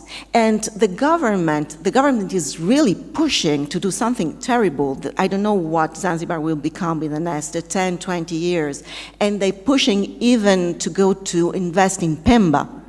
Italians, for instance, they say, no, we don't go to Pemba. It's very conservative, it's beautiful, we leave it, we stay here. They are pushing. And they are looking at the Gulf. They are pushing Arabs to go and to build, to build, to build. And I asked in Pemba, to Pemba people, to friends, are they happy now if people are building a resort here, tourism? Yes, of course they are, because they're bringing money. That's it. So this is the contradictions that I know perfectly well, unfortunately. I live in Mestre now, so, okay.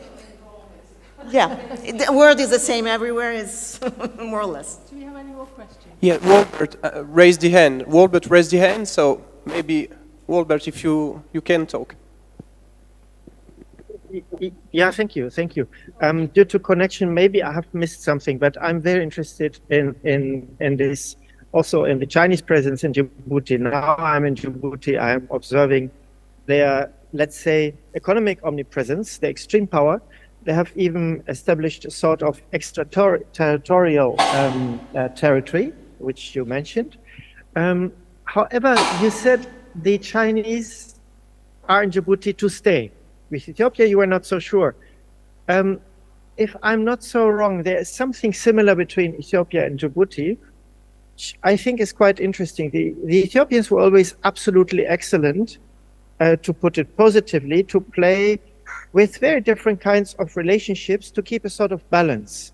And when one side became too heavy-handed, too dominant, the Ethiopians were usually extremely good in shifting. That's exactly my feeling here in Djibouti. Djiboutians have quite a long history of weakness due to colonialism, due to French domination, colonial domination, which is not over. The colonial one, yes. Domination, not. Now, the Chinese are in here with their own police, with their own infrastructure, with their own, let's say, fortress. But as I observed, that there is some very deep consciousness about the need to keep balance in order to avoid colonial situations. Don't you think that Djiboutians, with their territorial situation, have enough power to reduce Chinese influence again at some point, as the Ethiopians usually also do?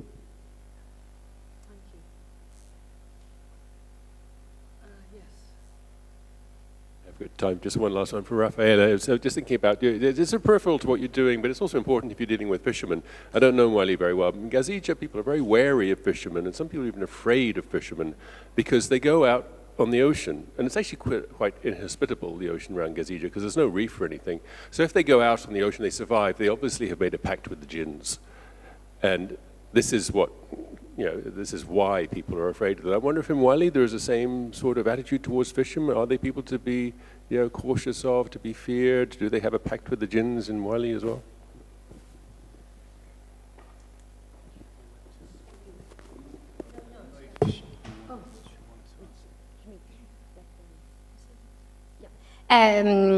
Hi, Schmidt. I confirm, and also in Djibouti, that it's a military base with the other 8 countries, so the typology of the presence is different, obviously.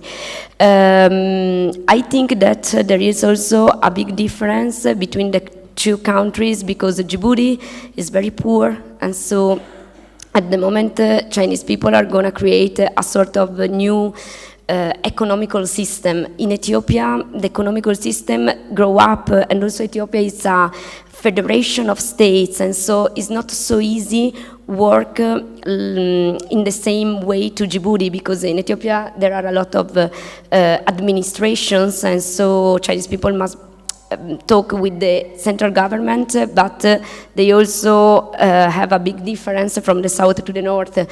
For example, the Saba River, it's a river with the Afar people, and the Omo River with the population like Mursi, and so it's also difference, also the presence of Chinese.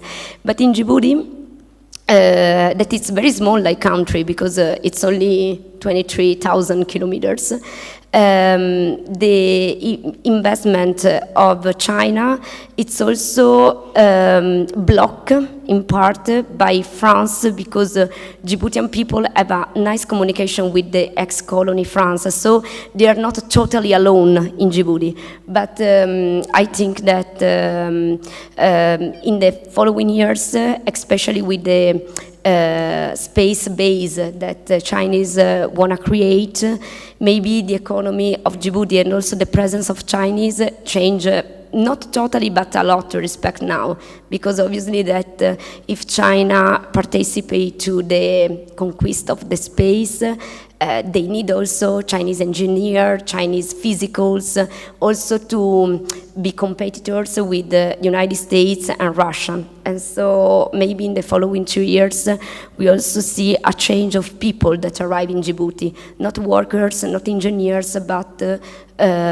space people that study the space, maybe also lawyers, because they also need to create a new regulation to the rules of the space, because Djibouti is not inside the treatments that talk about the space. It's a sort of neutral lands at the moment, and so I think that the figurature of Djibouti country can be changed also the spatial rules.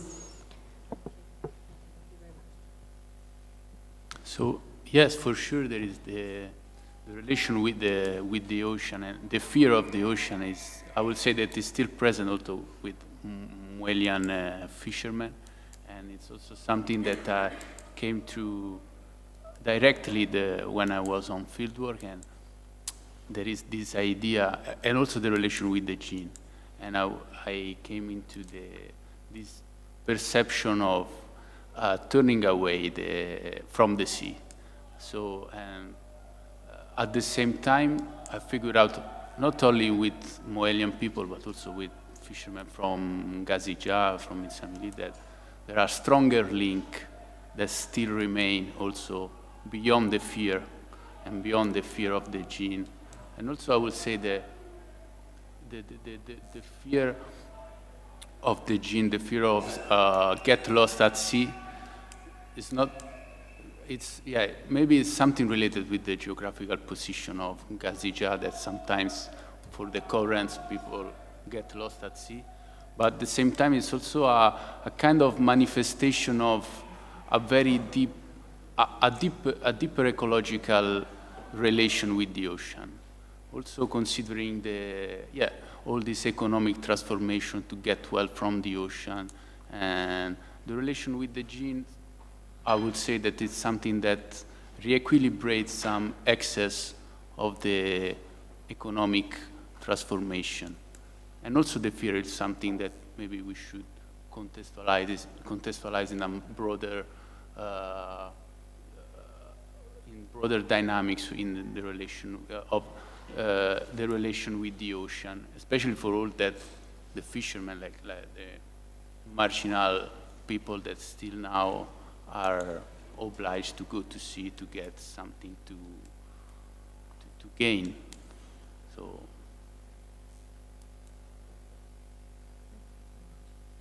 We have got time for one more short question, if anyone has got one. If not, I think we can close this session. That was a very interesting set of presentations. Thank you so much. And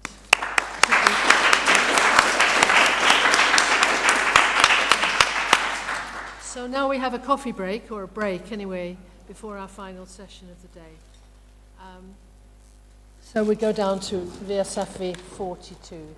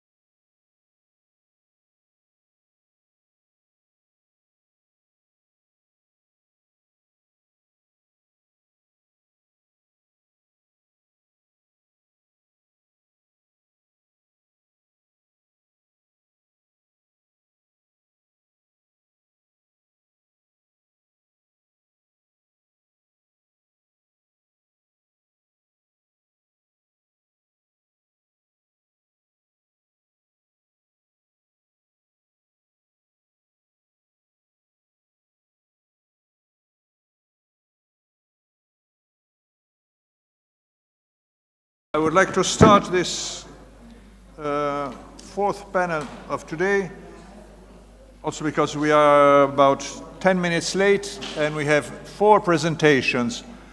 The panel is quite exciting, at least for me, because we have 2 presentations about different strands of Islam in East Africa. One about African religious and cultural traditions in the Persian Gulf. Another one about Indian religious practices and traditions in East Africa. The first 2 presentations will be in presence with these distinguished scholars that are here on my right side. And the last 2 instead will be online. Please, Professor Carlson. Thank you very much, and thank you for the invitation and for getting this workshop together, which is a great occasion. So my presentation will be fairly short, and it will have a very narrow focus, because I'll focus on the history of a particular Sufi ritual known as the Maulidi Yahumu, or Mulidi in the Comoros, I think it's called. And it's a ritual I think I first saw performed in Zanzibar in 2011 when Professor Abdul Sharif organized a Siori conference, and to open the conference had invited this group to perform the Maulidi Yahumu. And then I think Hidiaki and I experienced it again in Zanzibar last year, when again Professor Sharif invited us to a gathering and an opening dinner, actually, where a group again was performing the Maulidi Yahumu. And people were asking questions. I mean, can this be right? I mean, isn't this a religious chant? Isn't this a performance of Dika? Is it right that this should be performed as dinner entertainment? So that sort of raised all sorts of interesting questions about how rituals function and what the history are, and how they may perform different functions at different times. So this particular ritual is known from a wide variety of contexts along the African Indian Ocean coast, coming down from Iraq, Syria, and Hadramaut, through Zanzibar and the Comoros to Mozambique and South Africa. But at the same time, it has a history also of coming across the Indian Ocean and being performed in India, in Malaysia, in Indonesia, and also getting to African coasts through migration from those parts of the world and across the Indian Ocean. So this particular, the Maulid Yahumu, can be traced through claimed traditions of transmission going back to the 9th, the 10th, and 11th centuries, common era. But the forms in which it appears today have been described as Pierre de Rouville, who's written a very substantial article about it in 2015, as atrophied mutations of something it is no longer possible to know what was. I mean, so what we have today has a history of transmissions and genealogies which people celebrate in great detail and very elaborate ways. But these are not reconstructions of something that can be claimed to be real in any sense. I mean, these are constructions of a history that is claimed to give authority and authenticity to a ritual, which, as it appears today, is probably something completely different from what it was in earlier times. So in this sense, I think this discussion feeds into what we were talking about earlier about genealogies, how genealogies are constructed and what kinds of functions they perform. So the Maulid Yahumu is a ritual that's been cultivated and maintained, especially within Sufi tariqas like the Qadiria, the Shadiliya, and the Rifaya. All variants of Shafi Islamic practice with a strong popular appeal and with an integrating local cultural custom ingredients and inspiration also from neighboring ritual ceremonies like Muharram or Kawadi. A well-known example of this is what in Cape Town is called Ratib, performances of chants going along with displays of real or symbolic self-piercing with swords or tabush skewers, and by the playing of special drums and other dedicated instruments like tablespoons. It's forms of ritual that have been considered controversial by more correct line-nist Muslims like Wahhabis and have been the subject of age-long debates within the global worlds of the Swahili, as discussed by the contributors to the Leumeyer and Sisseman book from 2006 on the global worlds of the Swahili. In Mozambique, a central debate has surrounded the performance of so-called Tufo dancing, which in post-independence Mozambique has been promoted as a cultural genre performed by competing teams of women. But Tufo has a much deeper history, going back to performances of Maulid Yahumu by both men and women, and brought to the region from the Comoros and Zanzibar, and becoming popular, especially from the late 19th century. So Tufo, again, is an example of a toing and froing between devotional performance and cultural performance with the secularization of ritual that took place with Frelimu's coming to power after independence, in a sense, was a way of repressing something that had been an earlier Islamic mode of performing togetherness. And more recent days, reawakenings of Maulid Yahumu can be seen in reverse as a protest or an attempt to challenge this secularization by reactivating the devotional aspects of the ritual. So I think this is something it's interesting for us to try to study and find out about what occasions this toing and froing between religion and culture. When does it happen? How does it happen? Why does it happen? South Africa has provided important networks for such networks, important nodes for such networks and exchanges of Sufi and unorthodox Islam. In the Cape, forms of Sufi Islam brought from the Dutch East Indies with slaves and deported leaders of anti-colonial resistance became central instruments for the self-identification of slaves and their descendants, and also for those who had been enslaved in Madagascar and Mozambique and not in the East. In Durban, similarly,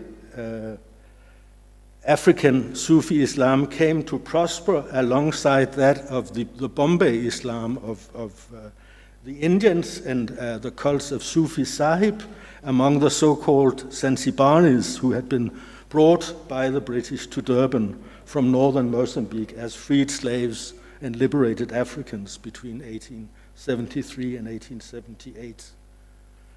So Sufism and Makua language maintenance have been key ingredients of community invention and community maintenance among the Durban so-called Zanzibaris, who today tend to represent themselves rather as Amakua and who have formed a very active Amakua research committee that is one of their main bodies of representation today. The Sufi Islam and rituals cultivated there have been mostly those of the Qadiriya and especially the Shadiliya, with strong ingredients of Rifaya, which have been kept alive and practiced through interaction through mosques in Maputo's Mafalala and Minkajuine townships, with Ilha da Mozambique, Nampula, and Angoche So in August last year, August 2003, this Amakua Research Committee organized a big 3-day celebration of the 150th anniversary of the arrival of the first liberated Africans from Zanzibar, as they were called, in Durban on 4 August 1873, whose program, which I attended, was divided into a religious day, a conference day, and a cultural day, and with a gala dinner thrown in between. So the program included performances of both devotional ritual and cultural entertainment by groups from both Durban, from Bayview, from this place where this community has its base, and from Angoche in northern Mozambique, from where a 20-person delegation had been invited. So I will just show you some slides from this. Pardon? Yeah, it's coming now. So I'll show you first some photos of this Maulid Yahomo being performed in northern Mozambique, in Mozambique Island. So these are photos from the Maulid an-Nabi, the Prophet's birthday, in Mozambique Island on 19 January 2014. And so we see two women's groups of performers of Maulid Yahom getting ready to perform there. The day had the form of a huge march around Mozambique Island, which ended up in a huge tent where these performances took place in the afternoon. So these were two women's groups, girls' groups, performing, as you can see, sitting down and then swaying. That's where the sort of imitation of the motions, the rhythms of the sea comes into it, because that's a very characteristic element in this particular ritual, that it's performed sitting down and performers sway as if they were waves undulating in the ocean. You can see a bit of it here, and then being accompanied by special dedicated drums and instruments in the background also.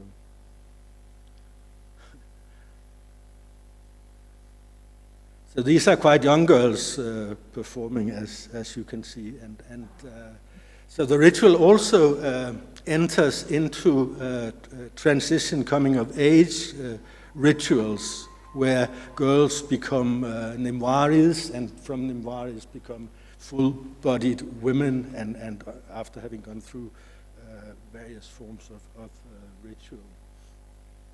Here's the program for this August 23 celebration I mentioned, which took place in Durban last year, with the program for the religious day, the conference day, and the cultural festival.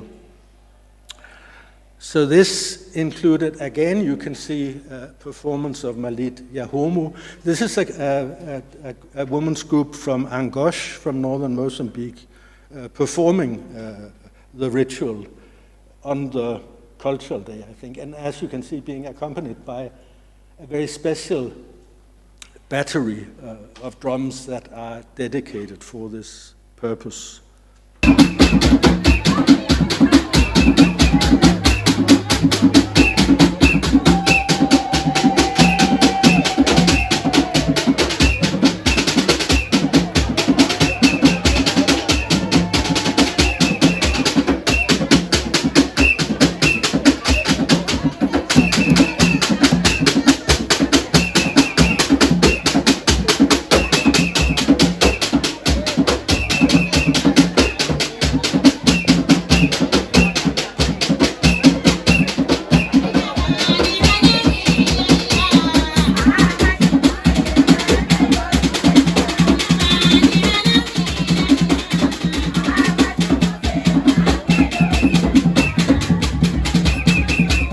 Then I'll show you another performance, which is, this is now by a Zanzibari group of women. This is from the mosque in Bayview.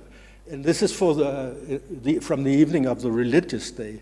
So here you have a Rifaya group of women standing in the background in the women's section of the mosque, performing a very simple form of dhikr, just chanting Allah's name, basically, and doing so in a very from a very sort of subordinate.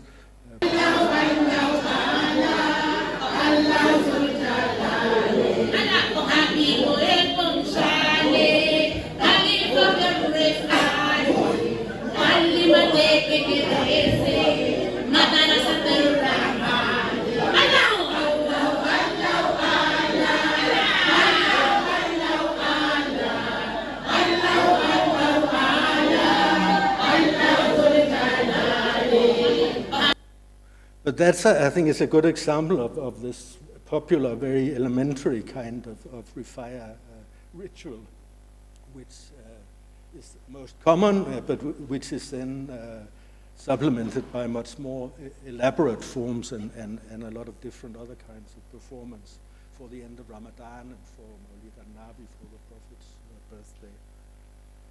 Then, finally, just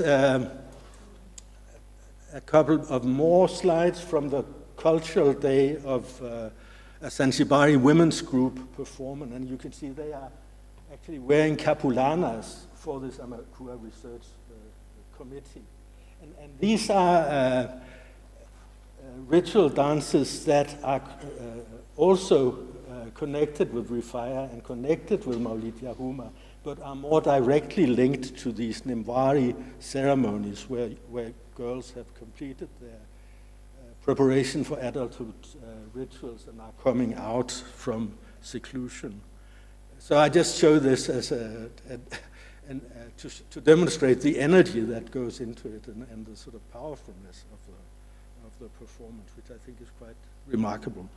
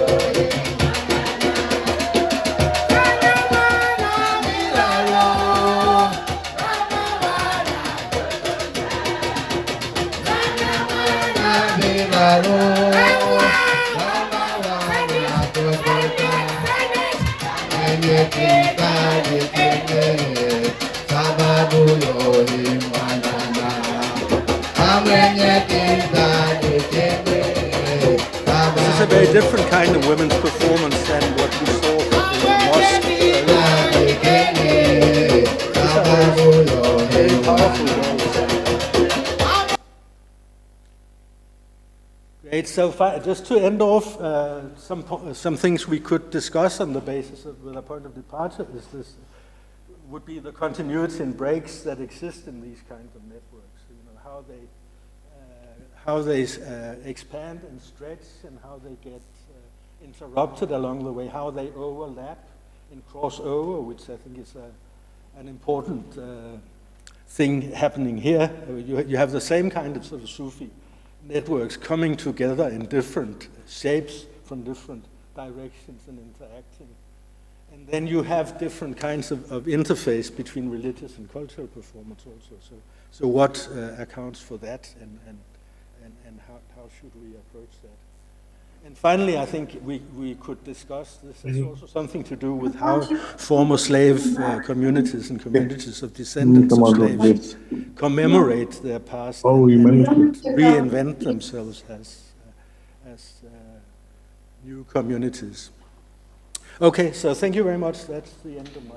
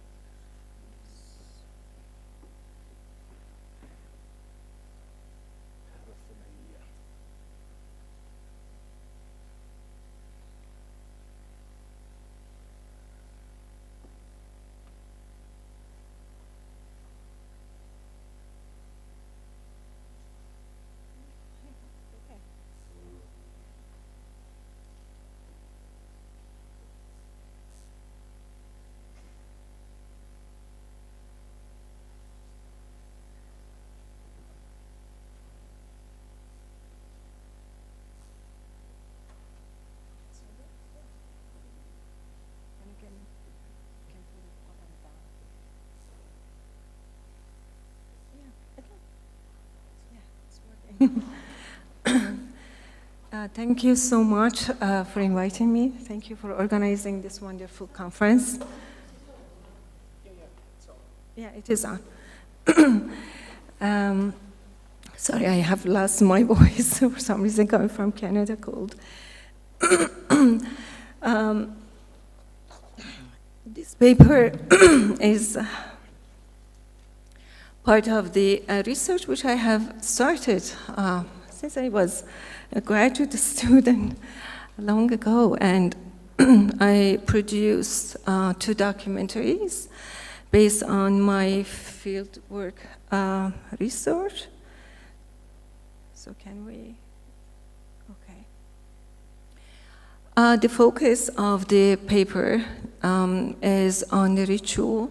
It's basically a nice transition with what Preben discussed, but I want to give a background information about a history, a short history of the slavery and the slave trade in Iran.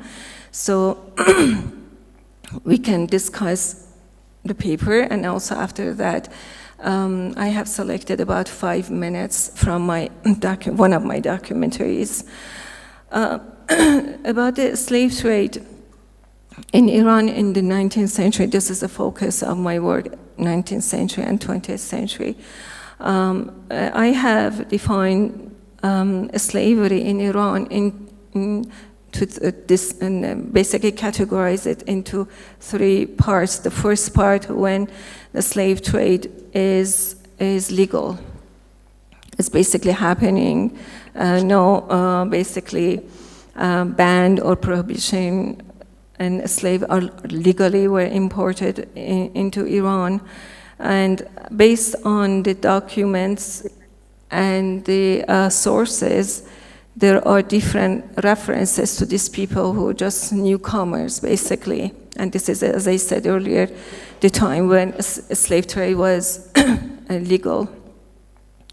The terms that we can find in the sources, the documents, refers to them as Afriqai or Habashi or Zangi and Nubi. Some of you may also have found this, similar in the areas that you are working. This is the route where slaves were taken from east part of Africa, northeastern part, and so many of them from Zanzibar. They were taken into Iran, and they were landed here. All along this southern part of Iran. And if you travel now to Iran, this is where you can find the communities of African people, African descendants, in this southern part of Iran. So you don't see, it's very rare to see the black people in northern part. So the concentration is based on the slave trade. So they establish the communities. African people, there are established communities. So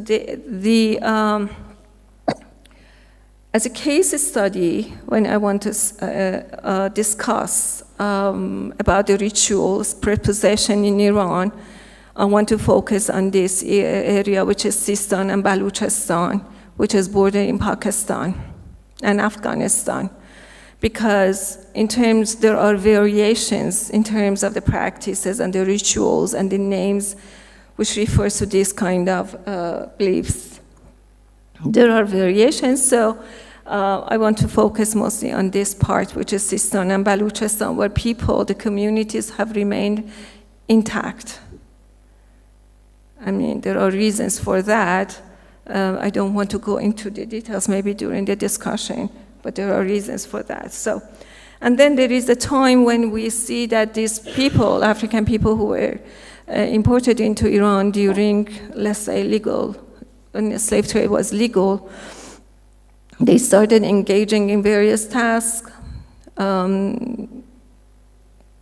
so many variety, different types of tasks. They were, basically were taking domestic, in the courts, the royal courts, domestic, agriculture, especially in the southern part of Iran fishing.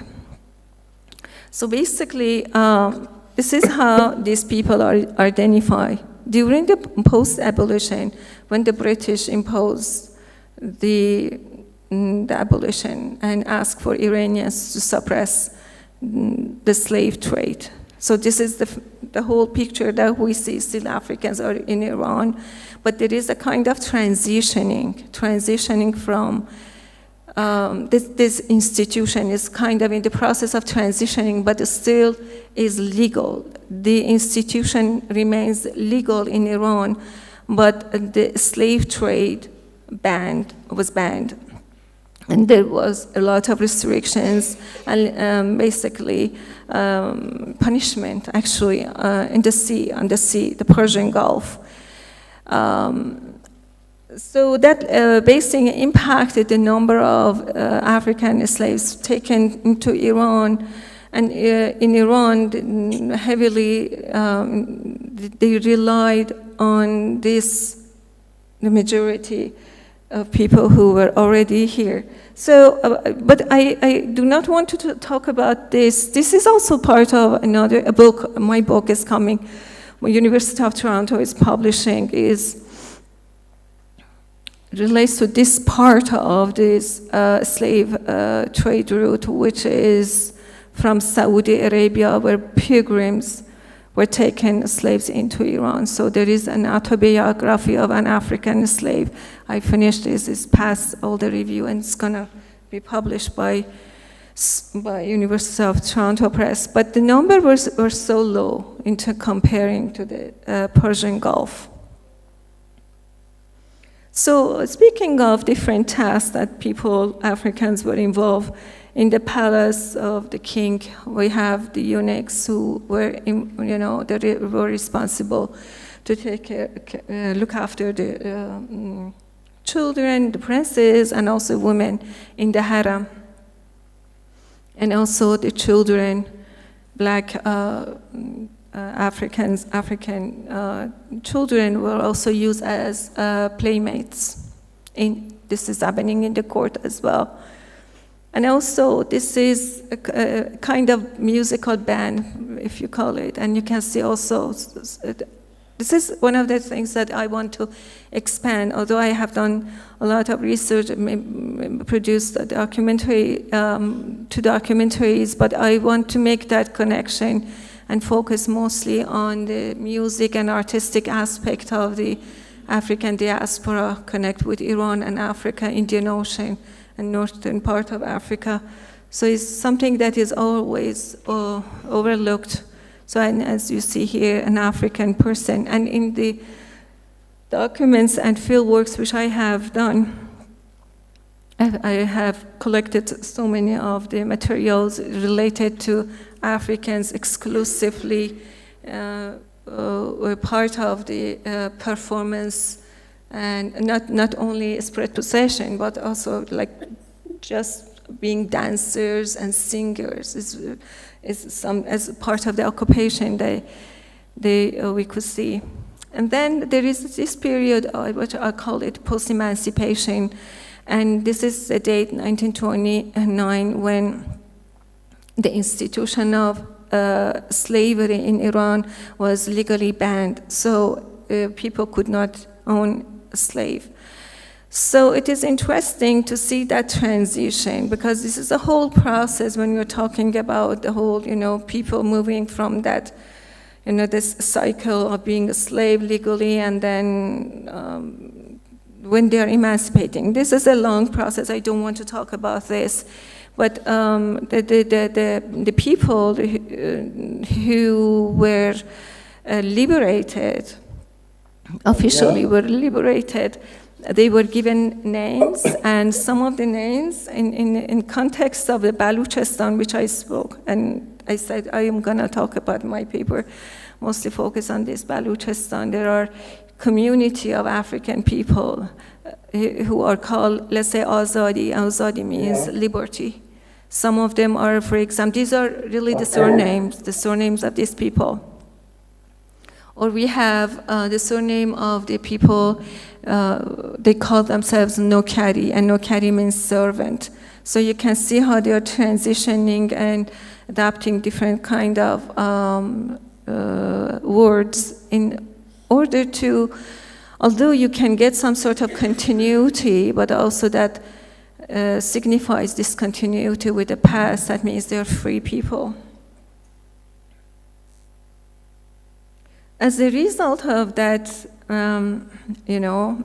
vast dispersal of these people, there are different types of communities in Iran were established. So let's say there are Afro-Bandari, but they're Iranians, or Afro-Baruchi, or even Afro-Arabs, because we have in Khuzestan Arab people. So they basically, their identities was formed based on the region, specific region they were settled. So this is Sistan Baluchistan. In Sistan Baluchistan, comparing, and so the communities of African people, you can see all along this southern part. But based on all the field work which I conducted in Iran, this part, these people are very poor, generally speaking. All Baluchi people have very difficult, life is very challenging for them, including the black people. 10 minutes, thank you. So I don't want to go into the details. These are me doing work. Yes, thank you. 10 minutes, right? Thank you. Yeah. No. 5 more minutes, and then I will stop. And so these are all in Baluchistan. These are all these people who are in Baluchistan. And so this is, I don't want to go into, these are all Baluchistan. I just want to read a little bit of my paper about these rituals. Baluchi healing rituals are ancient, cross-cultural, and semi-religious, mixing local Iranian culture with shamanistic cults, along with the Central Asian Sufi orders like Qadiriya and Naqshbandiya, these are also Sufi, and various African traditions, including Lebu, Voodoo, and Zar. Notably, the similarity of many of these rituals with those of African origin is due to the influx of peoples to Iran through the slave trade that began in the late 18th century. Likewise, their Sufi and shamanistic roots are the result of historical migration within closer geographical areas. So basically what I have, when I was working and I was just trying to discuss and find out more about these people, there are some elements that I could find common with within these rituals, across all these rituals. One of the things that you can see clearly, they all have a leader. So they have a leader, and then in terms of the musical instruments, they are all using various kinds of musical instruments. Chanting, rhythmic movement of body. You can see all that is very common, these elements and factors that you can, when you study in Iran, they are very similar, and they're very similar with this kind of performances, rituals with other parts of the world.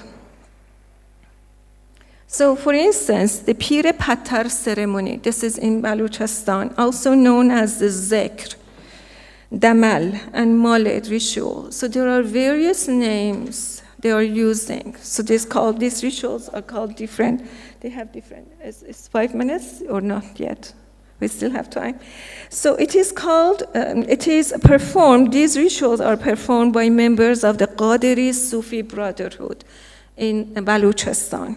In addition to treating the possessed person, the ritual fulfills the function of religious oblation and thanksgiving. Notably, the ceremony is also known as a zikr, a term that refers to an Islamic devotional prayer in which the divine names or phrases to his glory, God, are repeated with concentration, like a mantra. So basically they repeat in this kind of, in pir patar or zikr. Zikr means chanting and repeating the same words, but these names of God. And the leader is called Khalifa. As opposed to Zar, the leader is called Baba Zar or Mama Zar. Here we have Khalifa in Balochistan. While Balochi healing calls are generally similar in concept and origin, there are important differences in performance and techniques, as well as in the use of musical instruments.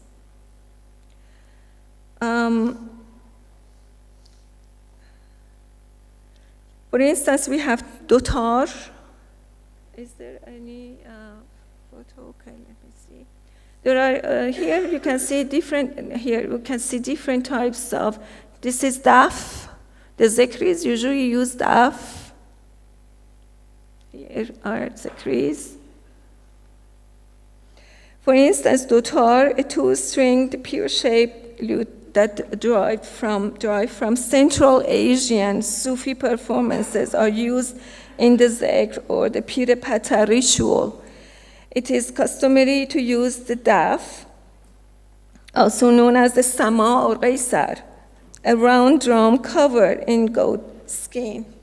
Okay. I think the time is over, but basically there are different, okay, yes, thank you. So my purpose is, in my research, to show the similarities between all these ritual performances, the similarities, the differences, the purposes, and connecting with what is in Africa and what is in Iran among these. And this is Donali.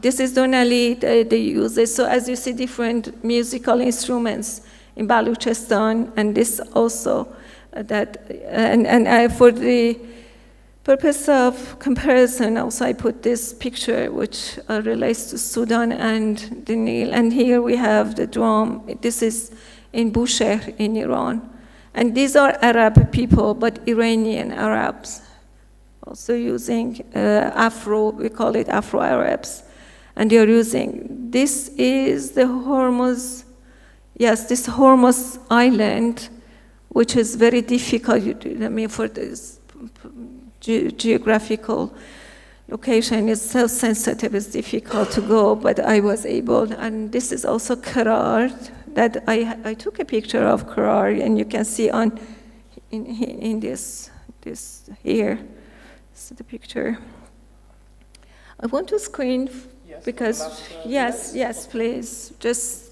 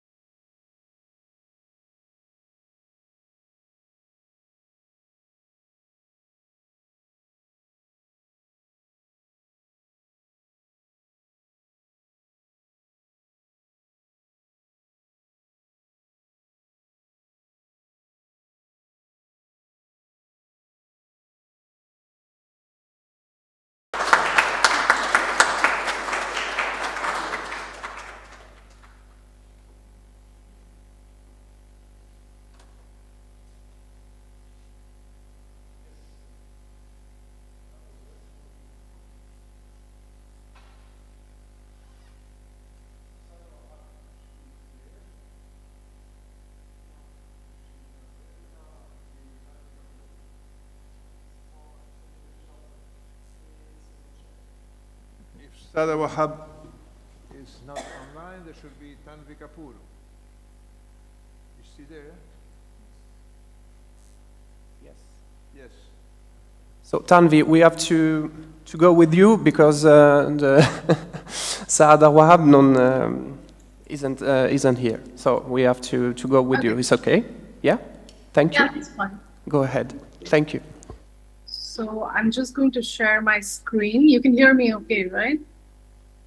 Yes, clearly. Yes. So let me share my screen.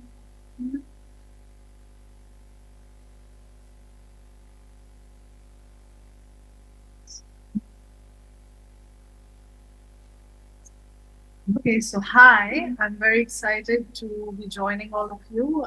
Unfortunately, I couldn't be there in person, but I'm glad to still join everybody via Zoom. So my presentation today emerges out of my doctoral dissertation, which traces a history of waiting in Zanzibar. So one second. Let's see if this works. Okay. So in Zanzibar, patience, subira in Kiswahili, from the Quranic sabr, is a religious virtue. Yet being made to wait, especially in state institutions, is also experienced as an exercise of power. I argue that the tug between piety and power is most palpable at Zanzibar's only referral hospital, and my dissertation looks at how it's played out historically as a way to think about imani, faith, and changing conceptions of it over the past century. So the chapter that I'm going to present today refracts the peculiar mourning culture at the hospital, at the referral hospital, which emphasizes sabr or subira at the time of death and associates excessive crying with Islamic sin or dhambi through a history of Khoja Shia 12-ver mourning rituals in Zanzibar. I asked whether the peculiar mourning culture at the hospital evinces the ethnically inflicted history of 12-ver Shiism on the Swahili coast, and I end by reflecting on what the rapidly growing Black or Swahili conversion to 12-ver Shiism in Zanzibar portends. So let me begin with an ethnographic anecdote to give a sense of what I mean by the peculiar mourning culture at the referral hospital. I'll refer to this hospital as MMH in short from here on out. So this anecdote concerns two middle-aged sisters who were taking care of their ailing mother in the female medical ward. I had spent the day prior breaking the Ramadan fast with them and the relatives of other patients. On that day, the younger of the two sisters, Aisha, had excitedly told me that we'd break our fast with the local breadfruit again. Hours later, the mood had entirely changed. I heard Aisha cry and I went outside. She saw her die. The man next to me said, Aisha was on one side, her head in her arms. The crows were quacking non-stop. She was bawling. As she saw me, she reached out. I hugged her but didn't know what to say other than Pole. Pole indeed. I was almost crying. The two sisters kept calling their relatives, repeating, Mama, Kafa, mother has died, after which they would both break down again. The call for prayer rang. It was time to break the fast. I didn't want to eat at all. Relatives, the sisters' own and of other patients, kept telling them to stahamili, nyamaza, tulia, usiomboleze, utapata dhambi. Withstand, be quiet, calm down, don't mourn, you'll accrue sins. Their shrieks would grow louder than softer. An aunt put Aisha's scarf in order. Say ma inna lillahi wa inna ilaihi rajiun, she told her, holding her face in her hands. Inna lillahi, she repeated, enunciating the words between her sobs. Unaumia, tunaumia, lakini usiomboleze, sikiliza, hii ni hatma ya wote, mwambie Mungu akupe subra tu. You're hurting, we're hurting, but don't mourn. Listen, this is the end of everyone. Don't mourn, just ask God for sabr. Aisha kept saying that they had done everything the doctors had asked. Indeed, they had. They told her she would be fine just like before. To her aunt, she exclaimed, you know, there's no one like your mother. This one pierces my heart. At one point, she cried out, why didn't God take me before taking her? To which everyone around her said, Usiseme hivyo, utapata dhambi. Don't say that, you'll true sins. She screeched, Sikuamini, I don't believe you, I don't believe you. I hugged her and lost count of the time she and her sister said, Naumia, Naumia. I'm hurt, I'm hurting. Could you please speak closer to the microphone? Can you say that again? Could you please speak closer to the microphone? Okay. If you can. Aisha kept, the daughters were taken away from outside. I was called for iftar by the relatives who had an excellent spread. Tende, samaki, bamia, chapati maji, mohogo, dates, fish, okra, pancakes, cassava. I asked them why people tell others to not omboleza, mourn, at the time of death. Listen, Tatu, crying, kulia is fine. Maombolezo, nitambi, mourning is a sin. Why? I asked them. Because everything is planned by God and you cannot go against His will. I give them a scenario of an unjust death where you could blame a doctor. They say you cannot. It has been planned.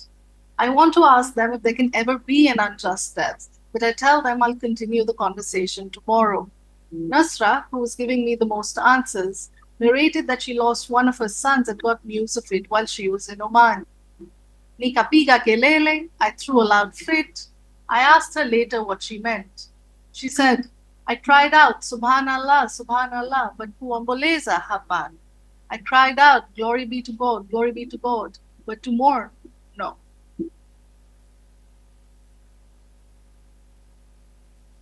The loss of a loved one hurts. It's difficult to accept. Yet accepting loss as divine decree is a mark of Islamic piety. The deaths at MMH, however, are no ordinary deaths. MMH is a place often of wanton deaths, born of often unintended yet obvious negligence and malpractice. Aisha's case is not an isolated one, nor is it, unfortunately, the most egregious. Everyone in Zanzibar today has a story about MMH. A shrapnel pierced a young boy in the eye, and the doctor, in the process of taking the shrapnel out, took out the eye itself. A pregnant woman begged the doctors to deliver her baby until he died in her womb, and orderly delivered the stillborn then. A young woman with accident-related bed sores died of septic shock from infection she acquired in the surgical ward over her 4-month stay. She would have been better off at home without any medical care. In the early days of my research, a man laughed when he heard I was writing a history of MMH. There is no history of MMH, he burst out, slapping his friends on the arm. There is only death.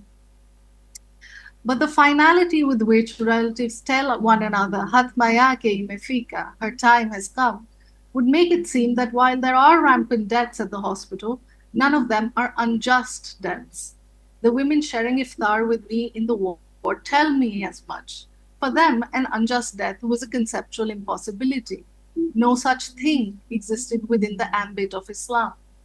How has the association of mourning with Islamic sin, Zambi, solidified to the extent of making unjust deaths a conceptual possibility for Zanzibaris? Which genealogies undergird this contemporary attitude towards death, dying, and mourning? Certainly, part of the puzzle is lasting state suppression. When I ask Zanzibaris if there is zulma, injustice at MMH, they tell me it is there in heaps and bounds. The issue simply is that people don't have the freedom to complain. No one listens to them. If they raise their voice, they risk arrest or forced disappearance. Yet the same Zanzibaris also tell me that kifo ni haki akila mu Islam, death is the right, haq, of every Muslim, and caricature the mourning subject. I have lost count of the times Zanzibaris have acted out mourning with disdainful humor and moral reproach to me. Oh, what am I left with? What will I do without my mother? Why not me instead of her, God? The women in the ethnographic vignette do so themselves, notwithstanding the fact that in the turn of a second, the same pain might overtake them. Why has this mourning subject become an archetype in the contemporary Zanzibari imagination? Who has historically mourned in Zanzibar like this? When and why did a spectrum of sin begin to solidify around mourning, with tears, machozi, and sadness, huzuni, also taking on sinful associations?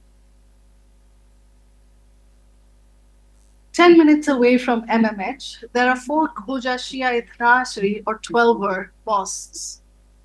The oldest of them dates back to 1881, at a time of rapid influx of the Indian mercantile caste of the Khoja from the Kutch region in the western coast of India. For the past 2 centuries, the entire neighborhood in Kiponda in Stone Town in Zanzibar city has been draped in black during the Islamic months of Muharram and Safar to commemorate the Battle of Karbala in 680.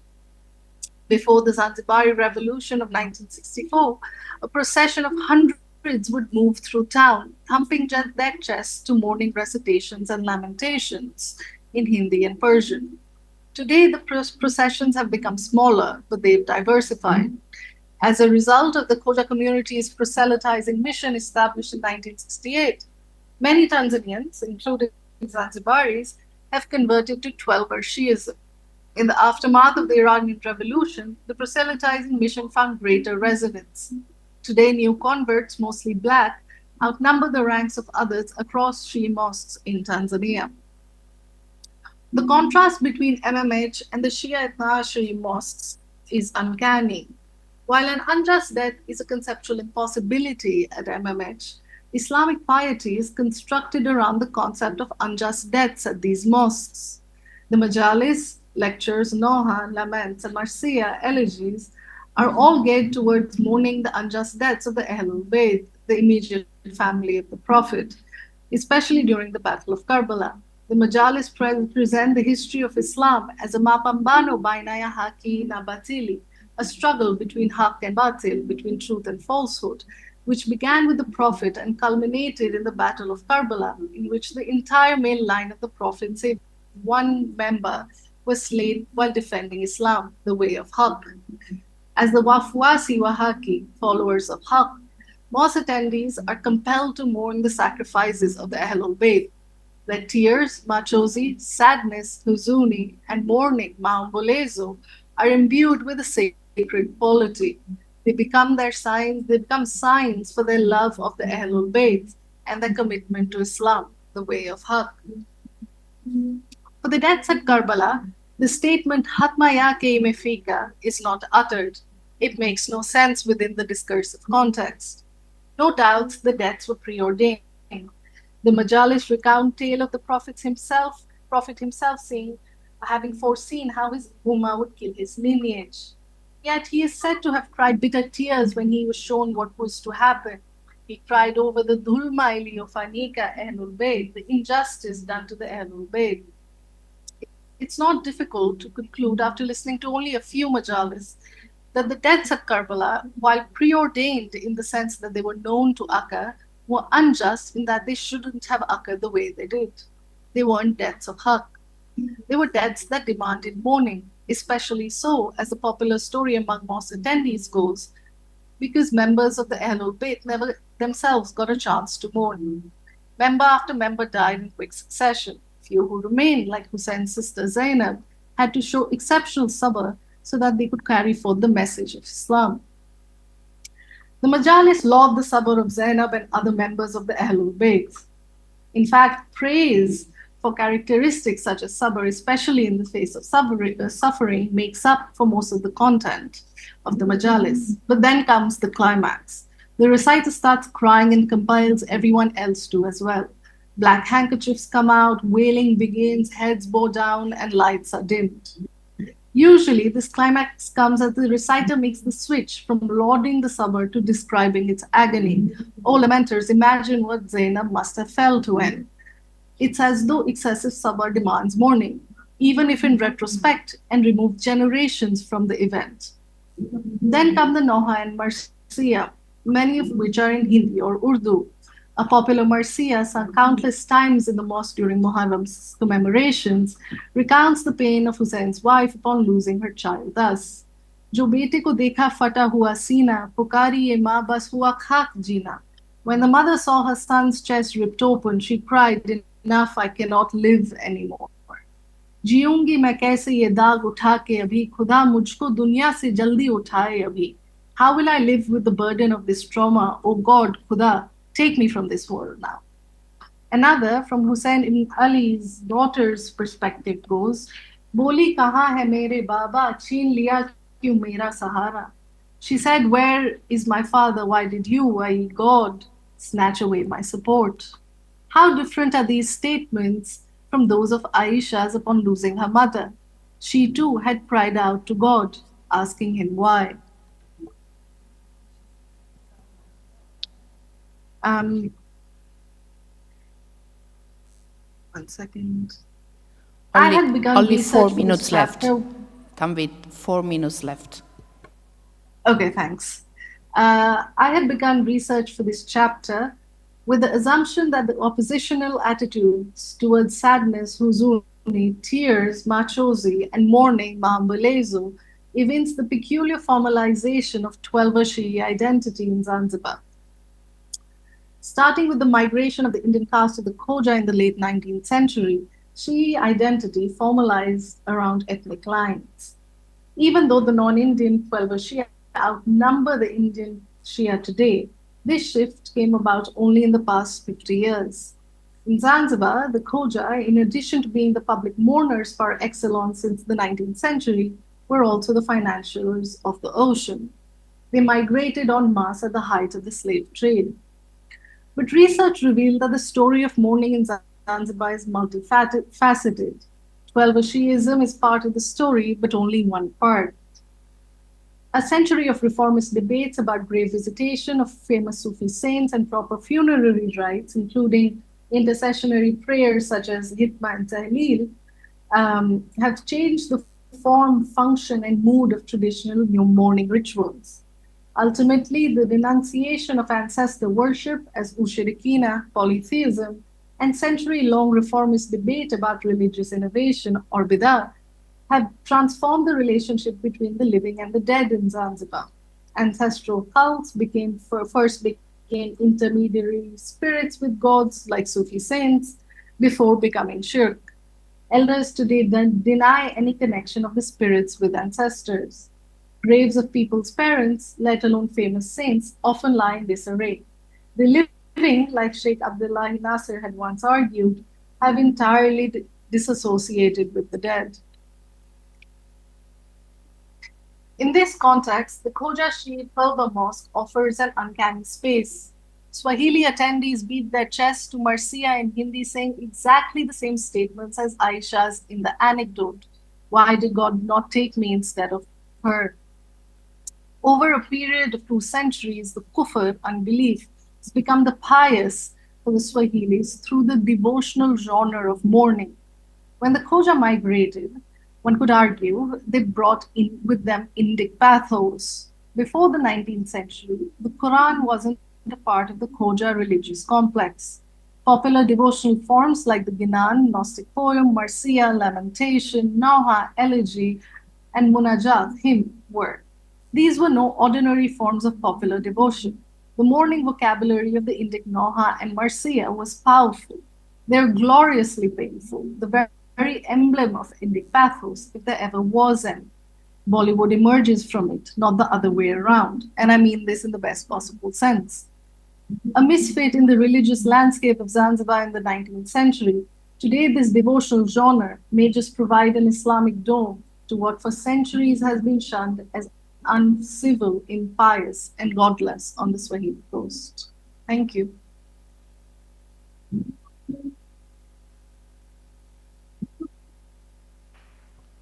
Yes, I don't know whether now Salwa Habe is there. Maybe she's surfaced. Or if she's not there, then we can go with the questions. Yes. Please.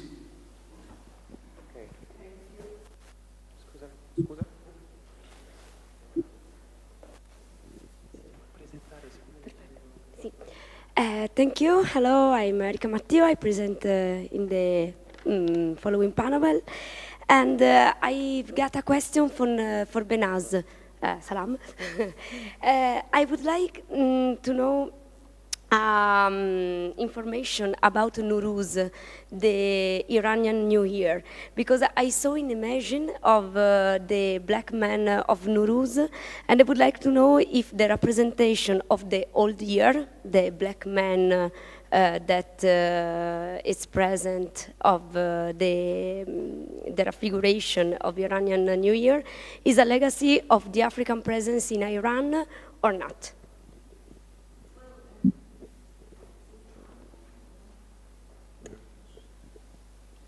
I know that recently there has been some debates after I published my book, and there was a student who, in the US, she started, getting involved in that subjects of slave trade in Iran and African. Well, she's of Iranian descent. She was born in the US, okay? So the way she and her friends are interpreting Haji Firuz, and basically in the context of what's called blackface, right? And in Dutch, the Dutch also have something similar to that, I guess. In Holland, they also have a similar character. Anyhow, it is not clear whether this is exactly the legacy of the slave trade, because there is no information, there is no documents. And they have developed, there are 2 or 3, maybe more, I don't know, two people, they have published books just recently, and they are focusing on Haji Firuz. Haji means that people who are coming from Mecca, they're known as Haji. That means they have done the pilgrimage, right? Haji Nowruz means the name of the new year of Iran. They're known as Haji Firuz.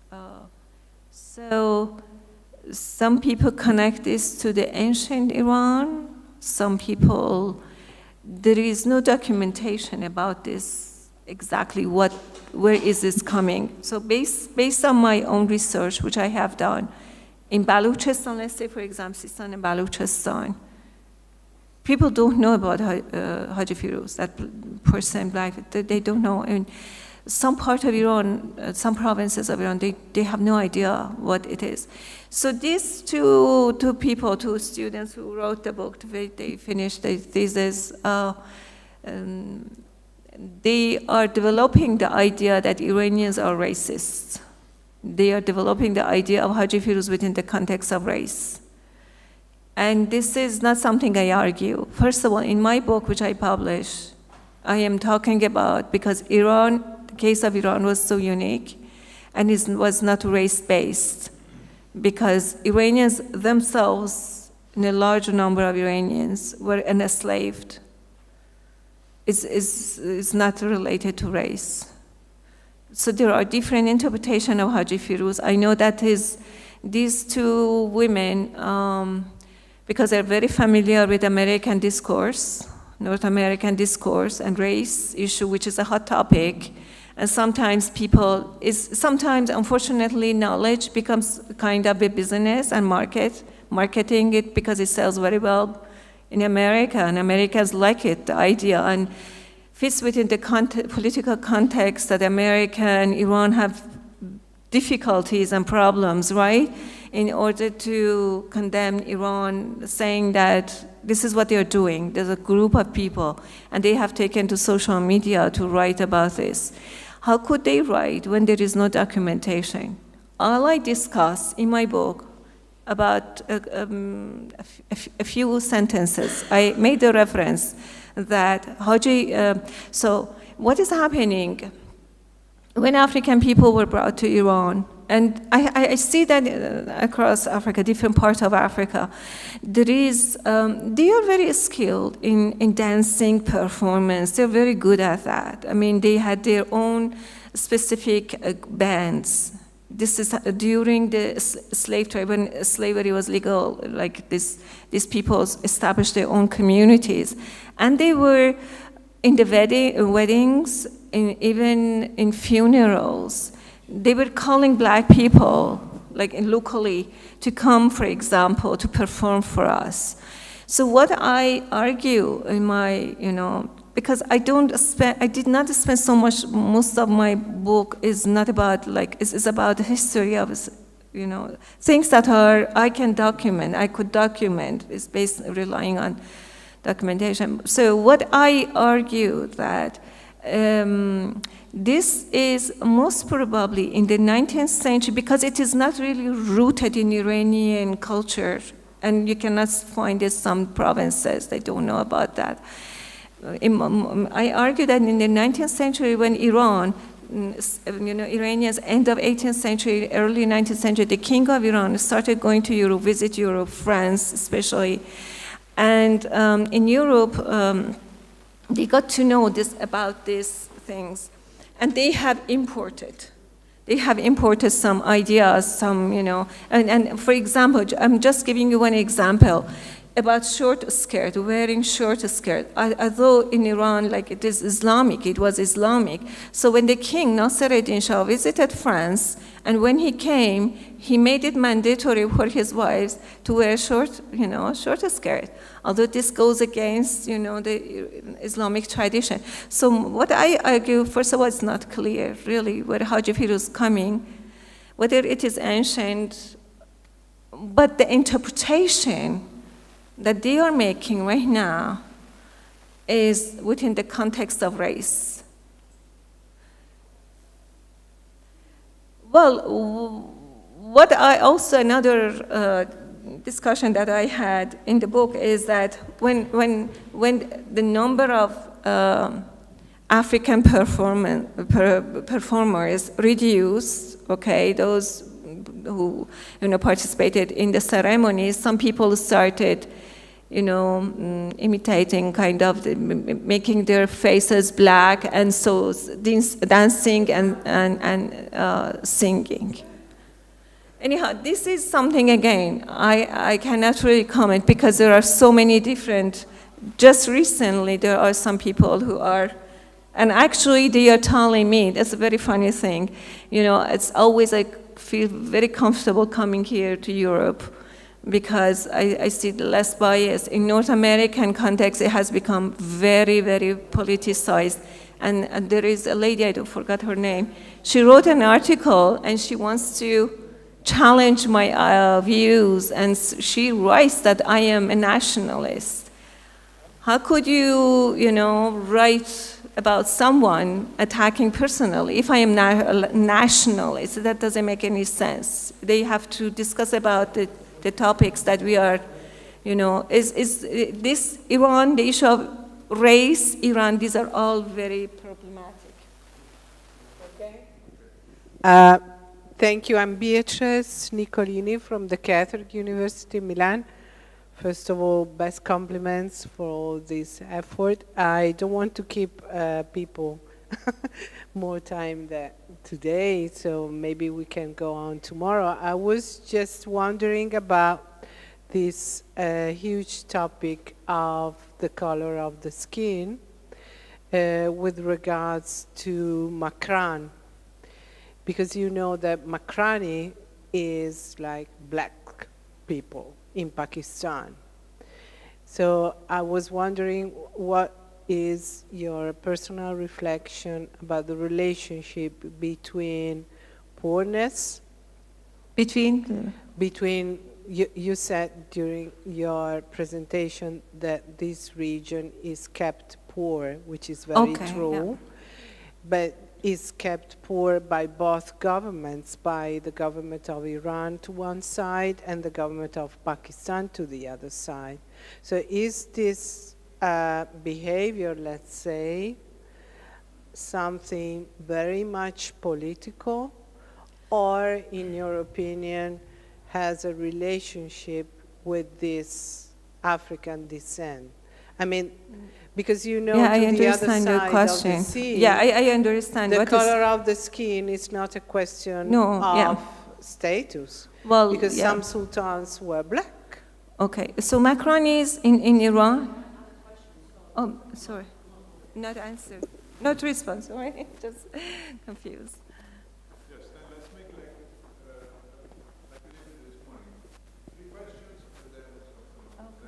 Okay. Right. I had a question for Tanvi that was about a bit more about Subira. I mean, is this Subira very special for Zanzibar, or as far as you know, is also considered a moral virtue in other places that you know? I mean, because you emphasize a lot that this is related to the hospital, and so it would be nice to know comparatively if you have an idea. Then I have a question for Peter Preben. As these women's Sufi rituals have been described for several parts of Somalia, for Tanzania, for Mozambique, and so on. Is there anything, what brotherhood is this, and the entire relation with the folklorization of these things in Southern Africa? And well, I wanted to know something also about these Baluchi, that not the Baluchi, in Baluchistan, these groups that kept very much together as compared to the others that you say you do the spoken later. So these are 3 questions, but if somebody else has questions. Thank you. I have a question for you, Preben, about looking at your slides. I can't really tell who the audiences are. So the audiences people who are involved in the Sufi movements? Are the audiences external? I mean, my question is, to what extent are these cultural performances being commodified? And it makes me think of the Deba in Mayotte, which is also effectively a Sufi, I think it's Sufi. But anyway, it's a woman's performance, which is now increasingly being performed for Mazungu, and who have absolutely no idea whatsoever of the context. So it just becomes a commodity that is presented for sale, if you like, even though you don't actually pay. Well, sometimes you have to pay to get in. So to what extent is there a process of commodification going on here? To what extent do the people in the audience understand what is going on, understand the Sufi context, the words that are being chanted, sung? Yeah.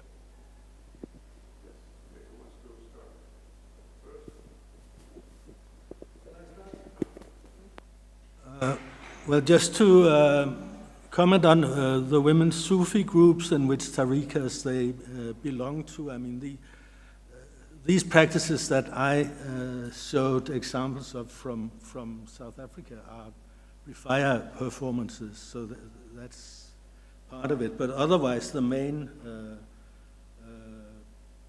brotherhood influence has been that of Shadiliya and Kadiliya, and that's because of these links in Mozambique also.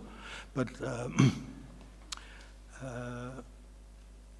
I think what's important there is also that within these, it's not quite right to call them brotherhoods, because I mean there have been women caliph within them, and women, even if women have been subordinate to male. I mean, it's a very complex field, you know, where there are all sorts of ongoing contestations taking place, which one needs to be aware of and understand. And even, as you could see also, there was one type of performance which was by women, which was a very sort of submissive one, done in the seclusion of the women's section of the mosque, while the men were occupying the main open session. I mean, and then at the other hand, you had this very outgoing ritual with a completely different sort of outlook and approach. So I think one needs to be aware of both and to understand how they can exist together and interact, and what may be what form of development they are undergoing. As to who were the audiences, I mean, the audiences for these particular performances were completely local ones. I mean, they were gatherings of people who were descendants of freed slaves or their relatives who had come together for this celebration. And I think we were 2 Vasungu there. There was me and an American journalist, a woman. But otherwise, the audience was a local one of South Africans, Mozambicans, and family members who had come from abroad to attend the celebrations.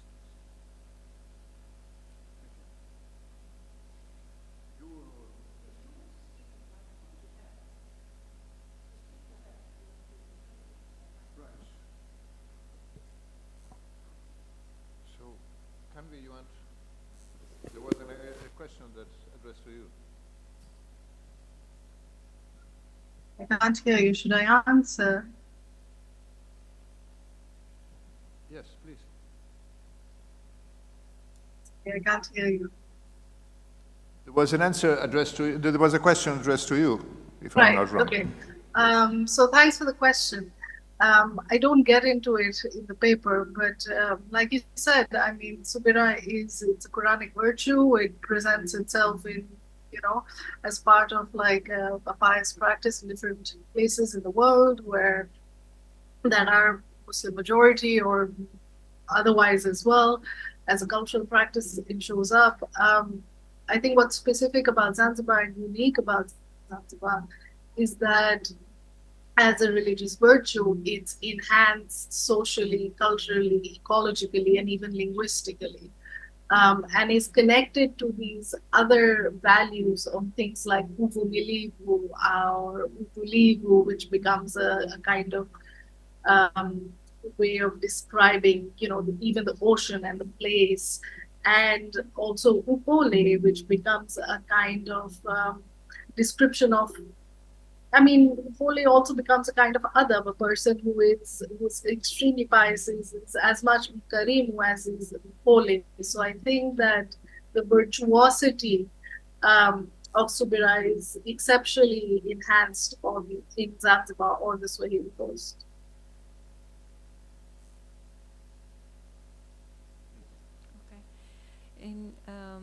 Regarding the question about Baluchistan, Makrani people, the Makrani people, geographically, the southern part of Baluchistan, Sistan Baluchistan, the people are known as Makrani, not related. It has nothing to do with the color, skin color. But the poverty of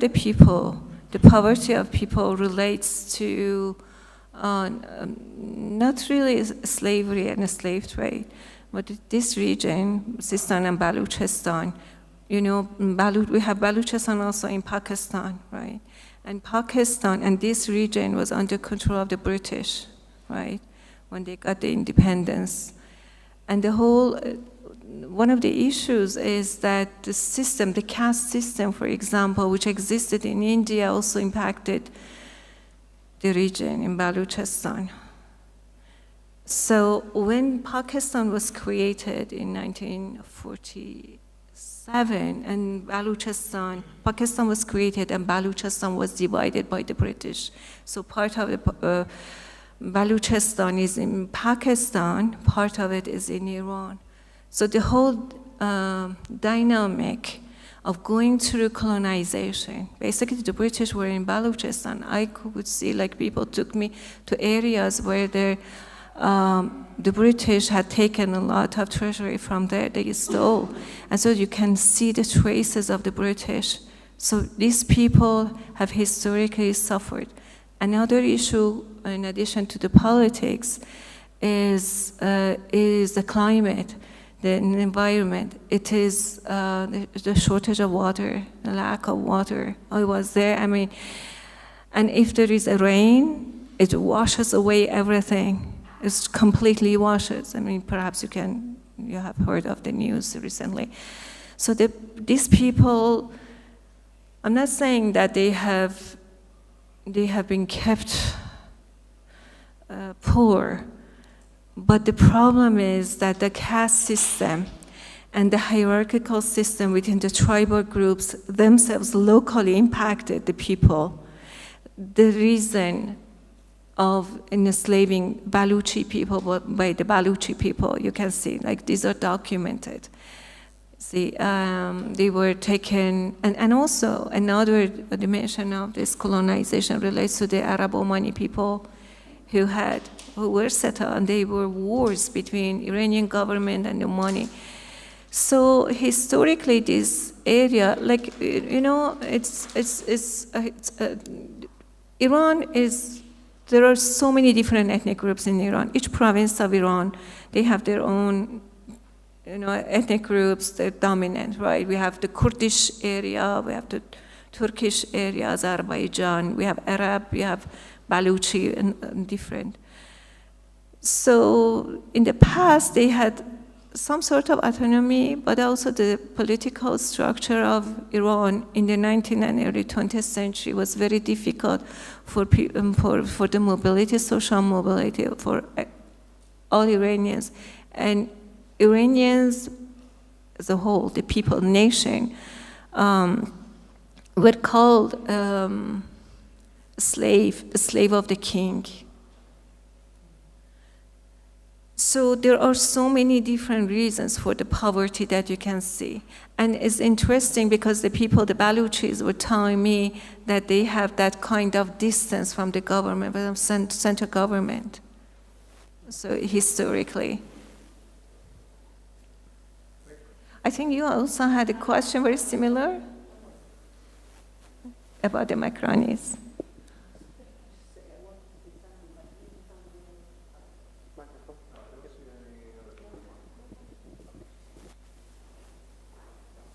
So thank you very much for the presentations. I just have a question in my mind from a lot of time. It is preserving the traditions as they were or not. I wanted to ask you, all of you, what is your opinion regarding the fact that rituals are an empowerment tool for the communities, and on the other side, if leadership, I mean, for example, the women leadership in Tanzania is significant related to the performance of rituals, and if these rituals are being mixed in the case of KwaZulu-Natal, for example, with Mozambique, because we know there is a lot of migration from Mozambique to South Africa. So I just want to your opinion on two. One is related to the politics, to the political power, and the other one to the mixture and the action of rituals. Thank you.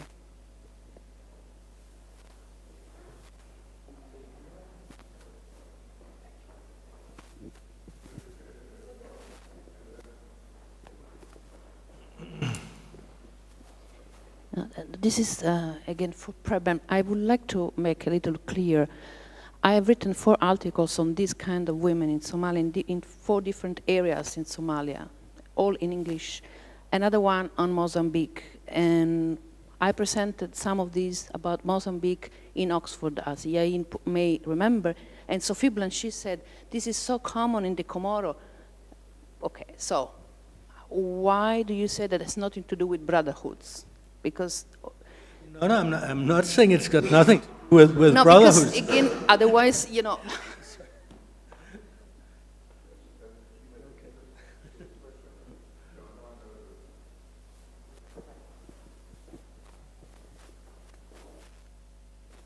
Thank you.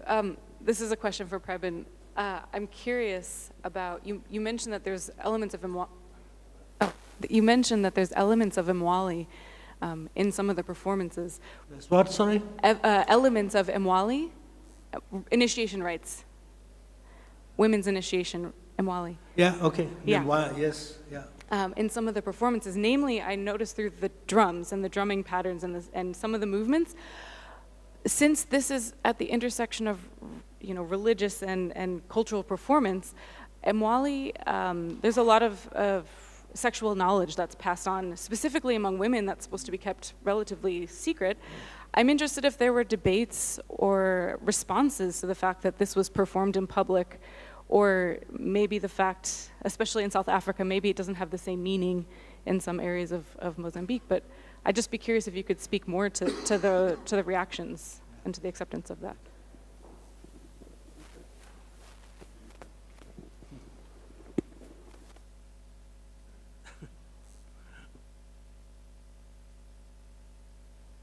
No, I was not. I was just saying that the term brotherhood is a misleading translation of tarika, because women actually played an important role within these organizations, and there were women caliphs alongside male caliphs. And I know your work very well. I mean, it's not, so I'm not questioning or dismissing that at all. I was just saying that the word brotherhood makes one think that this is all about brothers and men, whereas women and sisters were very important within that context. But as to the overall question, where's all this going? What is happening to these rituals, and what is happening to Sufism? I mean, it's very, very much a dying set of rituals. I mean, it's seen as something that belongs to the old world. It's dying out. It's not being followed the way it used to be. I mean, these women's groups performing Nimwari rituals are probably the last generation who will be doing that. I mean, the men have already stopped performing transition rituals. They don't go for circumcision schools. They don't. I mean, there were similar sets of rituals for males which sort of stopped being active like 15 years ago. You know, so it's interesting that it survives so much longer among the women than among the men. And I think that has to do with, in this case, with a particularly strong group of women leaders who have worked to keep it alive and intact, and who have also, to a large extent, kept it secret. You know, so it's very unusual for them to come out and perform at a public celebration like this. But I mean, this is completely losing out in the face of modern Islam, of modern imams coming in who've been trained in Saudi Arabia or Oman, or you know, and bringing in what is modern Islam, you know, and even some of the most prominent imams in Mozambique. Main Maputo mosques are the descendants, are the grandsons and great-grandsons of people who used to be prominent tariqa leaders in the north, but who have now moved to the other side and you know, tell people that Sufi ritual is a thing of the past, and we should modernize and we should adapt our religious and cultural practices to modern day conditions. I mean, so there's no doubt about that. Also, the same goes for Makua language maintenance among these descendants of freed slaves. That's also dying out, you know, and so they're trying to struggle for Makua being given minority rights recognition as a minority language in South Africa, but there are maybe less than 10,000 speakers of it, you know, so maybe they will succeed in that, and there are actually sort of many streams of descendants of Mozambicans in South Africa who call themselves Makua, so they're trying to form a sort of pan-Makua alliance that can work for greater rights and recognition. But I mean, that altogether, that will not amount to more than maybe 30,000 people, and then maybe 10,000 people in a diaspora abroad. So we're talking about small and diminishing numbers, definitely. Yeah, Behnaz wanted to add something. I just want to make sure I understood your questions properly. And you asked your questions had two parts, right? The last part you asked about the role of women in the performance, right? You please then you repeat your first, the section of your question. So I answered the second part. Yes, there are women also participate in the rituals, and in my film, the second film, I film women. But it is very interesting to see that the women and men perform rituals separately.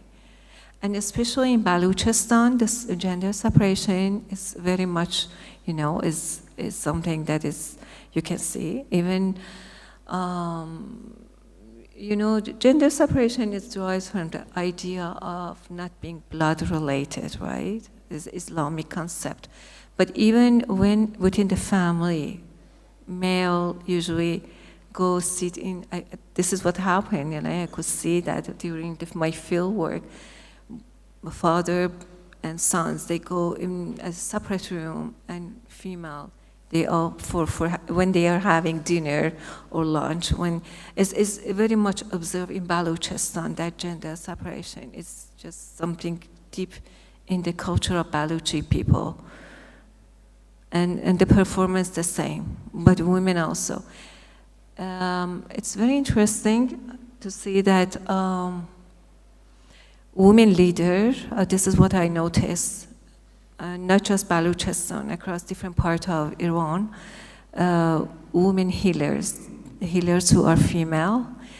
And this is what they believe. What I could observe is that women are more susceptible to the illness or mental illness, maybe for various reasons.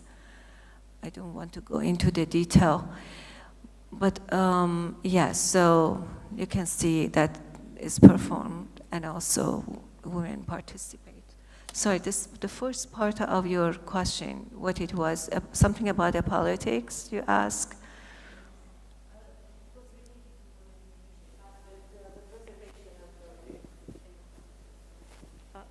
The first part was also, let's say, the question of leadership you have answered. Thank you very much. No, the part with the preservation, if these rituals are changing in time. Okay, thank you. Well, very interesting. During the regime, prior to the Islamic revolution that happened in Iran, the previous regime, Pahlavi regime, the emphasis of the government was on, you know, Iranian being Aryan race, Aryan nation. They did not ban, but they discouraged any kind of connection to the local culture. Was, you know, somehow, I'm not saying that was banned, but it was something that perceived, especially this kind of rituals, was perceived something as a backward, because there is no really science, you know, you cannot really prove that there is a reason to do that. It's helpful, right? But one thing that happened after the Islamic Revolution, which I could notice, there is a Ministry of Heritage. Ministry of Heritage encouraged it, actually, as part of the local culture. And so what they did, they invited them to Tehran to perform. This is what I have noticed. And actually, because of a lot of interest by foreigners who go, researchers, it has become more widespread, and so people are trying to make money out of it. Yeah. Okay, I think that... No, I think that now I'm receiving signs that we have to go away, because... Right. Soon some... Thank you very much. Thank you very much to all the speakers. We finish now. Everybody can go wherever they want to eat or have a beer. There is a nice terrace from the Republika Square on the left where you have a view, and that's a good place for a beer, a drink. And we will see each other tomorrow. You have the time on. And tomorrow there will be also a presentation of a journal that Preben wants to present.